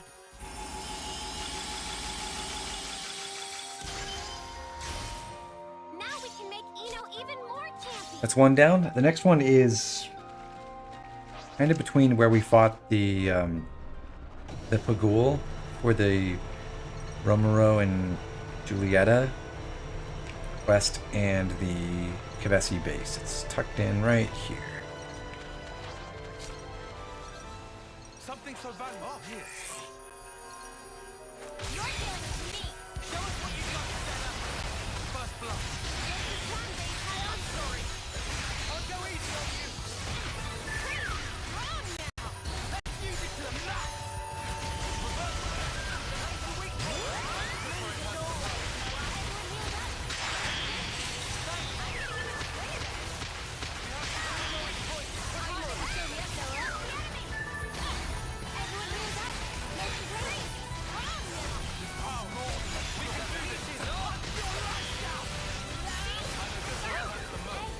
That was spectacular.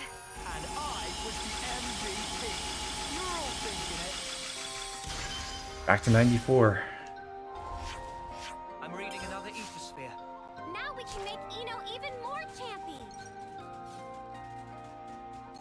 Going up this way, we can encounter skirmish, and then this will bring us to our next new post-game area. You can be sure I'll do my part.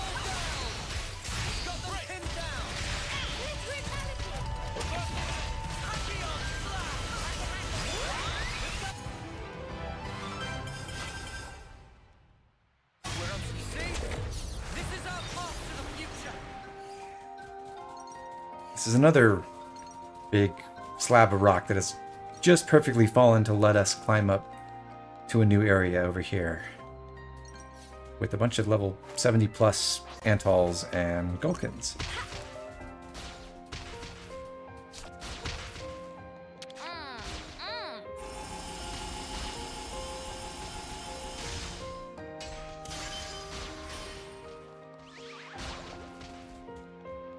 Are they fighting each other?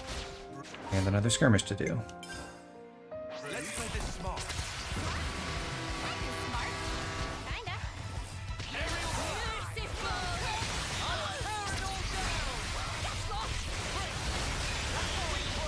I'll let you show me up, Noah.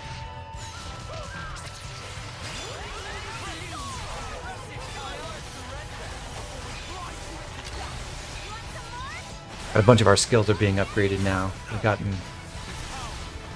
to the necessary kill thresholds. I've kind of scheduled this so that I would know with certainty. Like, I would have a point at which I'd know for certain when they'd be done, but since we're picking up a couple extra kills along the way to get to our exact experience numbers, it's we're slightly ahead of schedule, inevitably. Now we can explore the rest of this little area. That brings us up to a temple of sorts. The place of Heroes Past, which will look very familiar if you've played deep into Xenoblade 2. Funny finding one here, huh? There's a unique monster up there, and also an important item. But before we go visit him, we're going to circle around the outside of the temple to reach this container.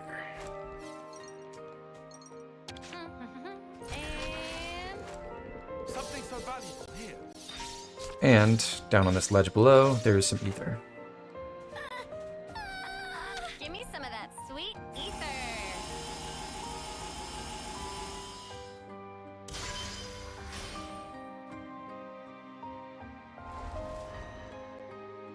Sad that Nia has no comment about this area. Me too. Alright, we're looking for 4225 experience. We need 41 more. Let's do Sharp-Pointed Tracy, why not?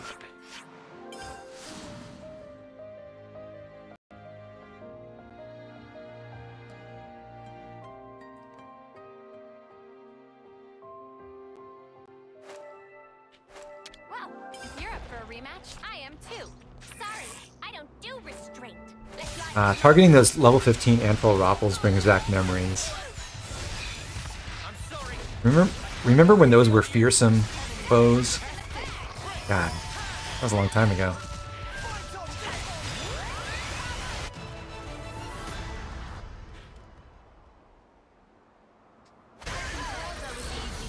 Don't think this is the norm. This is our path to the future. Two more. Oh, I'm silly. We weren't 42 away, we were 242 away. 5225. Okay. In that event, let's go kill some Crowlaxes.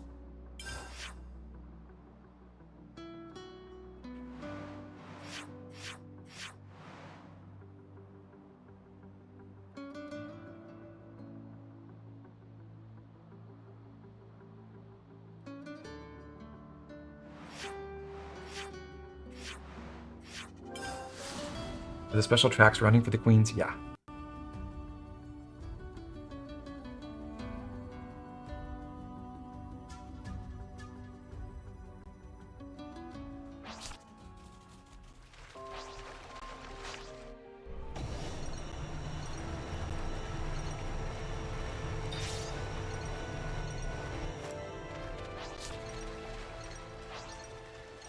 Sorry, I don't do restraint. You can be sure I'll do my part. Watch me. I'll go easy on you. Still going. Still going.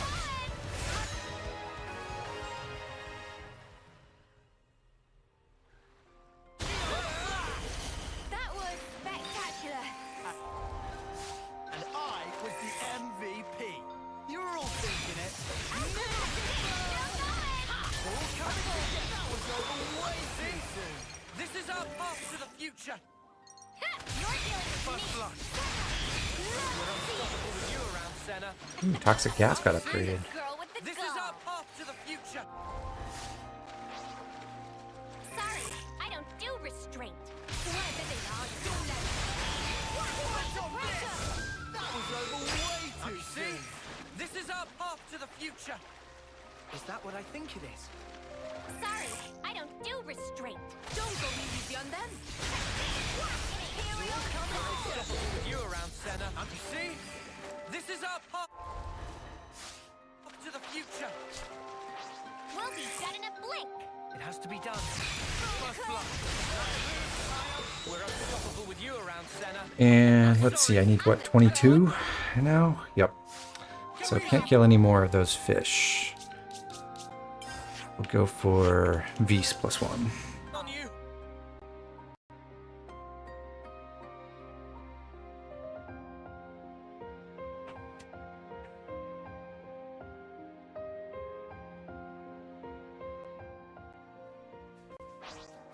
Let's hustle for the muscle. I'm right here. You're dealing with me. Show us what you got, Senna.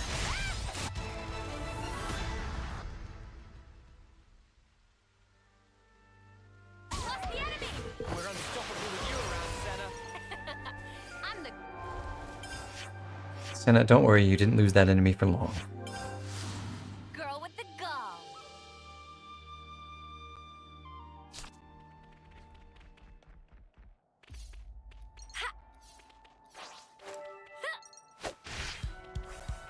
You're dealing with me. Show us what you got. We're unstoppable with you around, Senna. I'm the girl with the Okay, now, next unique monster. And that is actually the last bit of, experience normalization we're going to do on this stream, it looks like. Jealous Mizraeli is another unique Aspar. We're going to go with Troubadour Caught ya. Got it. on Lance, Incursor, and Line 'em Senna. up. I'll knock 'em down. I'll take point. Coming from... Fastest way to get to him is from the Sandbar Hulk. So we'll teleport there and then climb over the sandhill on the east side, and we'll find this next monster kind of tucked up in a crevice against the wall.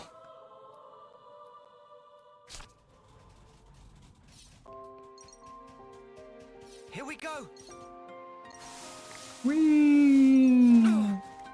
That smarts. Looks so comfy right there. This will be a challenge. Hello, friend. Don't lose focus. Here we go. You're a lifesaver. I'm sorry. I'll go easy on you. I'll keep up the attack.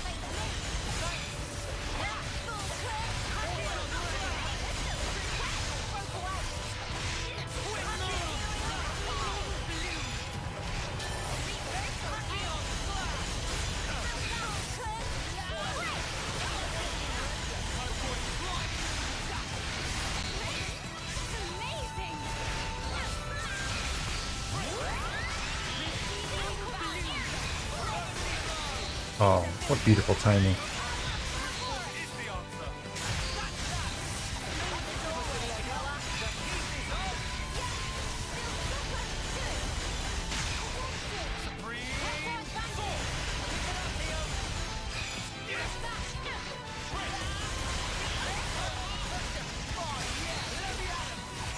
So long, snake friend.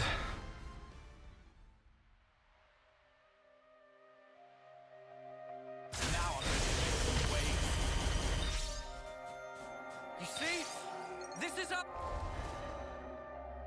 Next up, back to the place of heroes past for the other unique monster.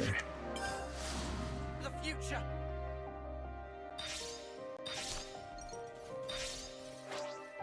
Keep your head, you'll lose them. This is our battle to win. Aquaman, don't face me. Looking good. You're a lifesaver. I'm sorry. I'll go easy on you. Really? No way.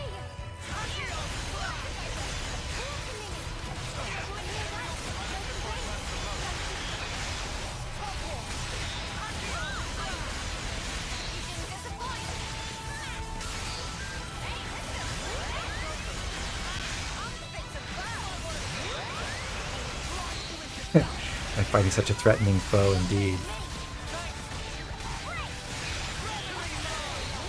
Oh wow, the topple timing worked out awesomely again. Good job, team.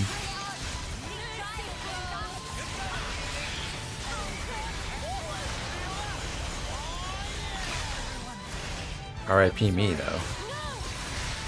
Oof.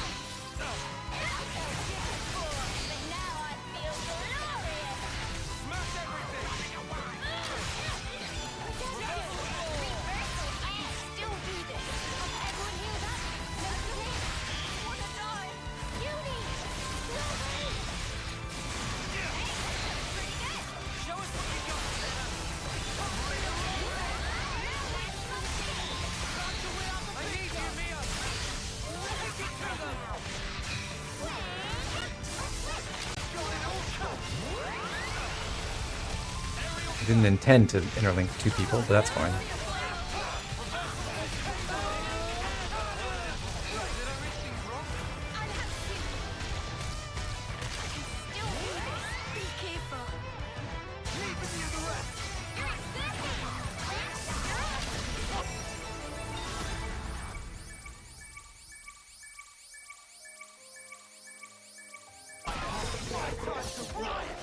And if the heroic Gulkin had Multus, well, that would be amazing, but also it would be terrible, so I'm really glad our had. Anyway, in here, it's our 6th Legacy of the Seven Chest, I believe. Second to last one. Those are the Venerous Rings, and those are the ones we... plus 20 TP accessories that we wanted to put on Masha, or not Masha, on Melia. So let's go ahead and do that. You have my full support.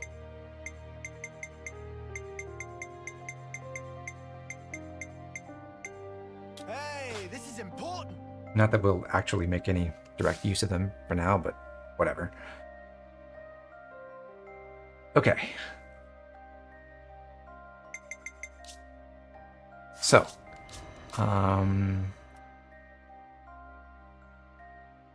let's see. Preparing. Yeah, that's the last thing before we go back into Origin. So we'll change to Soul Hacker on Tyon, Soul Hacker on Lance. We got Melia in the party. Tyon, I think, needs to have Rhino Storm dropped for Proud Hop, and otherwise he's good to go. Tactical Eye, Away Killing, Battle Fever, that's all fine. We are going to spin down some of our Silver Nopon coins. There's a few different good ways to take this. I'm going to go with rank 15 Martial Artist on Uni to unlock Frenzied Combo for her. And also that gives her a slightly better evasion art to use than Aerial Slash, because Jackal Claw now only has a 6 recharge gauge and is a little bit stronger. You planning out Soul Hacker training is honestly the coolest part of this run. I'm glad you enjoy it.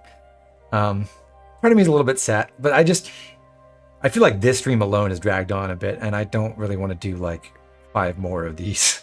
We could do all the rest of the Soul Hacker stuff in like one stream for sure, but beyond that, like the other things I have semi-routed out for farming accessories and materials and stuff, yeah, it's just not great content. Did I adjust Melia's arts? I did. Okay. Is Starlight Kick her most powerful art? Actually, it is. I'm gonna put that on. Now, Starlight Kick. Ouch! Wait, did... Now, Starlight Kick. Ouch! I love that. Summon element.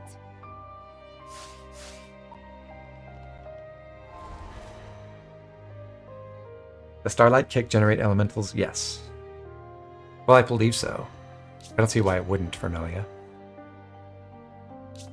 Starfall does for player characters. Is our meal out? Almost. Let's go camping real quick.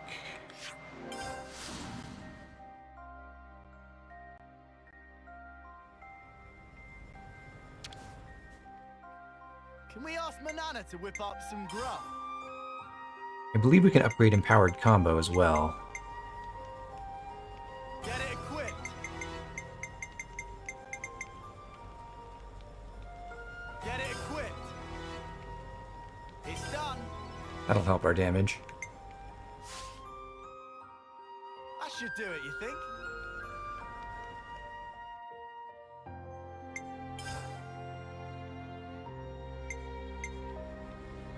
Take a block bar.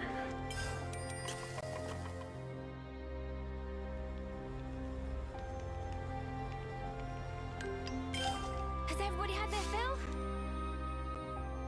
Ugh. Let's be off.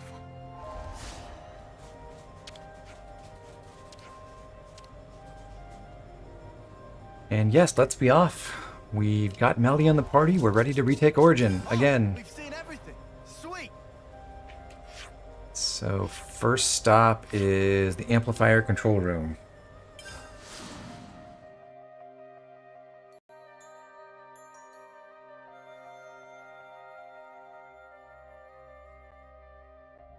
I'm your guy. I'll take point. Something so valuable here. We're refighting Zed? No, we're not doing that. We're refighting everything else in here, basically. We're actually fighting for the first time everything else in here.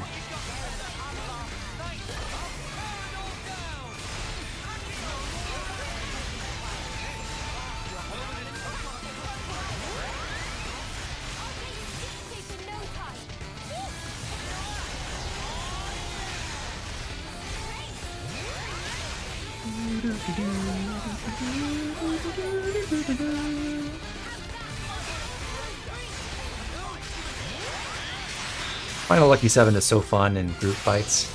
Goodbye.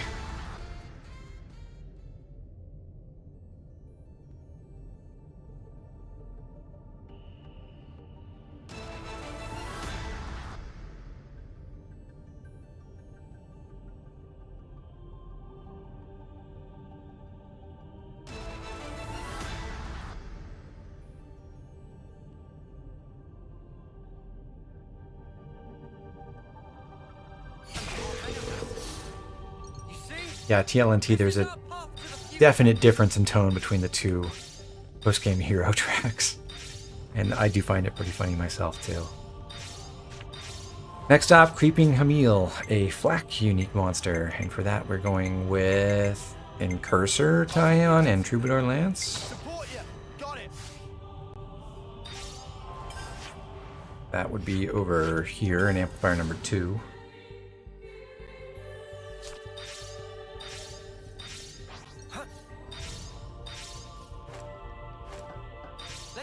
I'm gonna think of it. I suppose I could use that ladder and then the rope slide down to get there maybe a little bit faster? No, wait, you can't. That doesn't connect. Never mind. Okay, so you can go around and take the ladders over to reach this guy, or you can jump. Whee!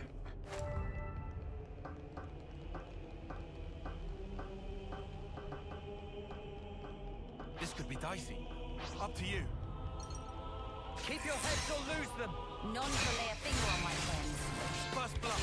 Nice move, Tyon. I'm sorry. I can't go easy on you.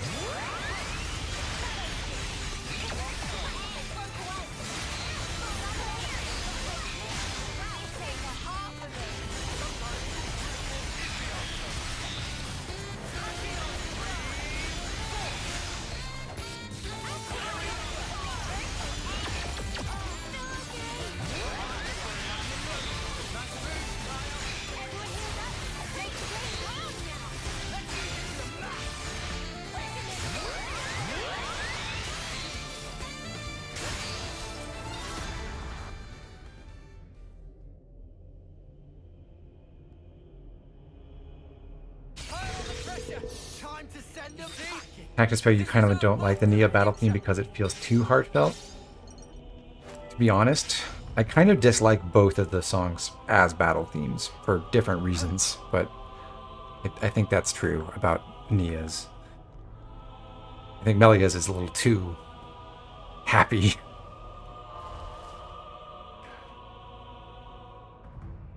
Next up, we have Reaping Anteal, who will be at Arsenal number 2.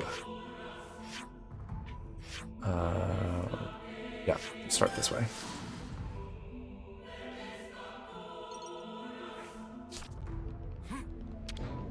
This was the Foris enemy, the flying one that we... Ah! I fell off. No. I thought I was unstoppable. We ran behind it to go pick up an origin shard, and then we just bailed when we came through before. Now we'll actually go get it. Also, it's cool that being able to run at triple speed lets you jump farther. So I can catch up with that platform. The only tricky thing about this is I don't want to kill the other Horishes. So... This is Also didn't pick up the origin chart on this Take save. good care of that. So I'm going to pull Antiel back towards this corner.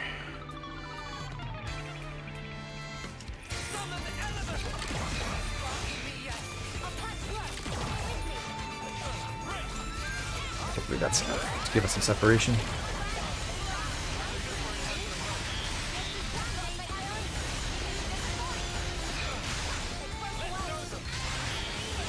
Nope, it is not.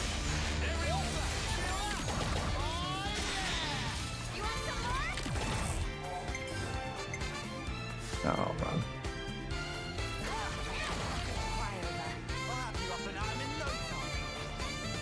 Jump with a sentry to catch the ladder and not die to fall damage.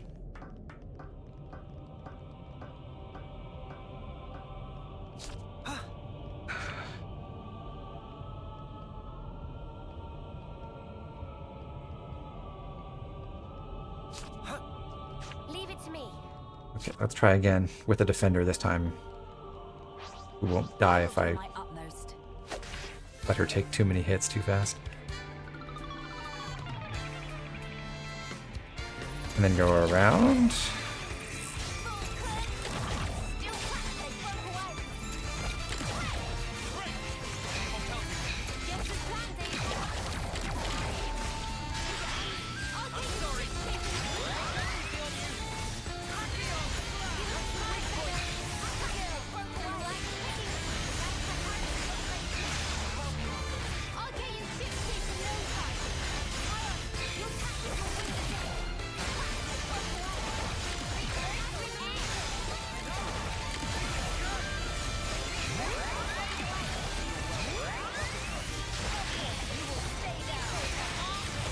Thanks for making this sword for us, by the way, Melia.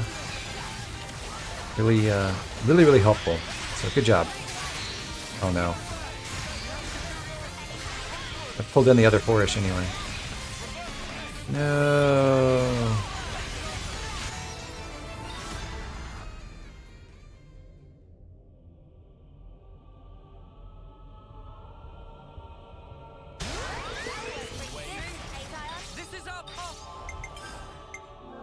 That shouldn't have been Noah's attacks hitting that. It must have been a teammate.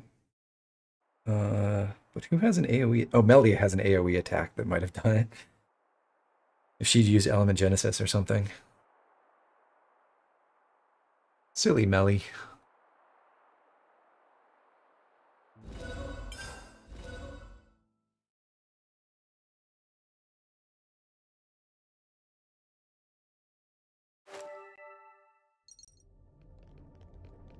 Leave it to me. I found something shiny. These are lying around everywhere.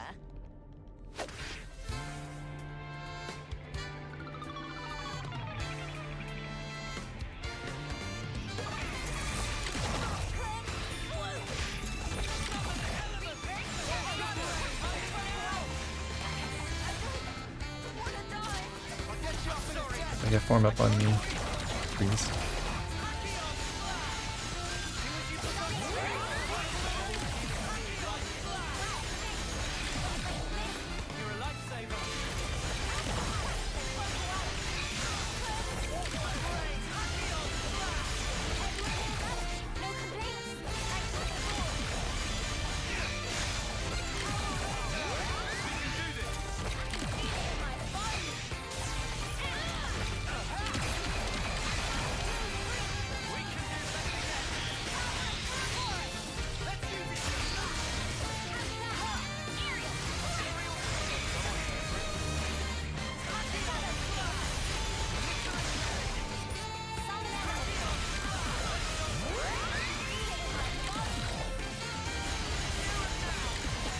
Okay. Good job, Melia. And Lance has acquired your class, too. For whatever reason, they made Lance the A rank affinity person for both of the Queen's classes. And I don't really understand why.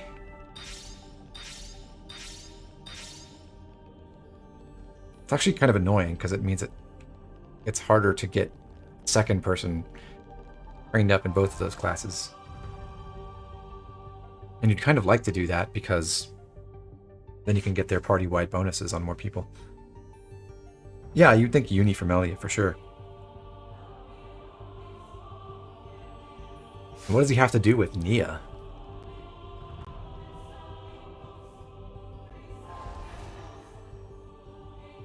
Anyway, questions for the ages. Next up is Defiled Ishtar. We're going to swap out some skills. We recently finished Supercharged and Underworld Rage, so we'll put Debuff Counter, which is technically also upgraded, and Battle Fever, which is also upgraded because of the excess kills we got.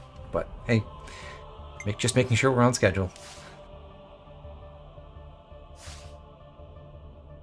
Big responsibility.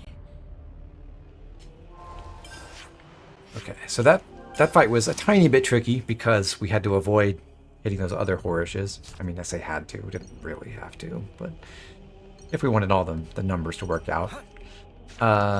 This next one, this is a solo mute enemy, and it has an art that can summon allies, Esoteric Sonic Blow, and unfortunately it used it immediately, so we're just we will just have to bail on that fight and come back.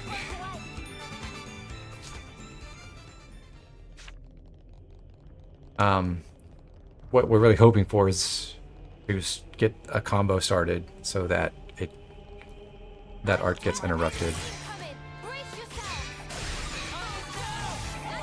Nope.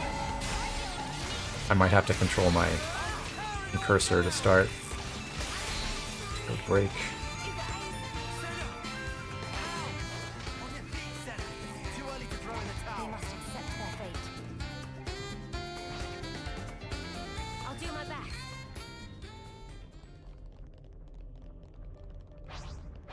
Don't let your guard down for a second. Yeah, maybe if we all pitch in.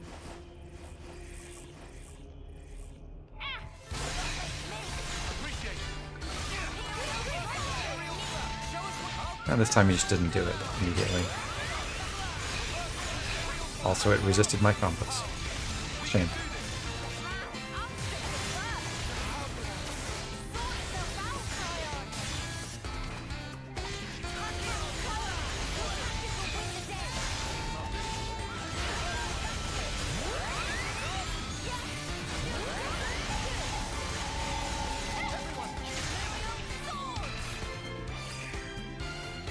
Failure again.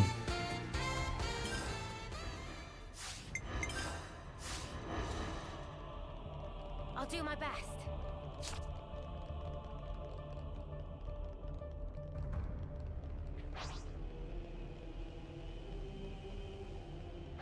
I won't let any of you die. I know.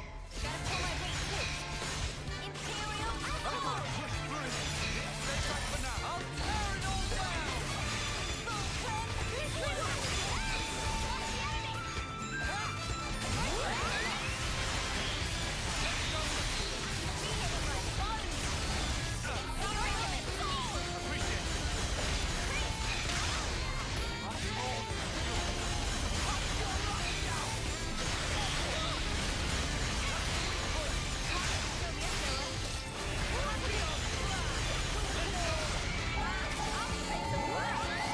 Yeah, it got interrupted. I'm actually not sure if that's like a random chance and sometimes it fails to summon allies, or if there's something else we did to stop Esoteric Sonic Blow from going off, but there you go.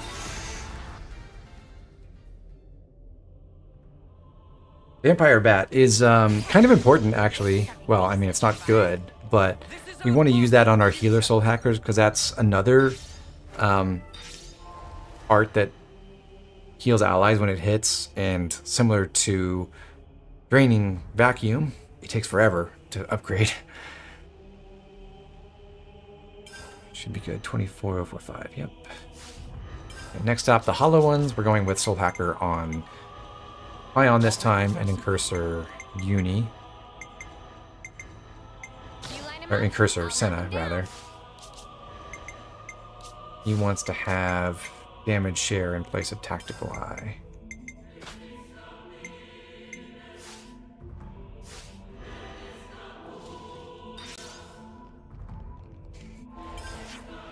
So now we move to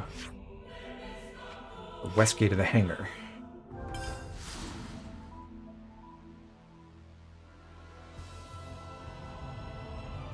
It Here we get to fight not 3 droids at once, but 4. How thrilling. And I would just like to not accidentally aggro anything else.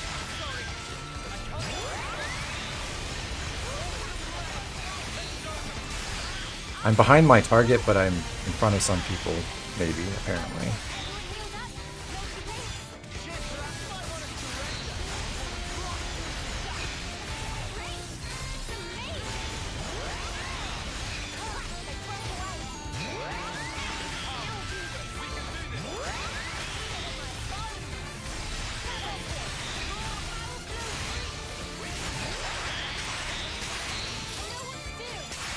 Quadruple smash, baby.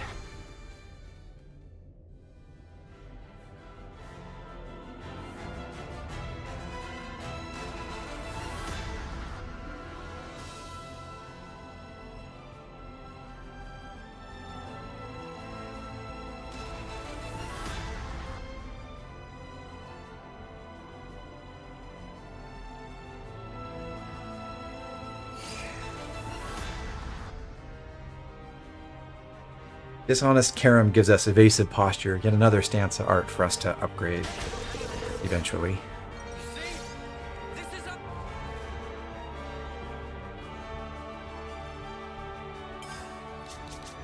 Okay, moving on. We're going for Incursor on Tyon, and we'll go to the lower part of the hangar to fight the unique Impedia. Pressing reveal.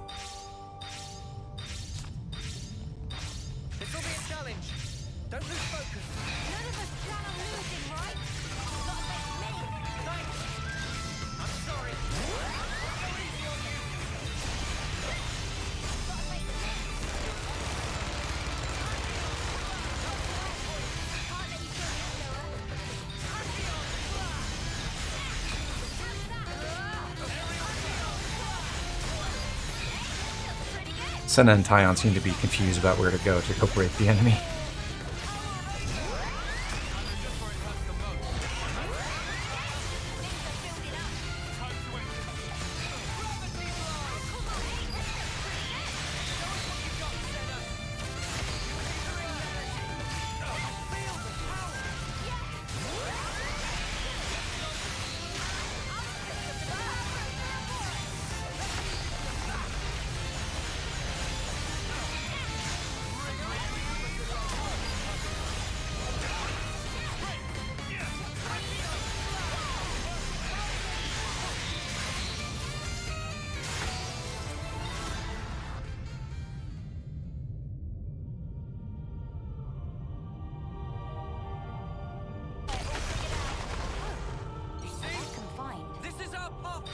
So there's one unique monster we're not going to fight yet, and that is Desired Aururia over here, because, well, it's level 86.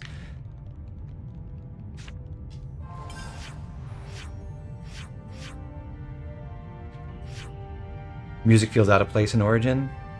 Well, you know, our first time through it was all foreboding and scary, but now we're just having fun, right?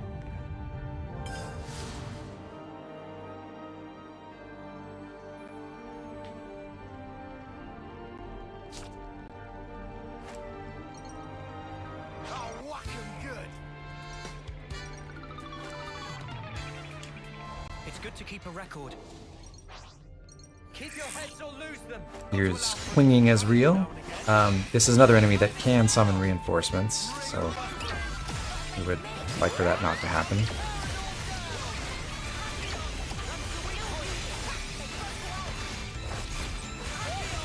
Shouldn't be a problem. I believe that art happens when it gets lower on HP, so as long as we just kill efficiently, we'll be fine.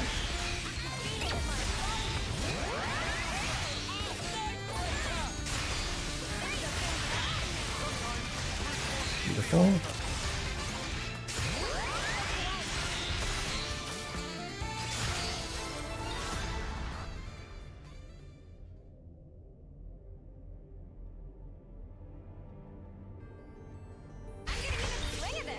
And that leaves just one more creature here in Origin to go hunt.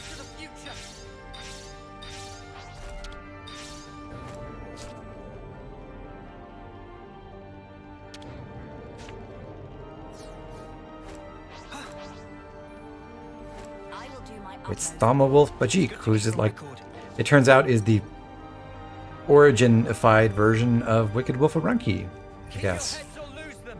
Got to allow for a little challenge now and again.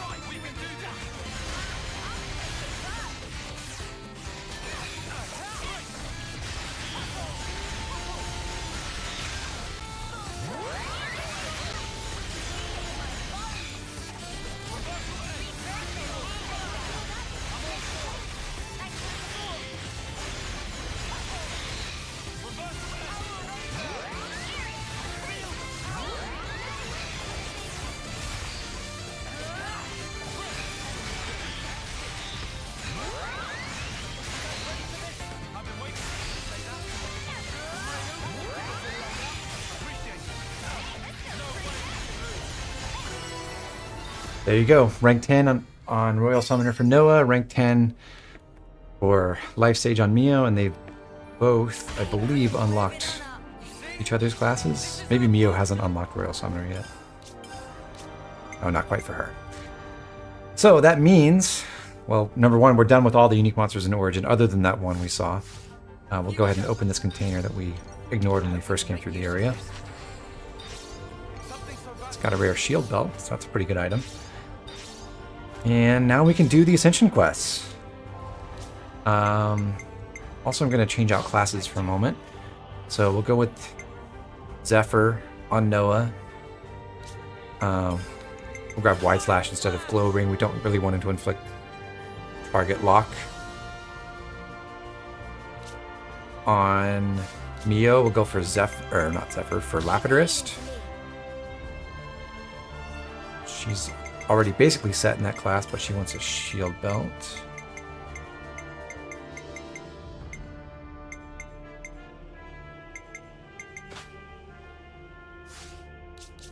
And Tyon back to Soul Hacker. We'll replace Bubble Cloud with Evasive Posture. Have to keep the pace. And damage share now is debuff counter, and Away Killing becomes Underworld Rage again. Strike. And we'll give him the Looney Rings. Yeah, we'll do Nia's first.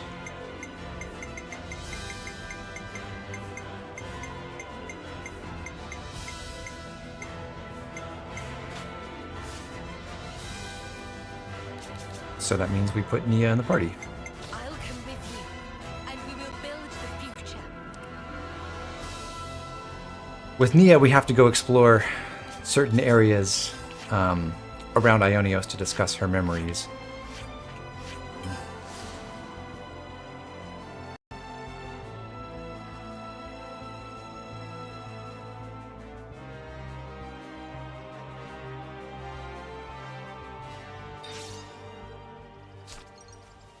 Is that what I think it is? Hello, textureless broad. I slipped.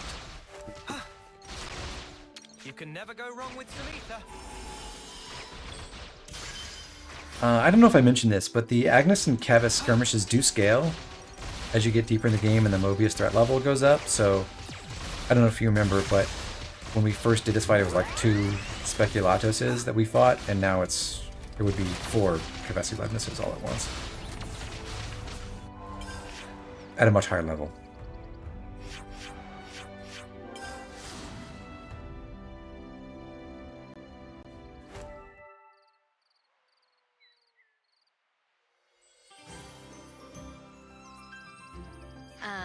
The scent of Sophronia. This takes me back. Takes you back. You mean you know what this is? I thought that was based on how many GTA stars you have in the pause menu. Yes, that's the Mobius threat level. Of course. Sophronia trees used to grow in the world that I came from, you see. Huh? For real?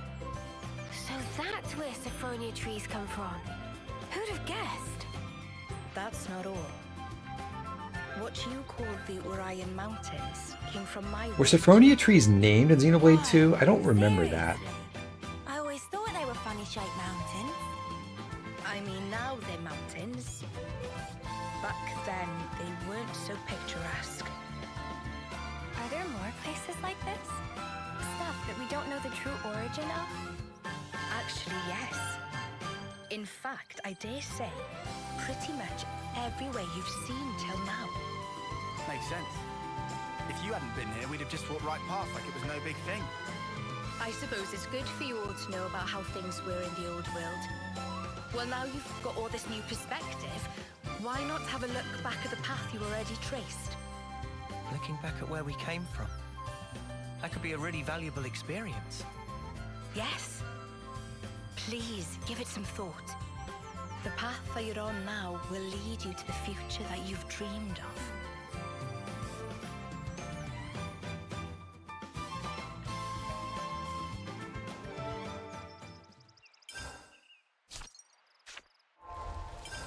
Maybe they were named in Florin's quest. I suppose that's possible.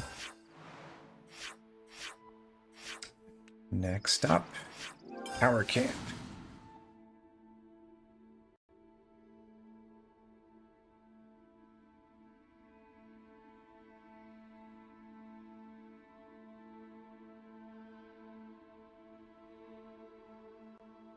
Those empty ruins.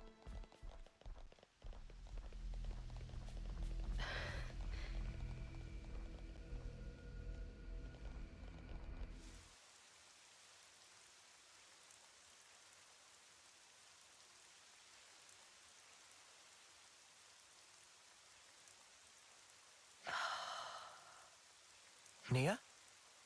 Everything all right? This place you call Mactha Wildwood. Do you know anything about all the ruins and things scattered around here? No, to tell the truth.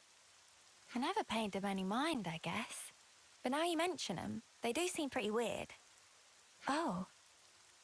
Hey, is this also related to stuff from your old world, Nia? That's a good guess, Senna. Not quite right, but you aren't far off. Please, explain. All right, I will. This is probably something you ought to know about.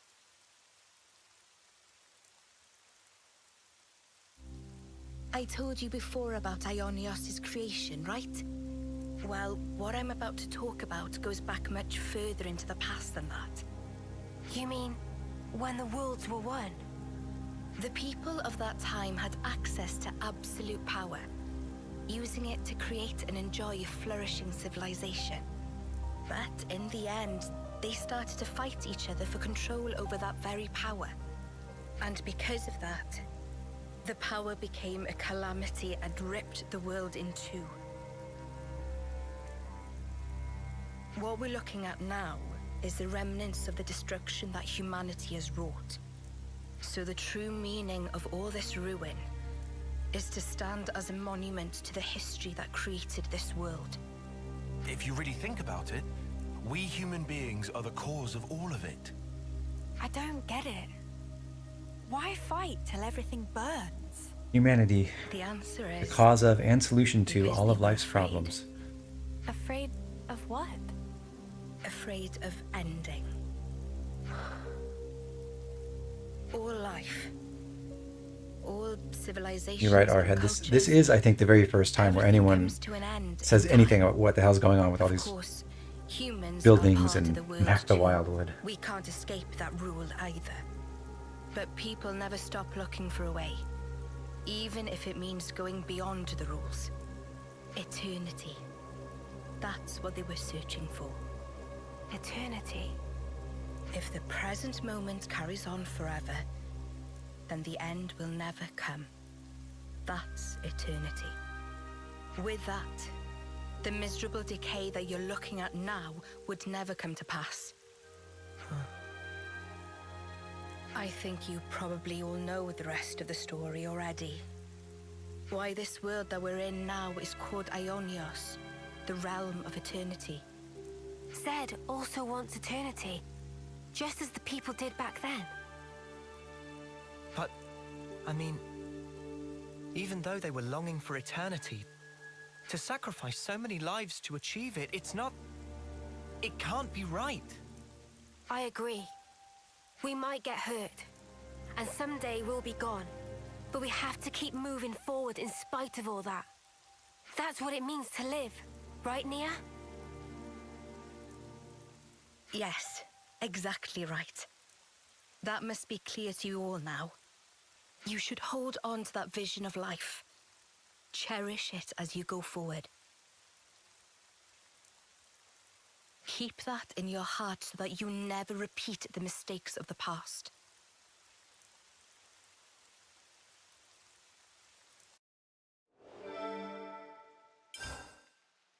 Thank you, Nia.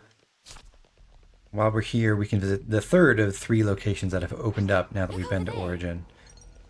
Don't ask me why, but this birder, I guess, falls down and opens up a pathway over here.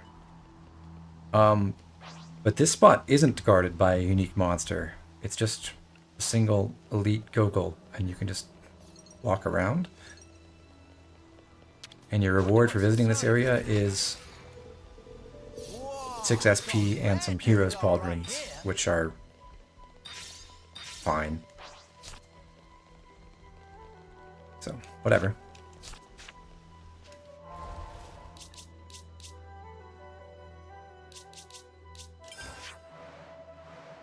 Next stop is the Memorial Hall in the city.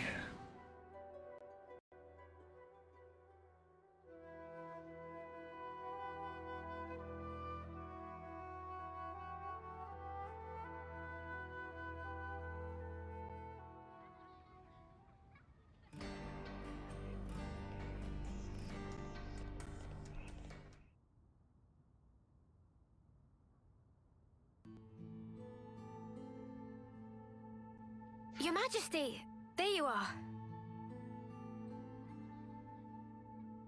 Please, it's Nia. You aren't used to it yet, are you? I'm sorry, Please forgive me. It's just... It's fine. I may have taken my teasing a step too far there.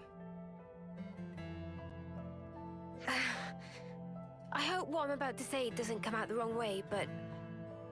Yes? It's just... You're our queen.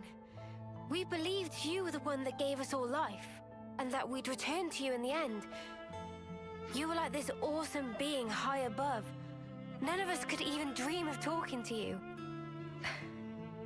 And now you're just traveling along with us and chatting like it's an everyday thing. It's just really bizarre to me somehow. Like things have been switched around. It still feels a little strange. Could it be that it just hasn't sunk in yet? I see. Well, it's the same for me. What?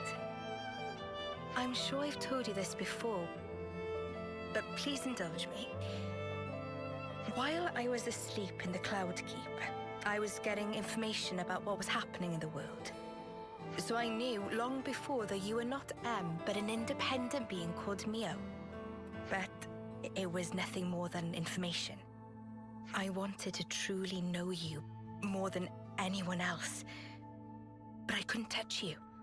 Couldn't make contact. T, is there so anyone close to who you. disagrees with you? But you were still this distant, far off The thing. game might as well just come out and say it. So frustrating. But right now, you're so close, I can reach out and touch you, speak with you even. I never thought the day would come. It's a truly strange feeling. It's the same for me. Indeed. It's amazing, really, the way things worked out, don't you think? For sure. If I hadn't become Ouroboros, I'd never have had the chance to meet you, Nia. Sometimes a small pebble starts the avalanche which changes your whole future. Don't you think? No, I don't think you can put it all down to chance. Huh? What do you mean? I think we met because we were supposed to, Mio. it was meant to be. Because, to me, you're... Hey, Mio! See, right Mia! there. She was gonna say it, basically. We're heading out soon, guys. Get a move on or you'll get left behind. Okay, we're coming. Shall we go join the others? Sure, let's do that. Mio? Yes? I want some Thai I'm food. really glad we got to talk like this. Yeah, me too. Yeah, they have the same eyes, basically the same hair. Their core crystals are the same, except one's upside down compared to the other. Like, multiple scenes where Mio's just about to say, or Nia's just about to say something.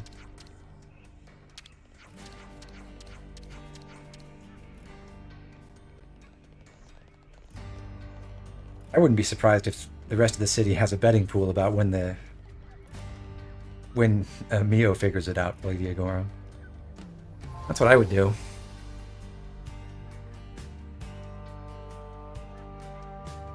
Okay, one last stop to get more about, just hear more of Mia's memories over at Agnus Castle. Haven't been here for a while. I can't wait to see the look on Gondor's face when she sees you. Gondor.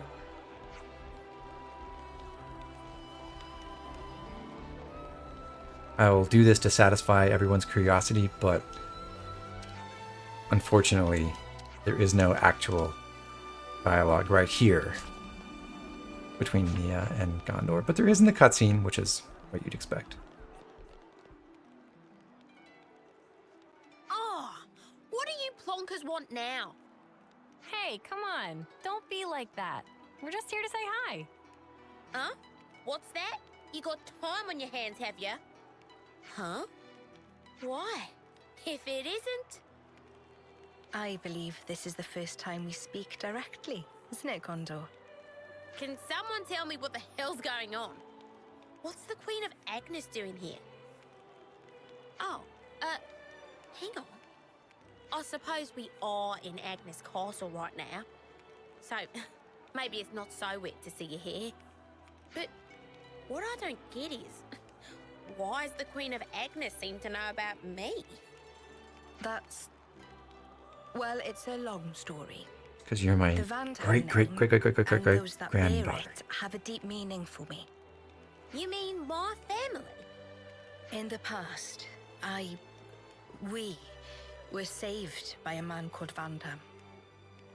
He taught us a lot about life and what it was we were called to do. It's no exaggeration to say that without him, there would be no me.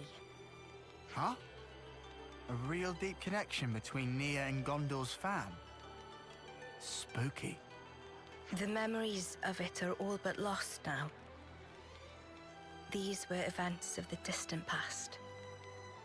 Oh. More to the point. Seems you dags have gotten pretty used to chumming up with royalty. Like it's no big thing. Well, Nia asked us to treat her that way. Like another one of the gang. Come on, Gondor. Surely you more than anyone wouldn't expect us to mince our words around Nia. Wind your neck in, will ya? Nothing wrong with how I talk. Oh, you're so bold and unabashed. I simply adore it. I suppose I am. I mean, you've passed through the conflict with the false queen, maintained order in the castle. There are a lot of things that came about because of your blood, sweat, and tears, Gondor. Huh? Well, that's a real heck of a compliment. Too much for the likes of me, maybe, you match. All I reckon we really did was set a few boundaries to stop things going daft. I don't have a clue about your Agnian folks, though. You're just being Yes, humble, Gondor is part of... Well, Please, there's no need for it. It's not Yeah, easy no, to Gondor is win part of people's Nia's trust, family tree for sure. to maintain the balance. And you do all that while still remaining natural, unadulterated Gondor. Oi! I'm basically an adult. I'm almost... Ah, forget it. Condor, you really soften up when you get a few kind words, don't you? Huh? Who you calling soft? I hope Agnes can count on your continued support. I mean, what I'd really like to be saying right now is bite me. But since I got a real deal queen going to all the trouble of asking me, I guess I've got to at least consider the request a bit. From the bottom of my heart, thank you, Gondor. As the nominal lady of Agnes Castle, I bestow upon you my sincere admiration. Apple for fell the straight down the length- entire way down. Yeah. Hey! Whoa! Enough already! It's like you want to make me squirm. Ah, there's our Gondor. Just shut up, will you? We're done talking about me, alright? You Ouroboros assholes, mind your own beeswax, alright? I better not hear you've been holding the queen back. You're a real goofy bunch, aren't you? Just being around your cat. I wonder what Gondor would think of the revelation that Pot calling the kettle black much there, Gondor. she's actually descended from the Queen of Agnes.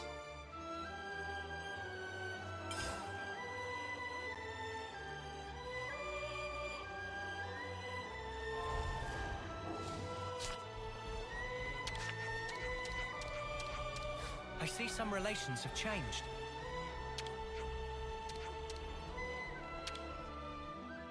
Better make sure we're well rested. Death's Door seems like the right spot to discuss our new info, right?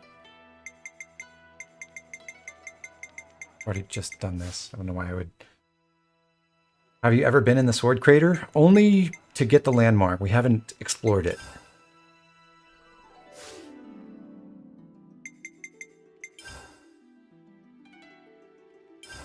I think we need to discuss this.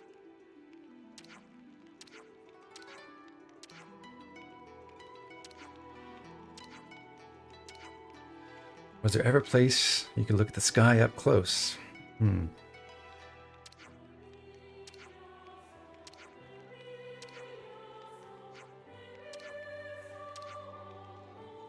She longs to go back to the sky, a sort of nostalgia.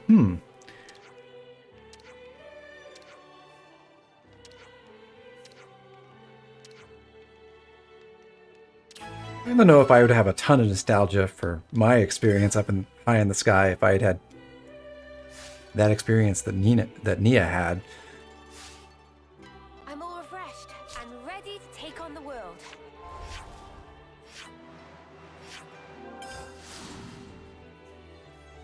Now we go to visit the cavity. You imagine it's because of the cloud sea? I was thinking because of the world tree.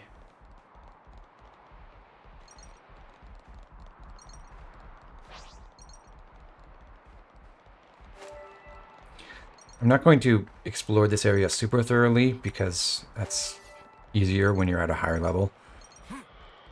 So we'll just run more or less straight down to where we need to go. Whoa, got a rare dude on Wave right hello here. at Heaven Razor I greet here.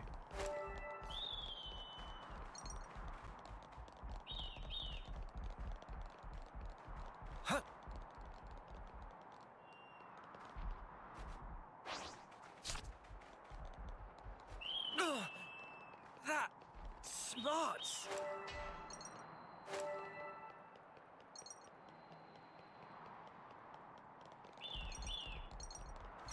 Is this like a rare thing? This one's gonna be tough.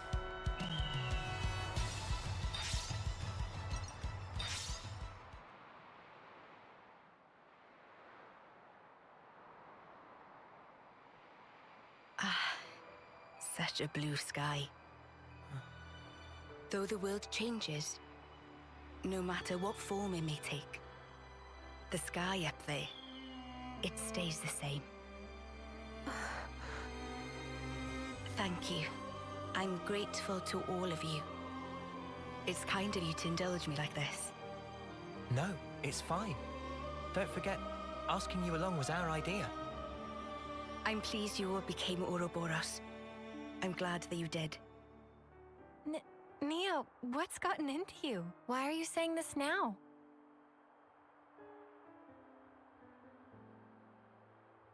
When this battle is over, the stationary worlds will move once again.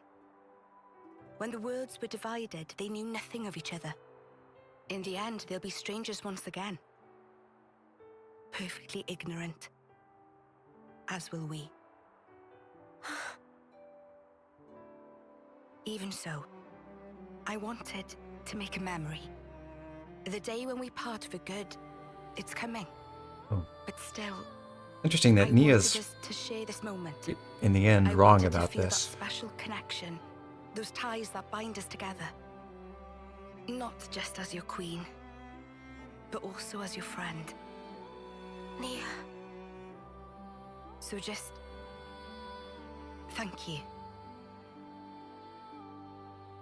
In the end, it's up to you. My hope is invested in your future.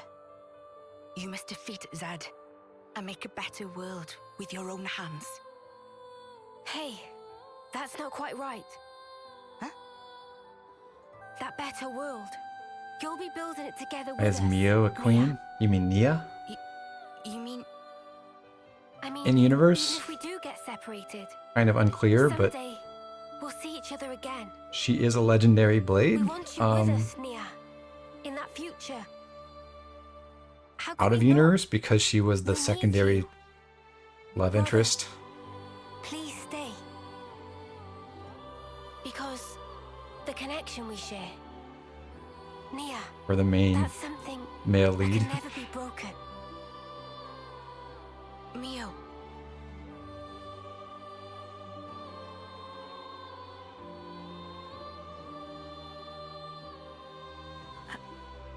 I mean, if that's the future that you want... No. Let me try that again. That future, I'll share it with you. It's not just yours. It's our future we'll invest in. For that, we need this world to end. Until that time, Yeah. We'll be by your side until then, Nia.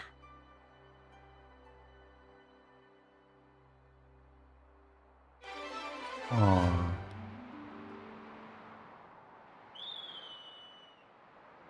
Nia will travel together with the party once more until the journey comes to an end.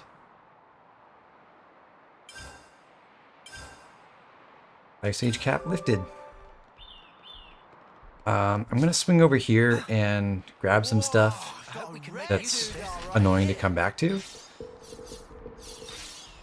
Nothing particularly important in that chest, and then there's a origin shard over here. Prefer not to be attacked by that vine. Thank you. We should take good care of that.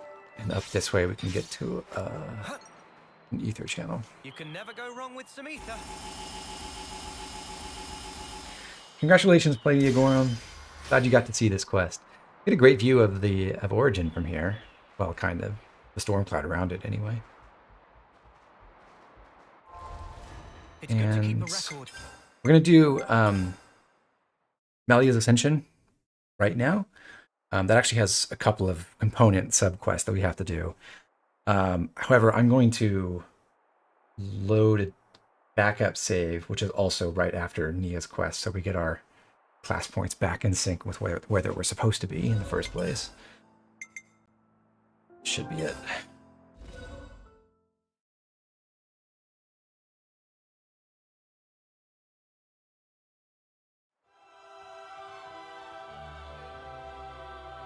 Oh, is this after?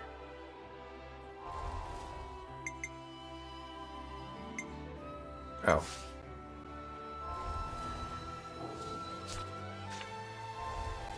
Never mind, this is partway through the quest, so I'll come back and load that in a minute.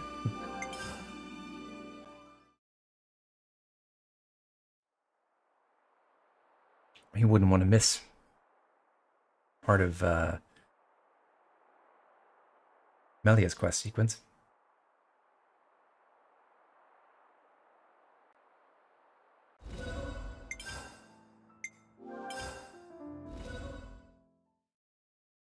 Devin O says, jump. Well, I live to serve.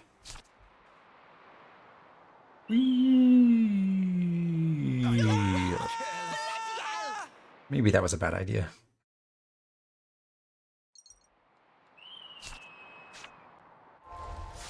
Alright, Melia and the party. Let's get her quest started. My mind is made up. You have my full support. With her, we need to go to We're quite well traveled by now, huh? Keves Castle.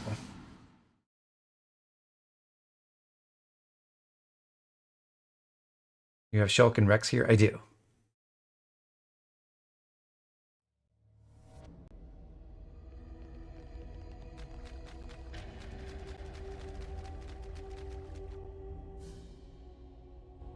You're having a laugh. You think this is going to make it all better, do you? Well, I will bear full responsibility. Otherwise, well, there is no otherwise. What are you two bickering about? Your Majesty, what a welcome sight to see you return. Has a problem arisen in my absence? No, just a trifling matter, really.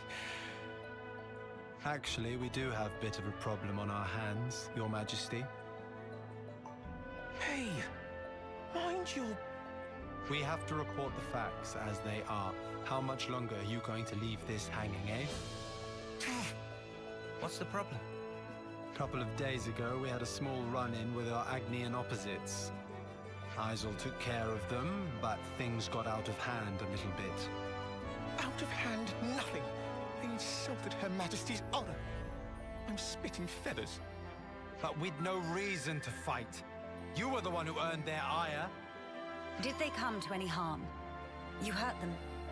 I only intended to scare them, but then they resisted. So you sought to defeat them? No! Nothing of the sort. They had no flame clocks, so I would never...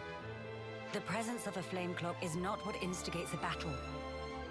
The glimmerings of war are always there, within us. I imagine discovering that fact must have come as quite a shock to you. Circumstances aside, if you've incited their wrath, I assume we haven't heard the end of this. As you say, they have since begun to rally together in opposition. I am ashamed. Truly ashamed. Now that this has come to a head, I cannot but take full responsibility. I will thwart their objective, even if it should cost me my life. You shall not. Do not speak of throwing your life away so lightly. I've already lost so many of my friends. I could not bear to lose another. Your Majesty. I told you, did I not? You are my hope. I will speak to the Agnian Chief Retainer personally about the matter.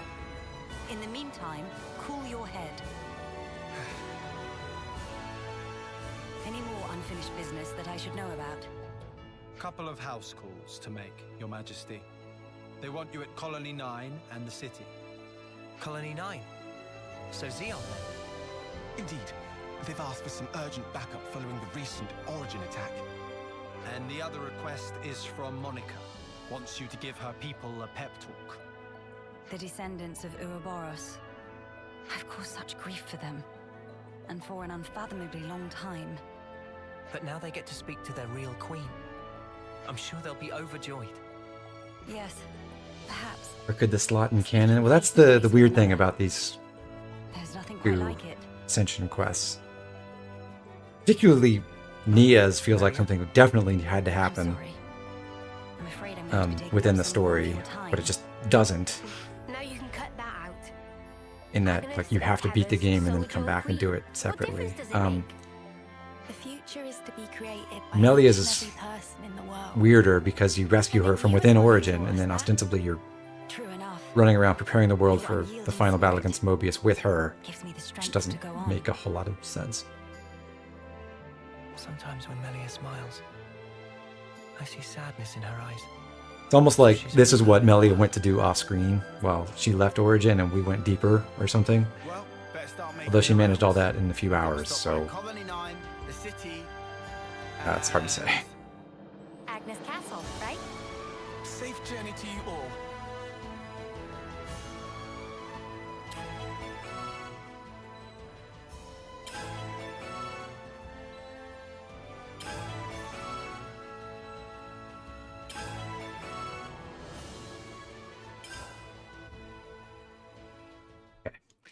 Our first stop is going to be the city, since that's the quest we have selected automatically.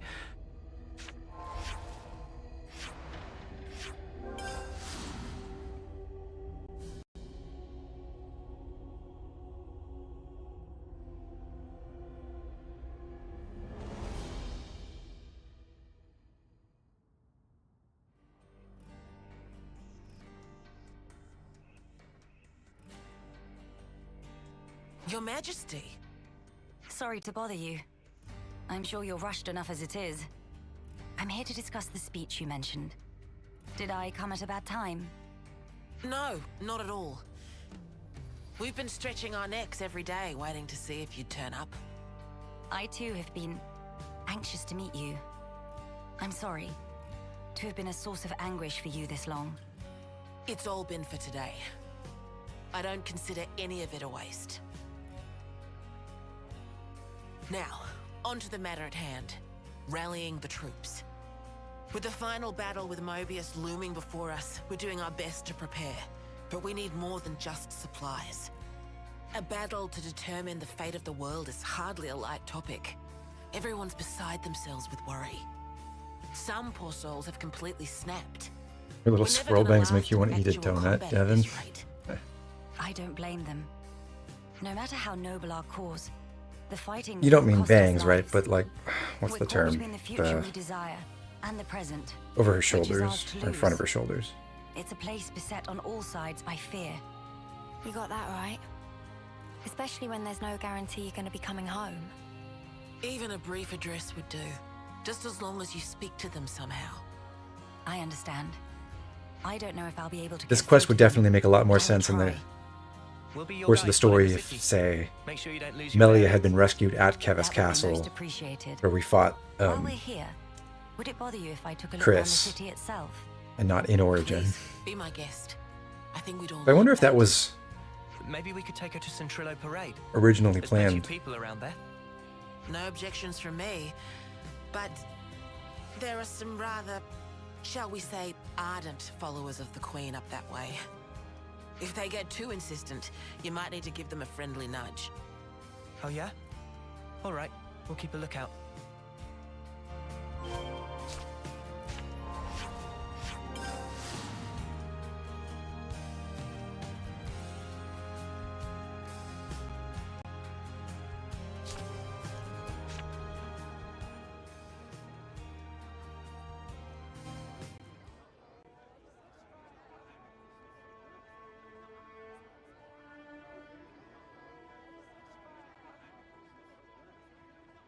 Prison in her own castle? Sure, why not? Now this is a far cry from the colonies and the castles. Here is a place where people can truly live, make a home. I couldn't believe my eyes when I first saw this place. All these different people I'd never seen before. Things of all shapes and sizes. I wish I had been there to see your reaction. A shame. See my mouth hanging open like a lummox. Not worth it. You seem to take it all in your stride. None of this surprises you. It's more that I'm assailed by old memories. Technologies of old are put into practice here. I feel the industry of those times.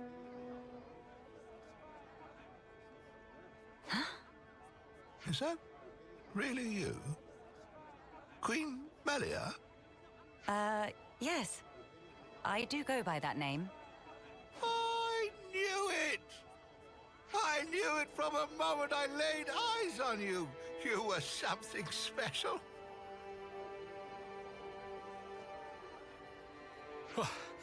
Finally caught up. Hey, old man, you're gonna give yourself a heart attack. Well, thanks for your concern, but I'll decide when and how I'm going to pop my clogs. I've lived my whole life for this day. Heck, you all have, haven't you?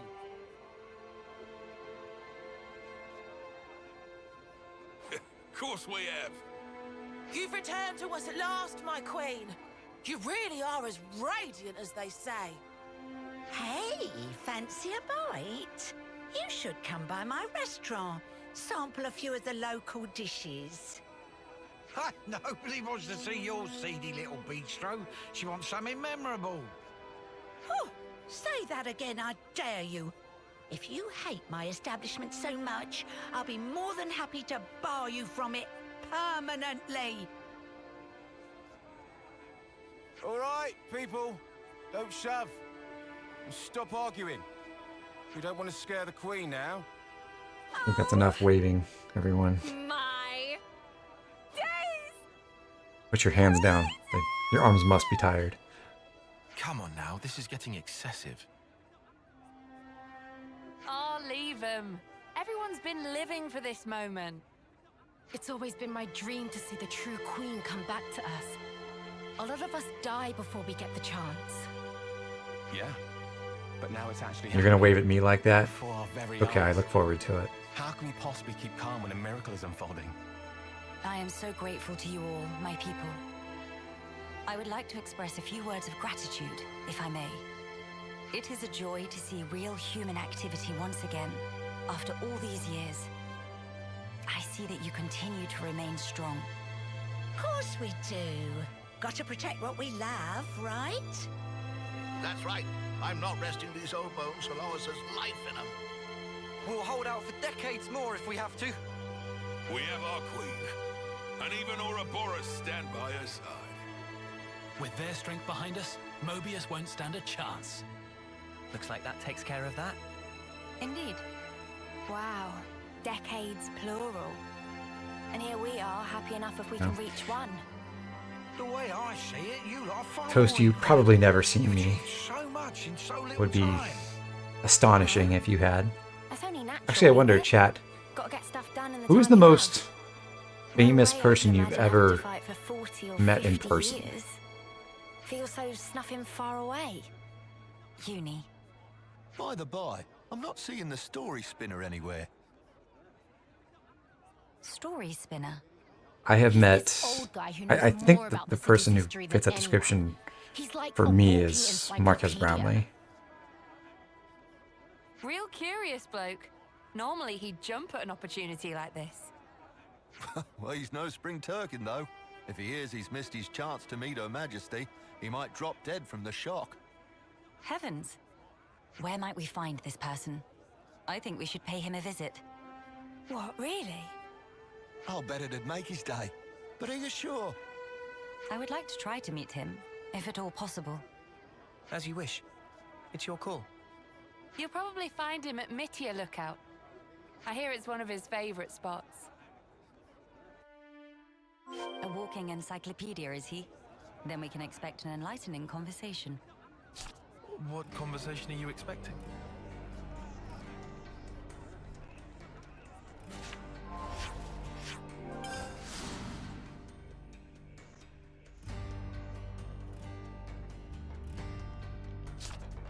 That's so rude.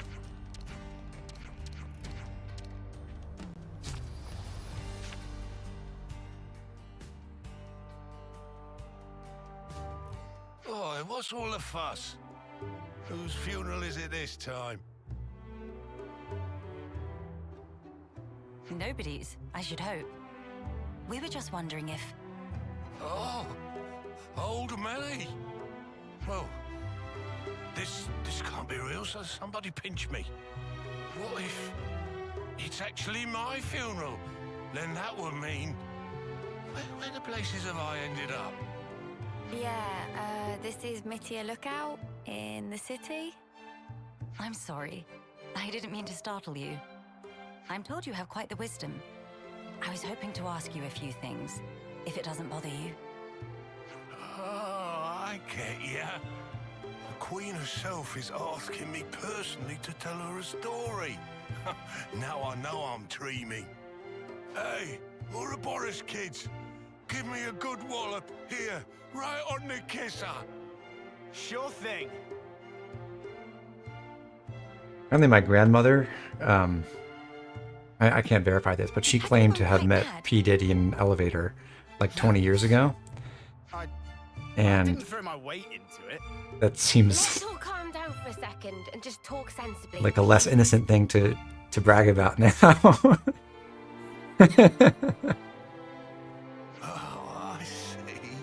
But I don't think she was his type, so it was fine. What a stroke of luck. Even after that battering, I know I'll be content in the afterlife. Oh, don't start. But she said she bragged about her grandkids to him. Well, it seems life's worth living a little while longer. Don't want to disappoint old Queenie now, do I? Go on then, ask away. Chat, what should we ask? Has it been tough fighting on for decades, or what do you know of Melia?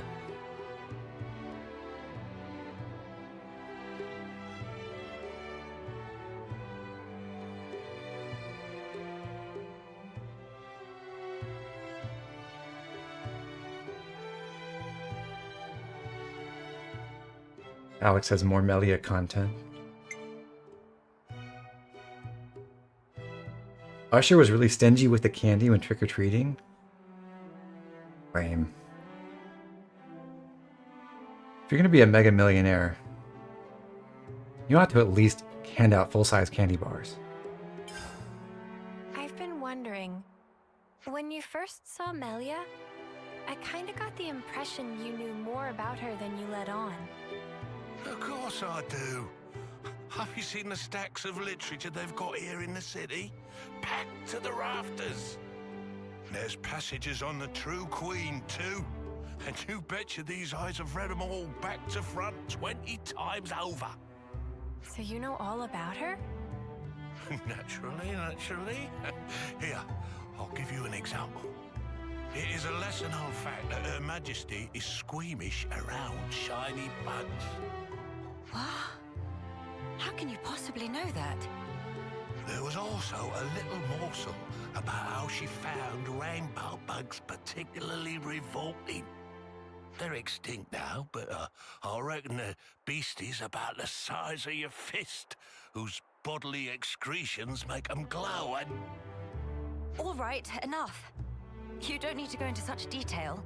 The mere memory gives me goosebumps. Oh, don't you worry.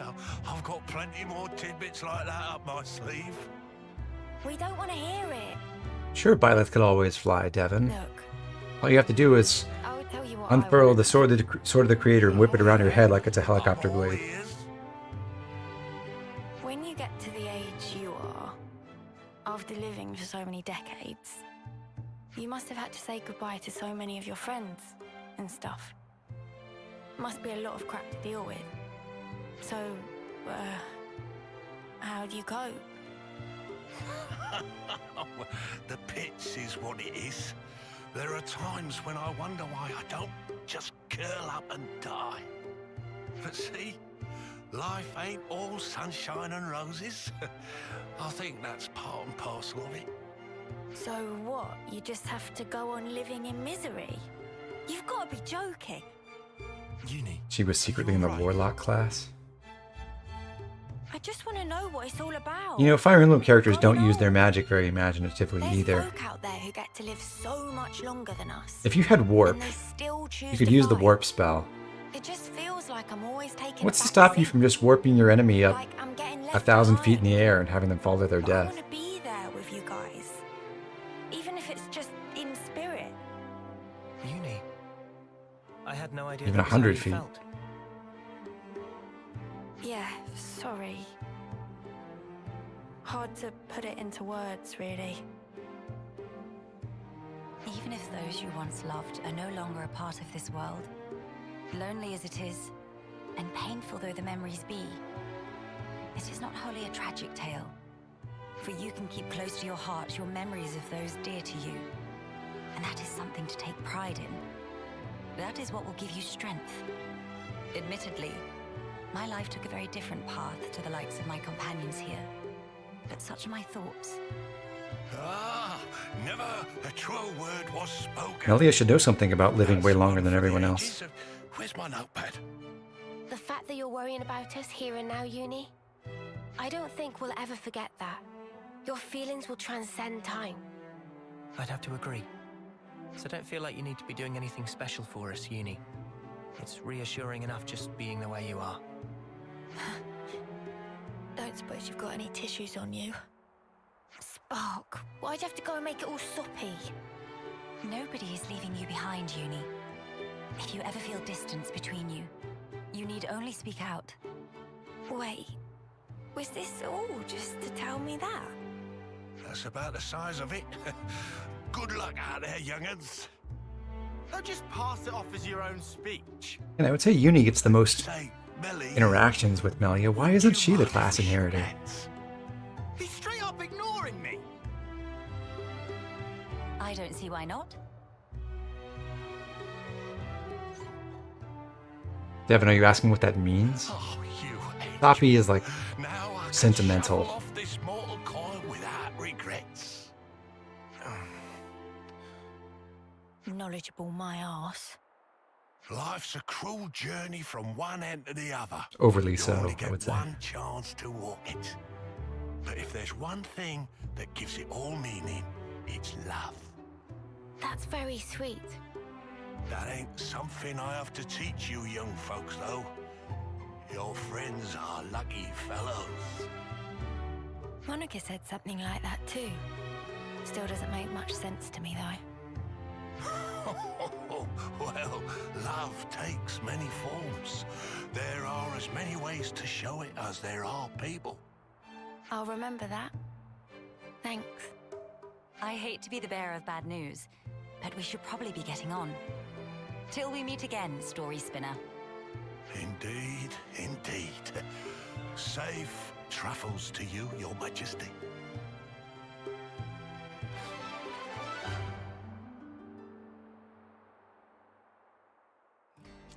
Is Lance wearing a dress? No, he's wearing an Officier's uniform. With beautiful tails. But I don't think it can really qualify as a dress if it's... Now maybe this is just my opinion, but if it's that open in the crotch area, that's something different.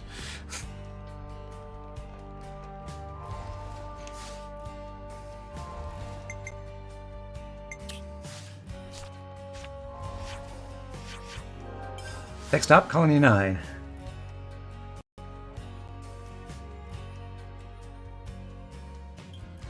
The female officer uniform doesn't, what's his face? The guy from Colony Lambda who died, wasn't he wearing something similar?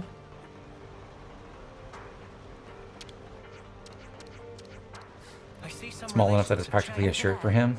That's like the male counterpart to wearing your boyfriend's shirt as a dress, right? You wear your girlfriend's dress as a shirt. That'll leave a bruise. Be more gentle, Commander. Don't expect miracles. I'm trying my best to heal you here. Here, let me. Thank you, miss. That would be great.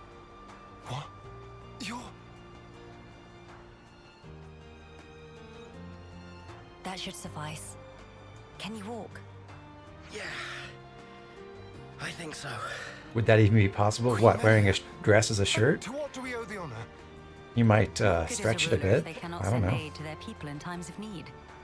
I'm sorry to have kept you waiting, Xeon. Please, let me have your report. Hey, look! Isn't that the Queen? What? Like the real deal? Right, back to my post. Excuse me. Origin's attack unfortunately caused a landslide near Alfeto Valley entrance. We've been treating the wounded, and also dispatched a survey team to scan the area. The thing is, we've lost contact with the survey team. The line just went dead. There was a really loud sound earlier on. Could be more rocks. I see. Then we'll take it from here. Turns out the rock wall that created the bridge to the fusion fields How are you doing over there? wasn't all good luck.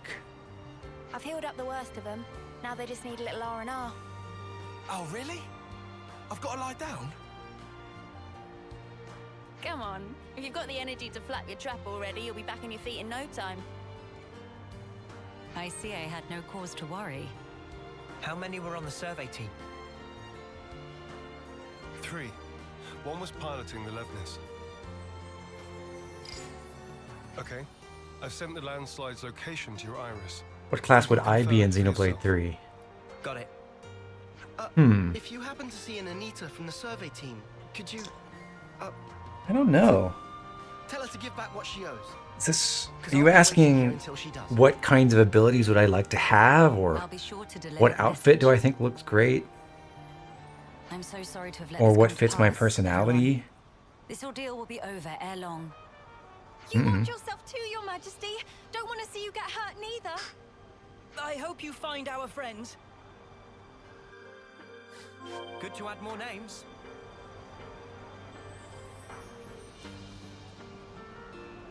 Comedy option stalker?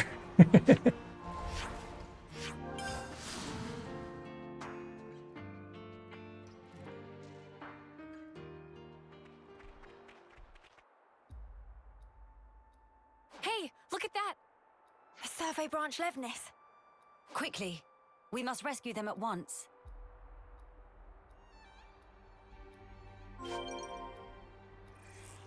Is this like a rare I thing? see some relations have changed. Huh.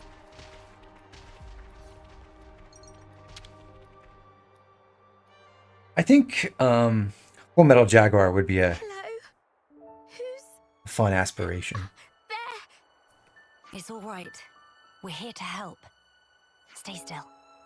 I'll get that heavy thing off you right this instant.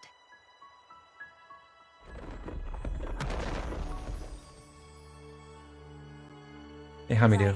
That's her injuries about treated. You're a survivor by nature. Good fortune that we made it in time. Oh, I can't thank you enough. I thought I was a goner. Say, you wouldn't happen to be Anita by any chance? Is there a Xenoblade 3 skill that makes the women swoon? That's great news. There was a guy in the Beaming West Edge Regiment for who sure. was really worried about you. He said he wanted you to pay him back or something? I suspect that was merely an excuse. He seemed really rather worried. Very insistent that you make it back. Ah, it's got to be Kurt. We've been in the same What kind of unit since person, first term. man, woman, or It otherwise, can be a little could faint resist the hearted at charms of times. I'd better go 20% and try party-wide to calm additive him crit down. rate? Ah, so you've been joined at the hip since childhood. Joined at the... Sorry? I mean that you were inseparable. You've had a special connection throughout your lives. You understand each other's feelings and you lift each other up in times of need, is what I'm trying to say. Or more seriously, gentleman's valor. Your friends are irreplaceable. Be sure to treasure them. Yes, Mom. Thank you. Thank you. Does she have someone in mind herself? There's someone out there special to her. But then, she was imprisoned in Origin for so long. So maybe they're already... I see some relations have changed. Huh.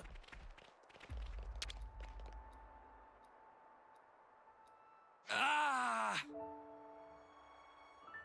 His foot's trapped. We'll need to move the rubble very carefully.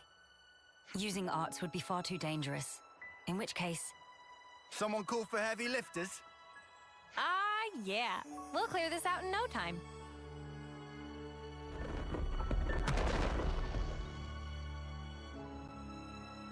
You're in safe hands now. Yes. Thank you. Hang in there just a little longer. We don't want to overlook anything.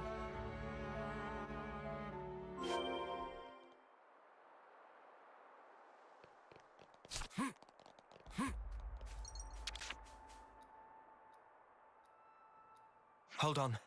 It's going to be okay. There was a second landslide. Don't mind me. Look for the others. What other skills would make people We're well swoon? aware. But firstly,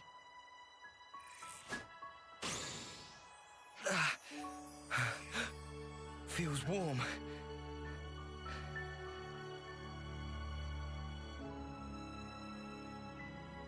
Do not move from this spot.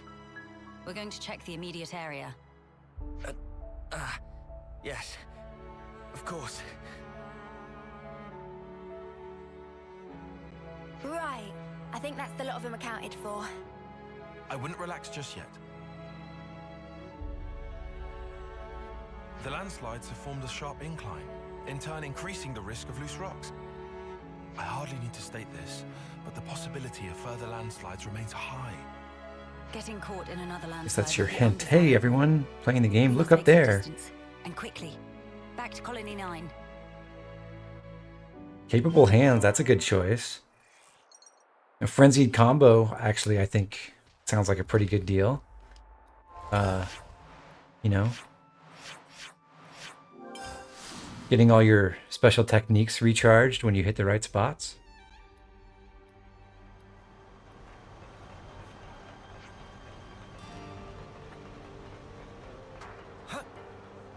You really love Colony 9, don't you, Uni?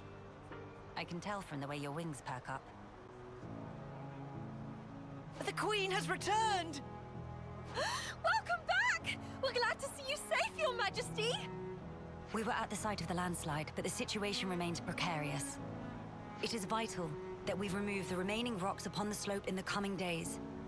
You shall have the castle's aid, of course. But your own assistance in this matter would also be most appreciated.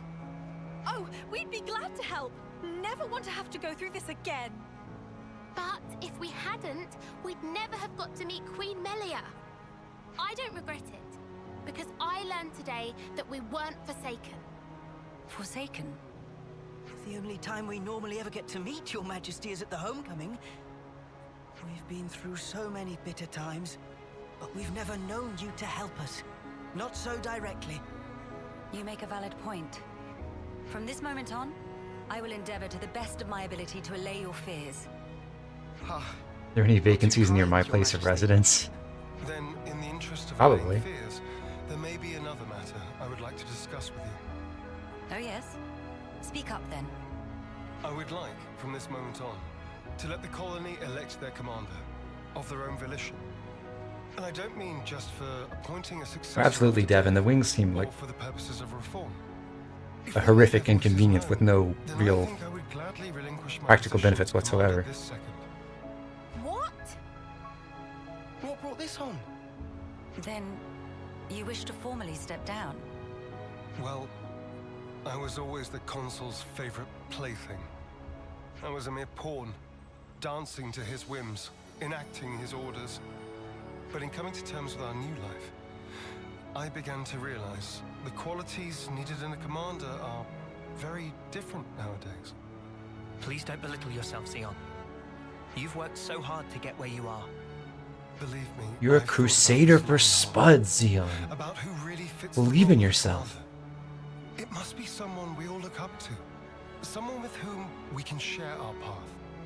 Xeon. While I do not object to your logic, Xeon, I hope you realize that our role is in essence naught but a figurehead.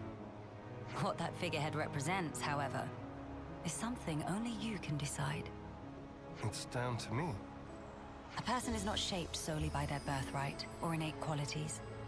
As long as you remain critical of who you are, whether you deserve the position or not has little relevance.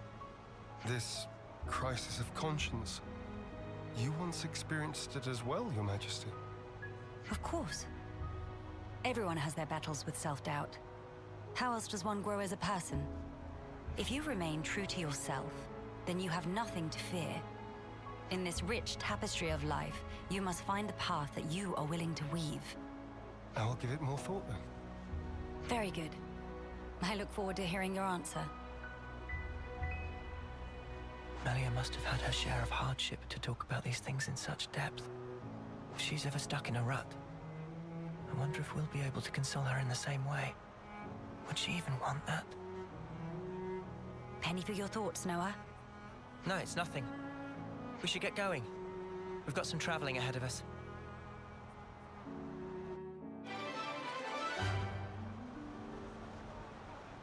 All right, we visited the city. We've rescued the poor victims from the landslide at Colony 9. And the final part of this quest is mending relations with Agnus. So we're going to go to Agnus Castle, and who shall we meet but Melia's counterpart?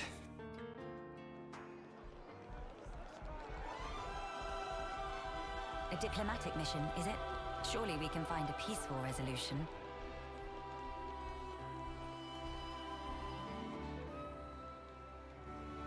Nia, this is a surprise. Nia changed outfits for this. Don't worry, I know the whole story. Oh, bloody hell.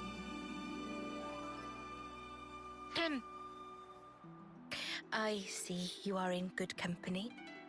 They're kindly serving as my bodyguard. They're assisting me with a number of other matters too. The assistance goes both ways, actually. We all one big, happy family! Yes, that's right. Family. Indubitably. I have a rough grasp of our present predicament. You've come to hear their side of the story, have you not? You make it sound as if these are no ordinary Agnians. So, With Queen Melia's assistance, we is that a Britishism or a character point to have Nia say indubitably that way? Or is that just a mistake? Neither to Keves nor Agnus. Indubitably. To be precise, they were formerly Agnian soldiers, but now they claim to have lost their faith even in Agnus. This intense distrust of the future has driven them to wanton destruction. So they stopped believing in anything, and now they just want to ruin things for everyone. That's awful. The Keves and Agnus of today are founded upon mutual trust and respect. At least that is the mood we try to foster. But the reality is that not all of us can readily accept these changes. The recent outburst was just an act of passion. But if like-minded people were to congregate... They may gain enough momentum to pose a legitimate threat, is that it? So they're the ones who have incited the latest uproar, I take it. We might have to prepare for the worst-case scenario. Minanabite, what make worst case so bad? He means there could be an attack on the Queen's life. That worse than worst case? That's one of the reasons. But we simply can't afford to leave this be. I don't believe they truly want to oppose us. Rather, they feel they are at an impasse. One cannot so easily change their way of life or how they view the world. Perhaps I ought to assert my authority as queen after all, and... No. If you lock horns with them now, it's very possible they will shut you out completely. I would rather have you prepare to welcome them in with open arms. That's incredibly kind of you. So, where do we find these troublemakers? It seems they're lying low at Hovering Reef 6.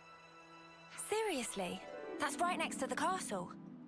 Presumably they approached under the guise of their fellow Agnian soldiers. The castle isn't on particularly high alert, so it makes sense that they wouldn't arouse too much suspicion. Yes, as sad as it is. I hear they're pooling their forces. You'd best be on your guard. Fear not. I am no stranger to battle. And besides, look at my entourage. You shouldn't have to get used to this. Experience can make a person stronger, it's true, but it can't take away one's pain. That goes for queens too, you know. The mood's turned dark all of a sudden. I'm aware of that. Thank you, Nia. Take care, you guys.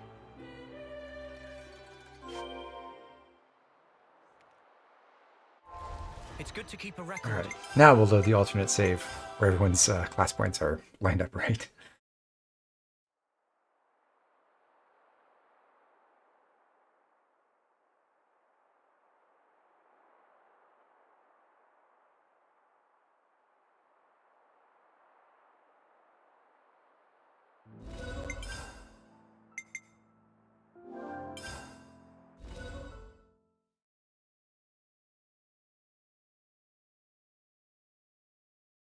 And we're back.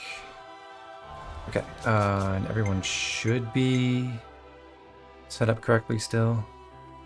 Debuff, Underrun Rage, Battle Fever, yep. Yep.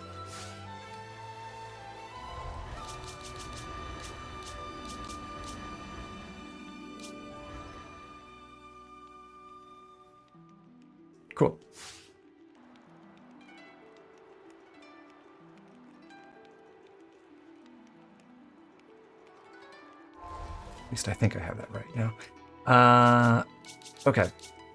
So for this last step, we just have to travel over to the Hovering Reefs.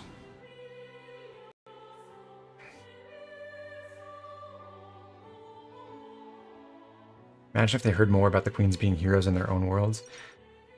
How would you even begin to understand those stories, though? Ready or not? I mean, obviously the same way they're told in the games, but if you were just trying to sit down with someone and give them a 10-minute explanation of what Nia's role was or what Melia's role was and how they were heroes in their own worlds. Don't do anything stupid, Melia. You'd have to do a whole lot of world building for people.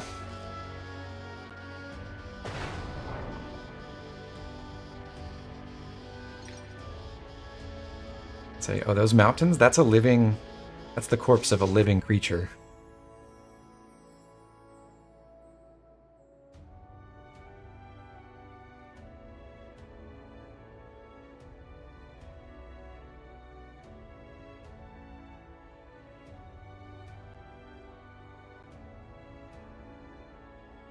Agni and Autolevs. They've hauled those things out here. Can't catch a break, can we? As Lady Nia informed us, we should expect them to be hiding in an ambush somewhere on this island. I must remind you that we are only here to negotiate. If possible, I would like to avoid combat. Sure, but what if they're the ones to come at us first? Then suppress them at once. We could even disable their levnesses, so that they have nothing with which to fight back. Hey, I've been meaning to ask for a while now. You really know how to handle yourself in a scrap, don't you? Yes. I'm no stranger to the field of battle. Nor is this the first attempt on my life. What? Even though you're the queen? Precisely because I am the queen.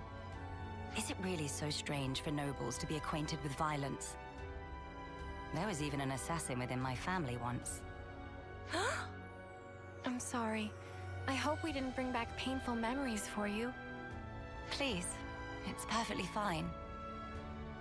Many are the things that have shaped me into who I am today. Learning to accept my weaknesses, understanding each other's differences, opening one's heart to others. You must have been in some real good company to learn all that. Kind of like our company. Perhaps, yes. Back when I was young and naive, my companions taught me some invaluable lessons. And you took those lessons to heart. That's how you came to be such a magnificent queen. Though times may change, their teachings will never fade. Which is why I still believe. I believe that our last breaths should not be those of despair. Young at the age of 88, she's just a regular Aragorn. What can you say? So we can fight the level 80 armadillos, or we could just, you know, let them have their little powwow over there and walk right on by.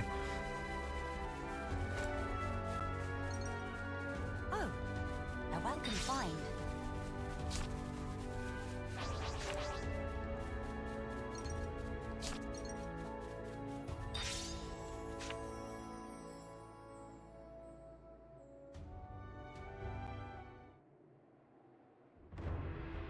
Hello?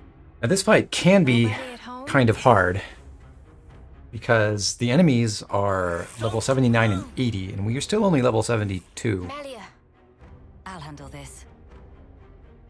My name is Melia Antiqua. I wish only to speak with you. Speak with us?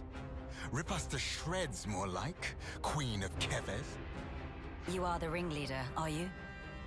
State your name. And why should I tell you? The world I once knew is gone. They told us defeating Keves was the only way for us to be saved. It was the right thing to do, the just thing to do, and I believed it. Do you realize how many of my friends died in pursuit of that dream? You think I can just tell them, yeah, Sorry, guys. You died for nothing? He's lost his cool. Maybe we should step in and deal with him. But Melia told us she'd handle this. You ruined it! You joined forces with the Agnian Queen, and you drilled these notions into our heads! You take away our friends, then sully our reasons to live. My friends died that day, but you've killed them all over again! And that's why you've decided to destroy everything. That's right. We don't need a shitty world like this anyway. Is that all? I told you to stay where you He are. said the S word. Melia! Hey! What are you trying to pull? I could ask you the same thing. Why do you hesitate? You could attack me right now. Shut up! You have no desire to destroy anything.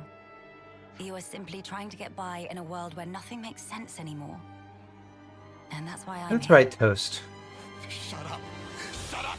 Shut up! We need to see the bathrooms in this world to really understand what they're talking about. We did see the showers, but not the toilets.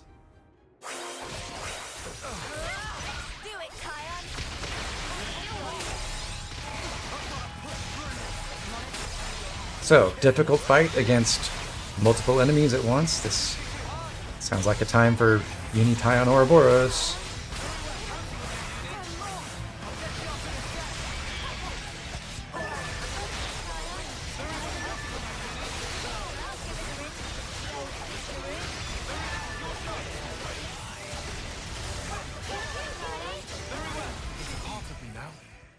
Yeah, that's right. Mio did say something about the latrine with her hair.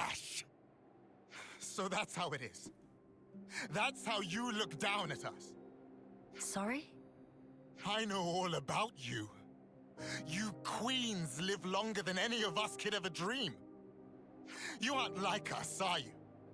That's how you can just sit on your thrones, toying with our lives like...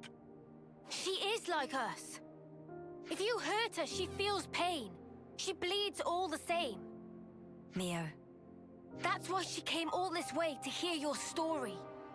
She wants to know more about you. She wants to share her time with you. Yeah, right. Our lives are like the blink of an eye to her ilk. Just because she lives longer. I think it's lovely how much she's any different from you. We're all here, aren't we? interaction between Melia and the rest of the main cast is I see now built how into you these feel about quests. all this. Mate, It's fun. have you been making that speech to the Kevesi officers too? It tells us something about characters like Mio and You bet I did. you know what So they think far of up herself, it makes me sick. If anyone's war, the new powers ascendant in the world, I suppose. it's you.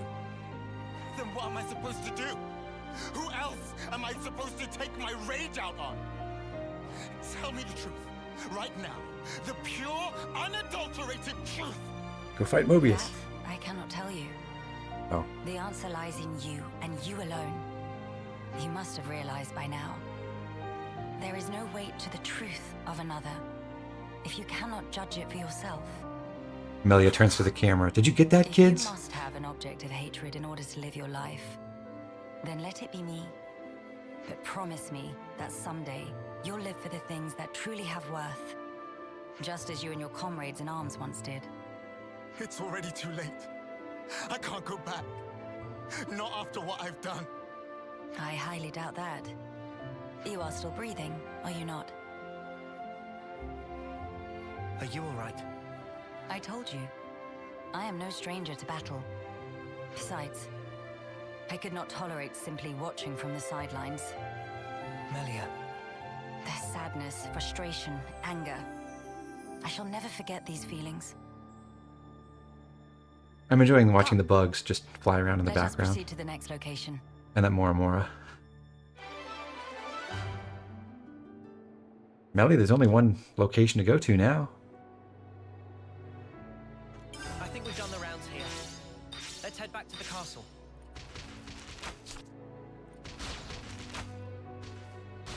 And hello, Igna friends. Glad you could join us. I'm still sad I didn't get to fight you when we came in here the first time. because I have done this fight when I'm level 33 or 34, and it is hard. Anyhow, next stop. We're going atop her throne.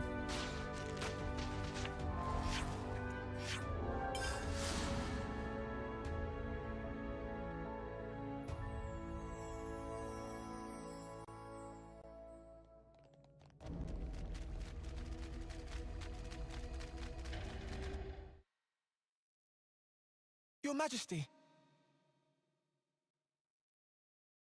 You've returned. I trust it's been quiet in my absence. Yes. I see that you have calmed down.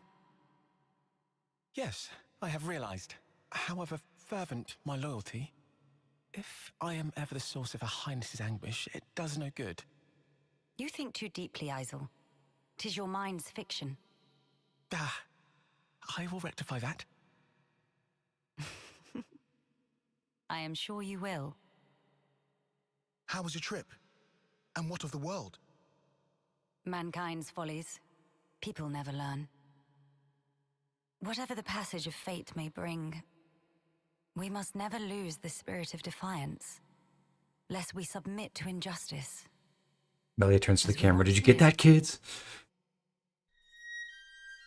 How did I come up with my channel name? I talked about this in a few streams ago. My friends and I, we fought hard for all this. It's part of the name I gave to my Star Wars Galaxies character back in 2003.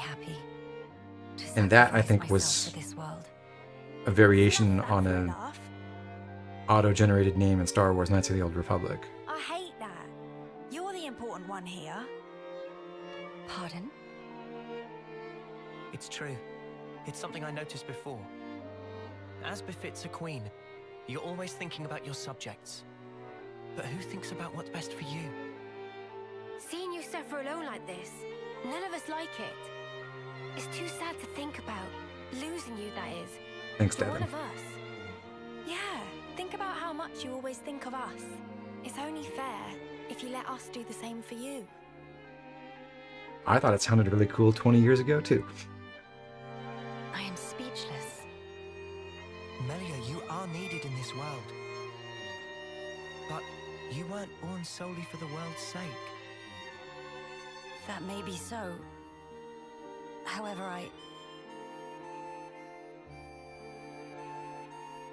If you permit me, I'll gladly lend you my strength. Not because you are our queen, but because we're travelers in the here and now.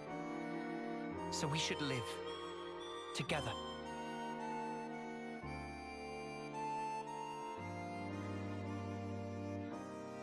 I'm glad you're with us, Melia.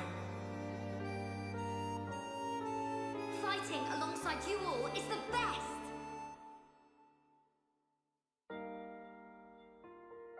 yes. You are right. How funny. Though wisdom is said to come with age, still you all seem to teach me so much. If some things elude my grasp, your words show me that there is more to life. They guide me when I run astray. Again. Isn't there a mouse cursor in one of the flashbacks at one point? I forget which cutscene, but yes, in the initial version of the game, there was one cutscene that had a mouse cursor on it. Now that's more like it, girl. Melia, thank you. Thank you for always having believed in us. That's one thing I would never doubt. Now we embark on our quests to create the future. Yes, it's ours.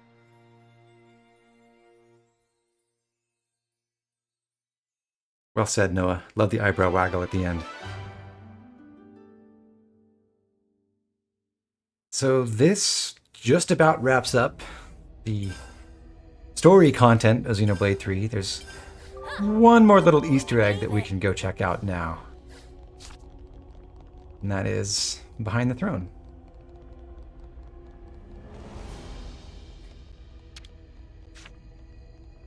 Off we go.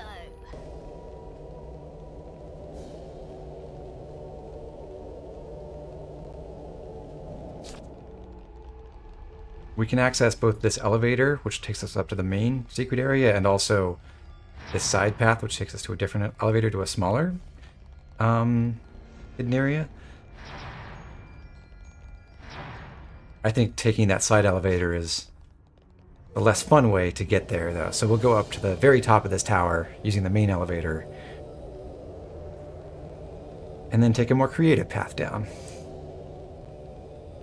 The fire under here mean anything? Does she do fire stuff? It's not really explored within this game, but it turns out that Senna is the same kind of being as some of the beings in Xenoblade 2 called Blades, and she has fire powers. So Blades have typically different elemental powers, and she would have fire powers, but she doesn't manifest those in Xenoblade 3 because those blade powers don't really factor into the world of Xenoblade 3 of Ionios. There was a major character in Xenoblade 2 who had a very like similar hair to Senna, so there's an implication that they may be related or there's some other connection between them. Okay, so we're at the Grand Tower Sky Garden. We'd like to reach a little balcony that you can see on the map. And we can get there one way by jumping off to this ledge. And then see that little mechanical looking protrusion out from the wall below us? If we land on that, we will not take lethal fall damage. Gonna aim slightly left. Got it. This cannot be the end. And we're in. The Queen's Chambers. You aren't to open those. They're highly confidential. With an image of Alchemoth. Now, no nosying around. And we get Melia's comments out of order because we came in the back way.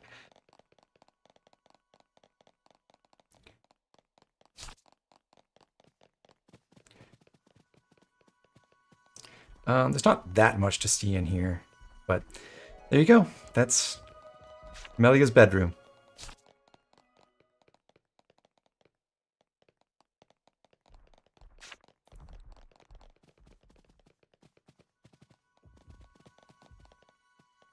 Since we found those two locations, we've now cleared everything in Keves Castle.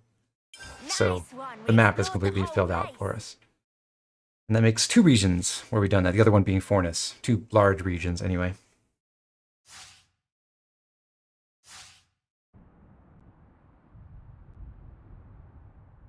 Did we get permission? We had Melia with us. I'm sure it's fine. Anyway, I'm going to save right there. Just part of the protocol, innit? And we'll call that a day. So again, we've covered all the story scenes in the game now. I actually really enjoyed Melia's question in particular. I think just got to show us a lot of different perspectives and also got to see Melia and Nia chat with each other, which was fun.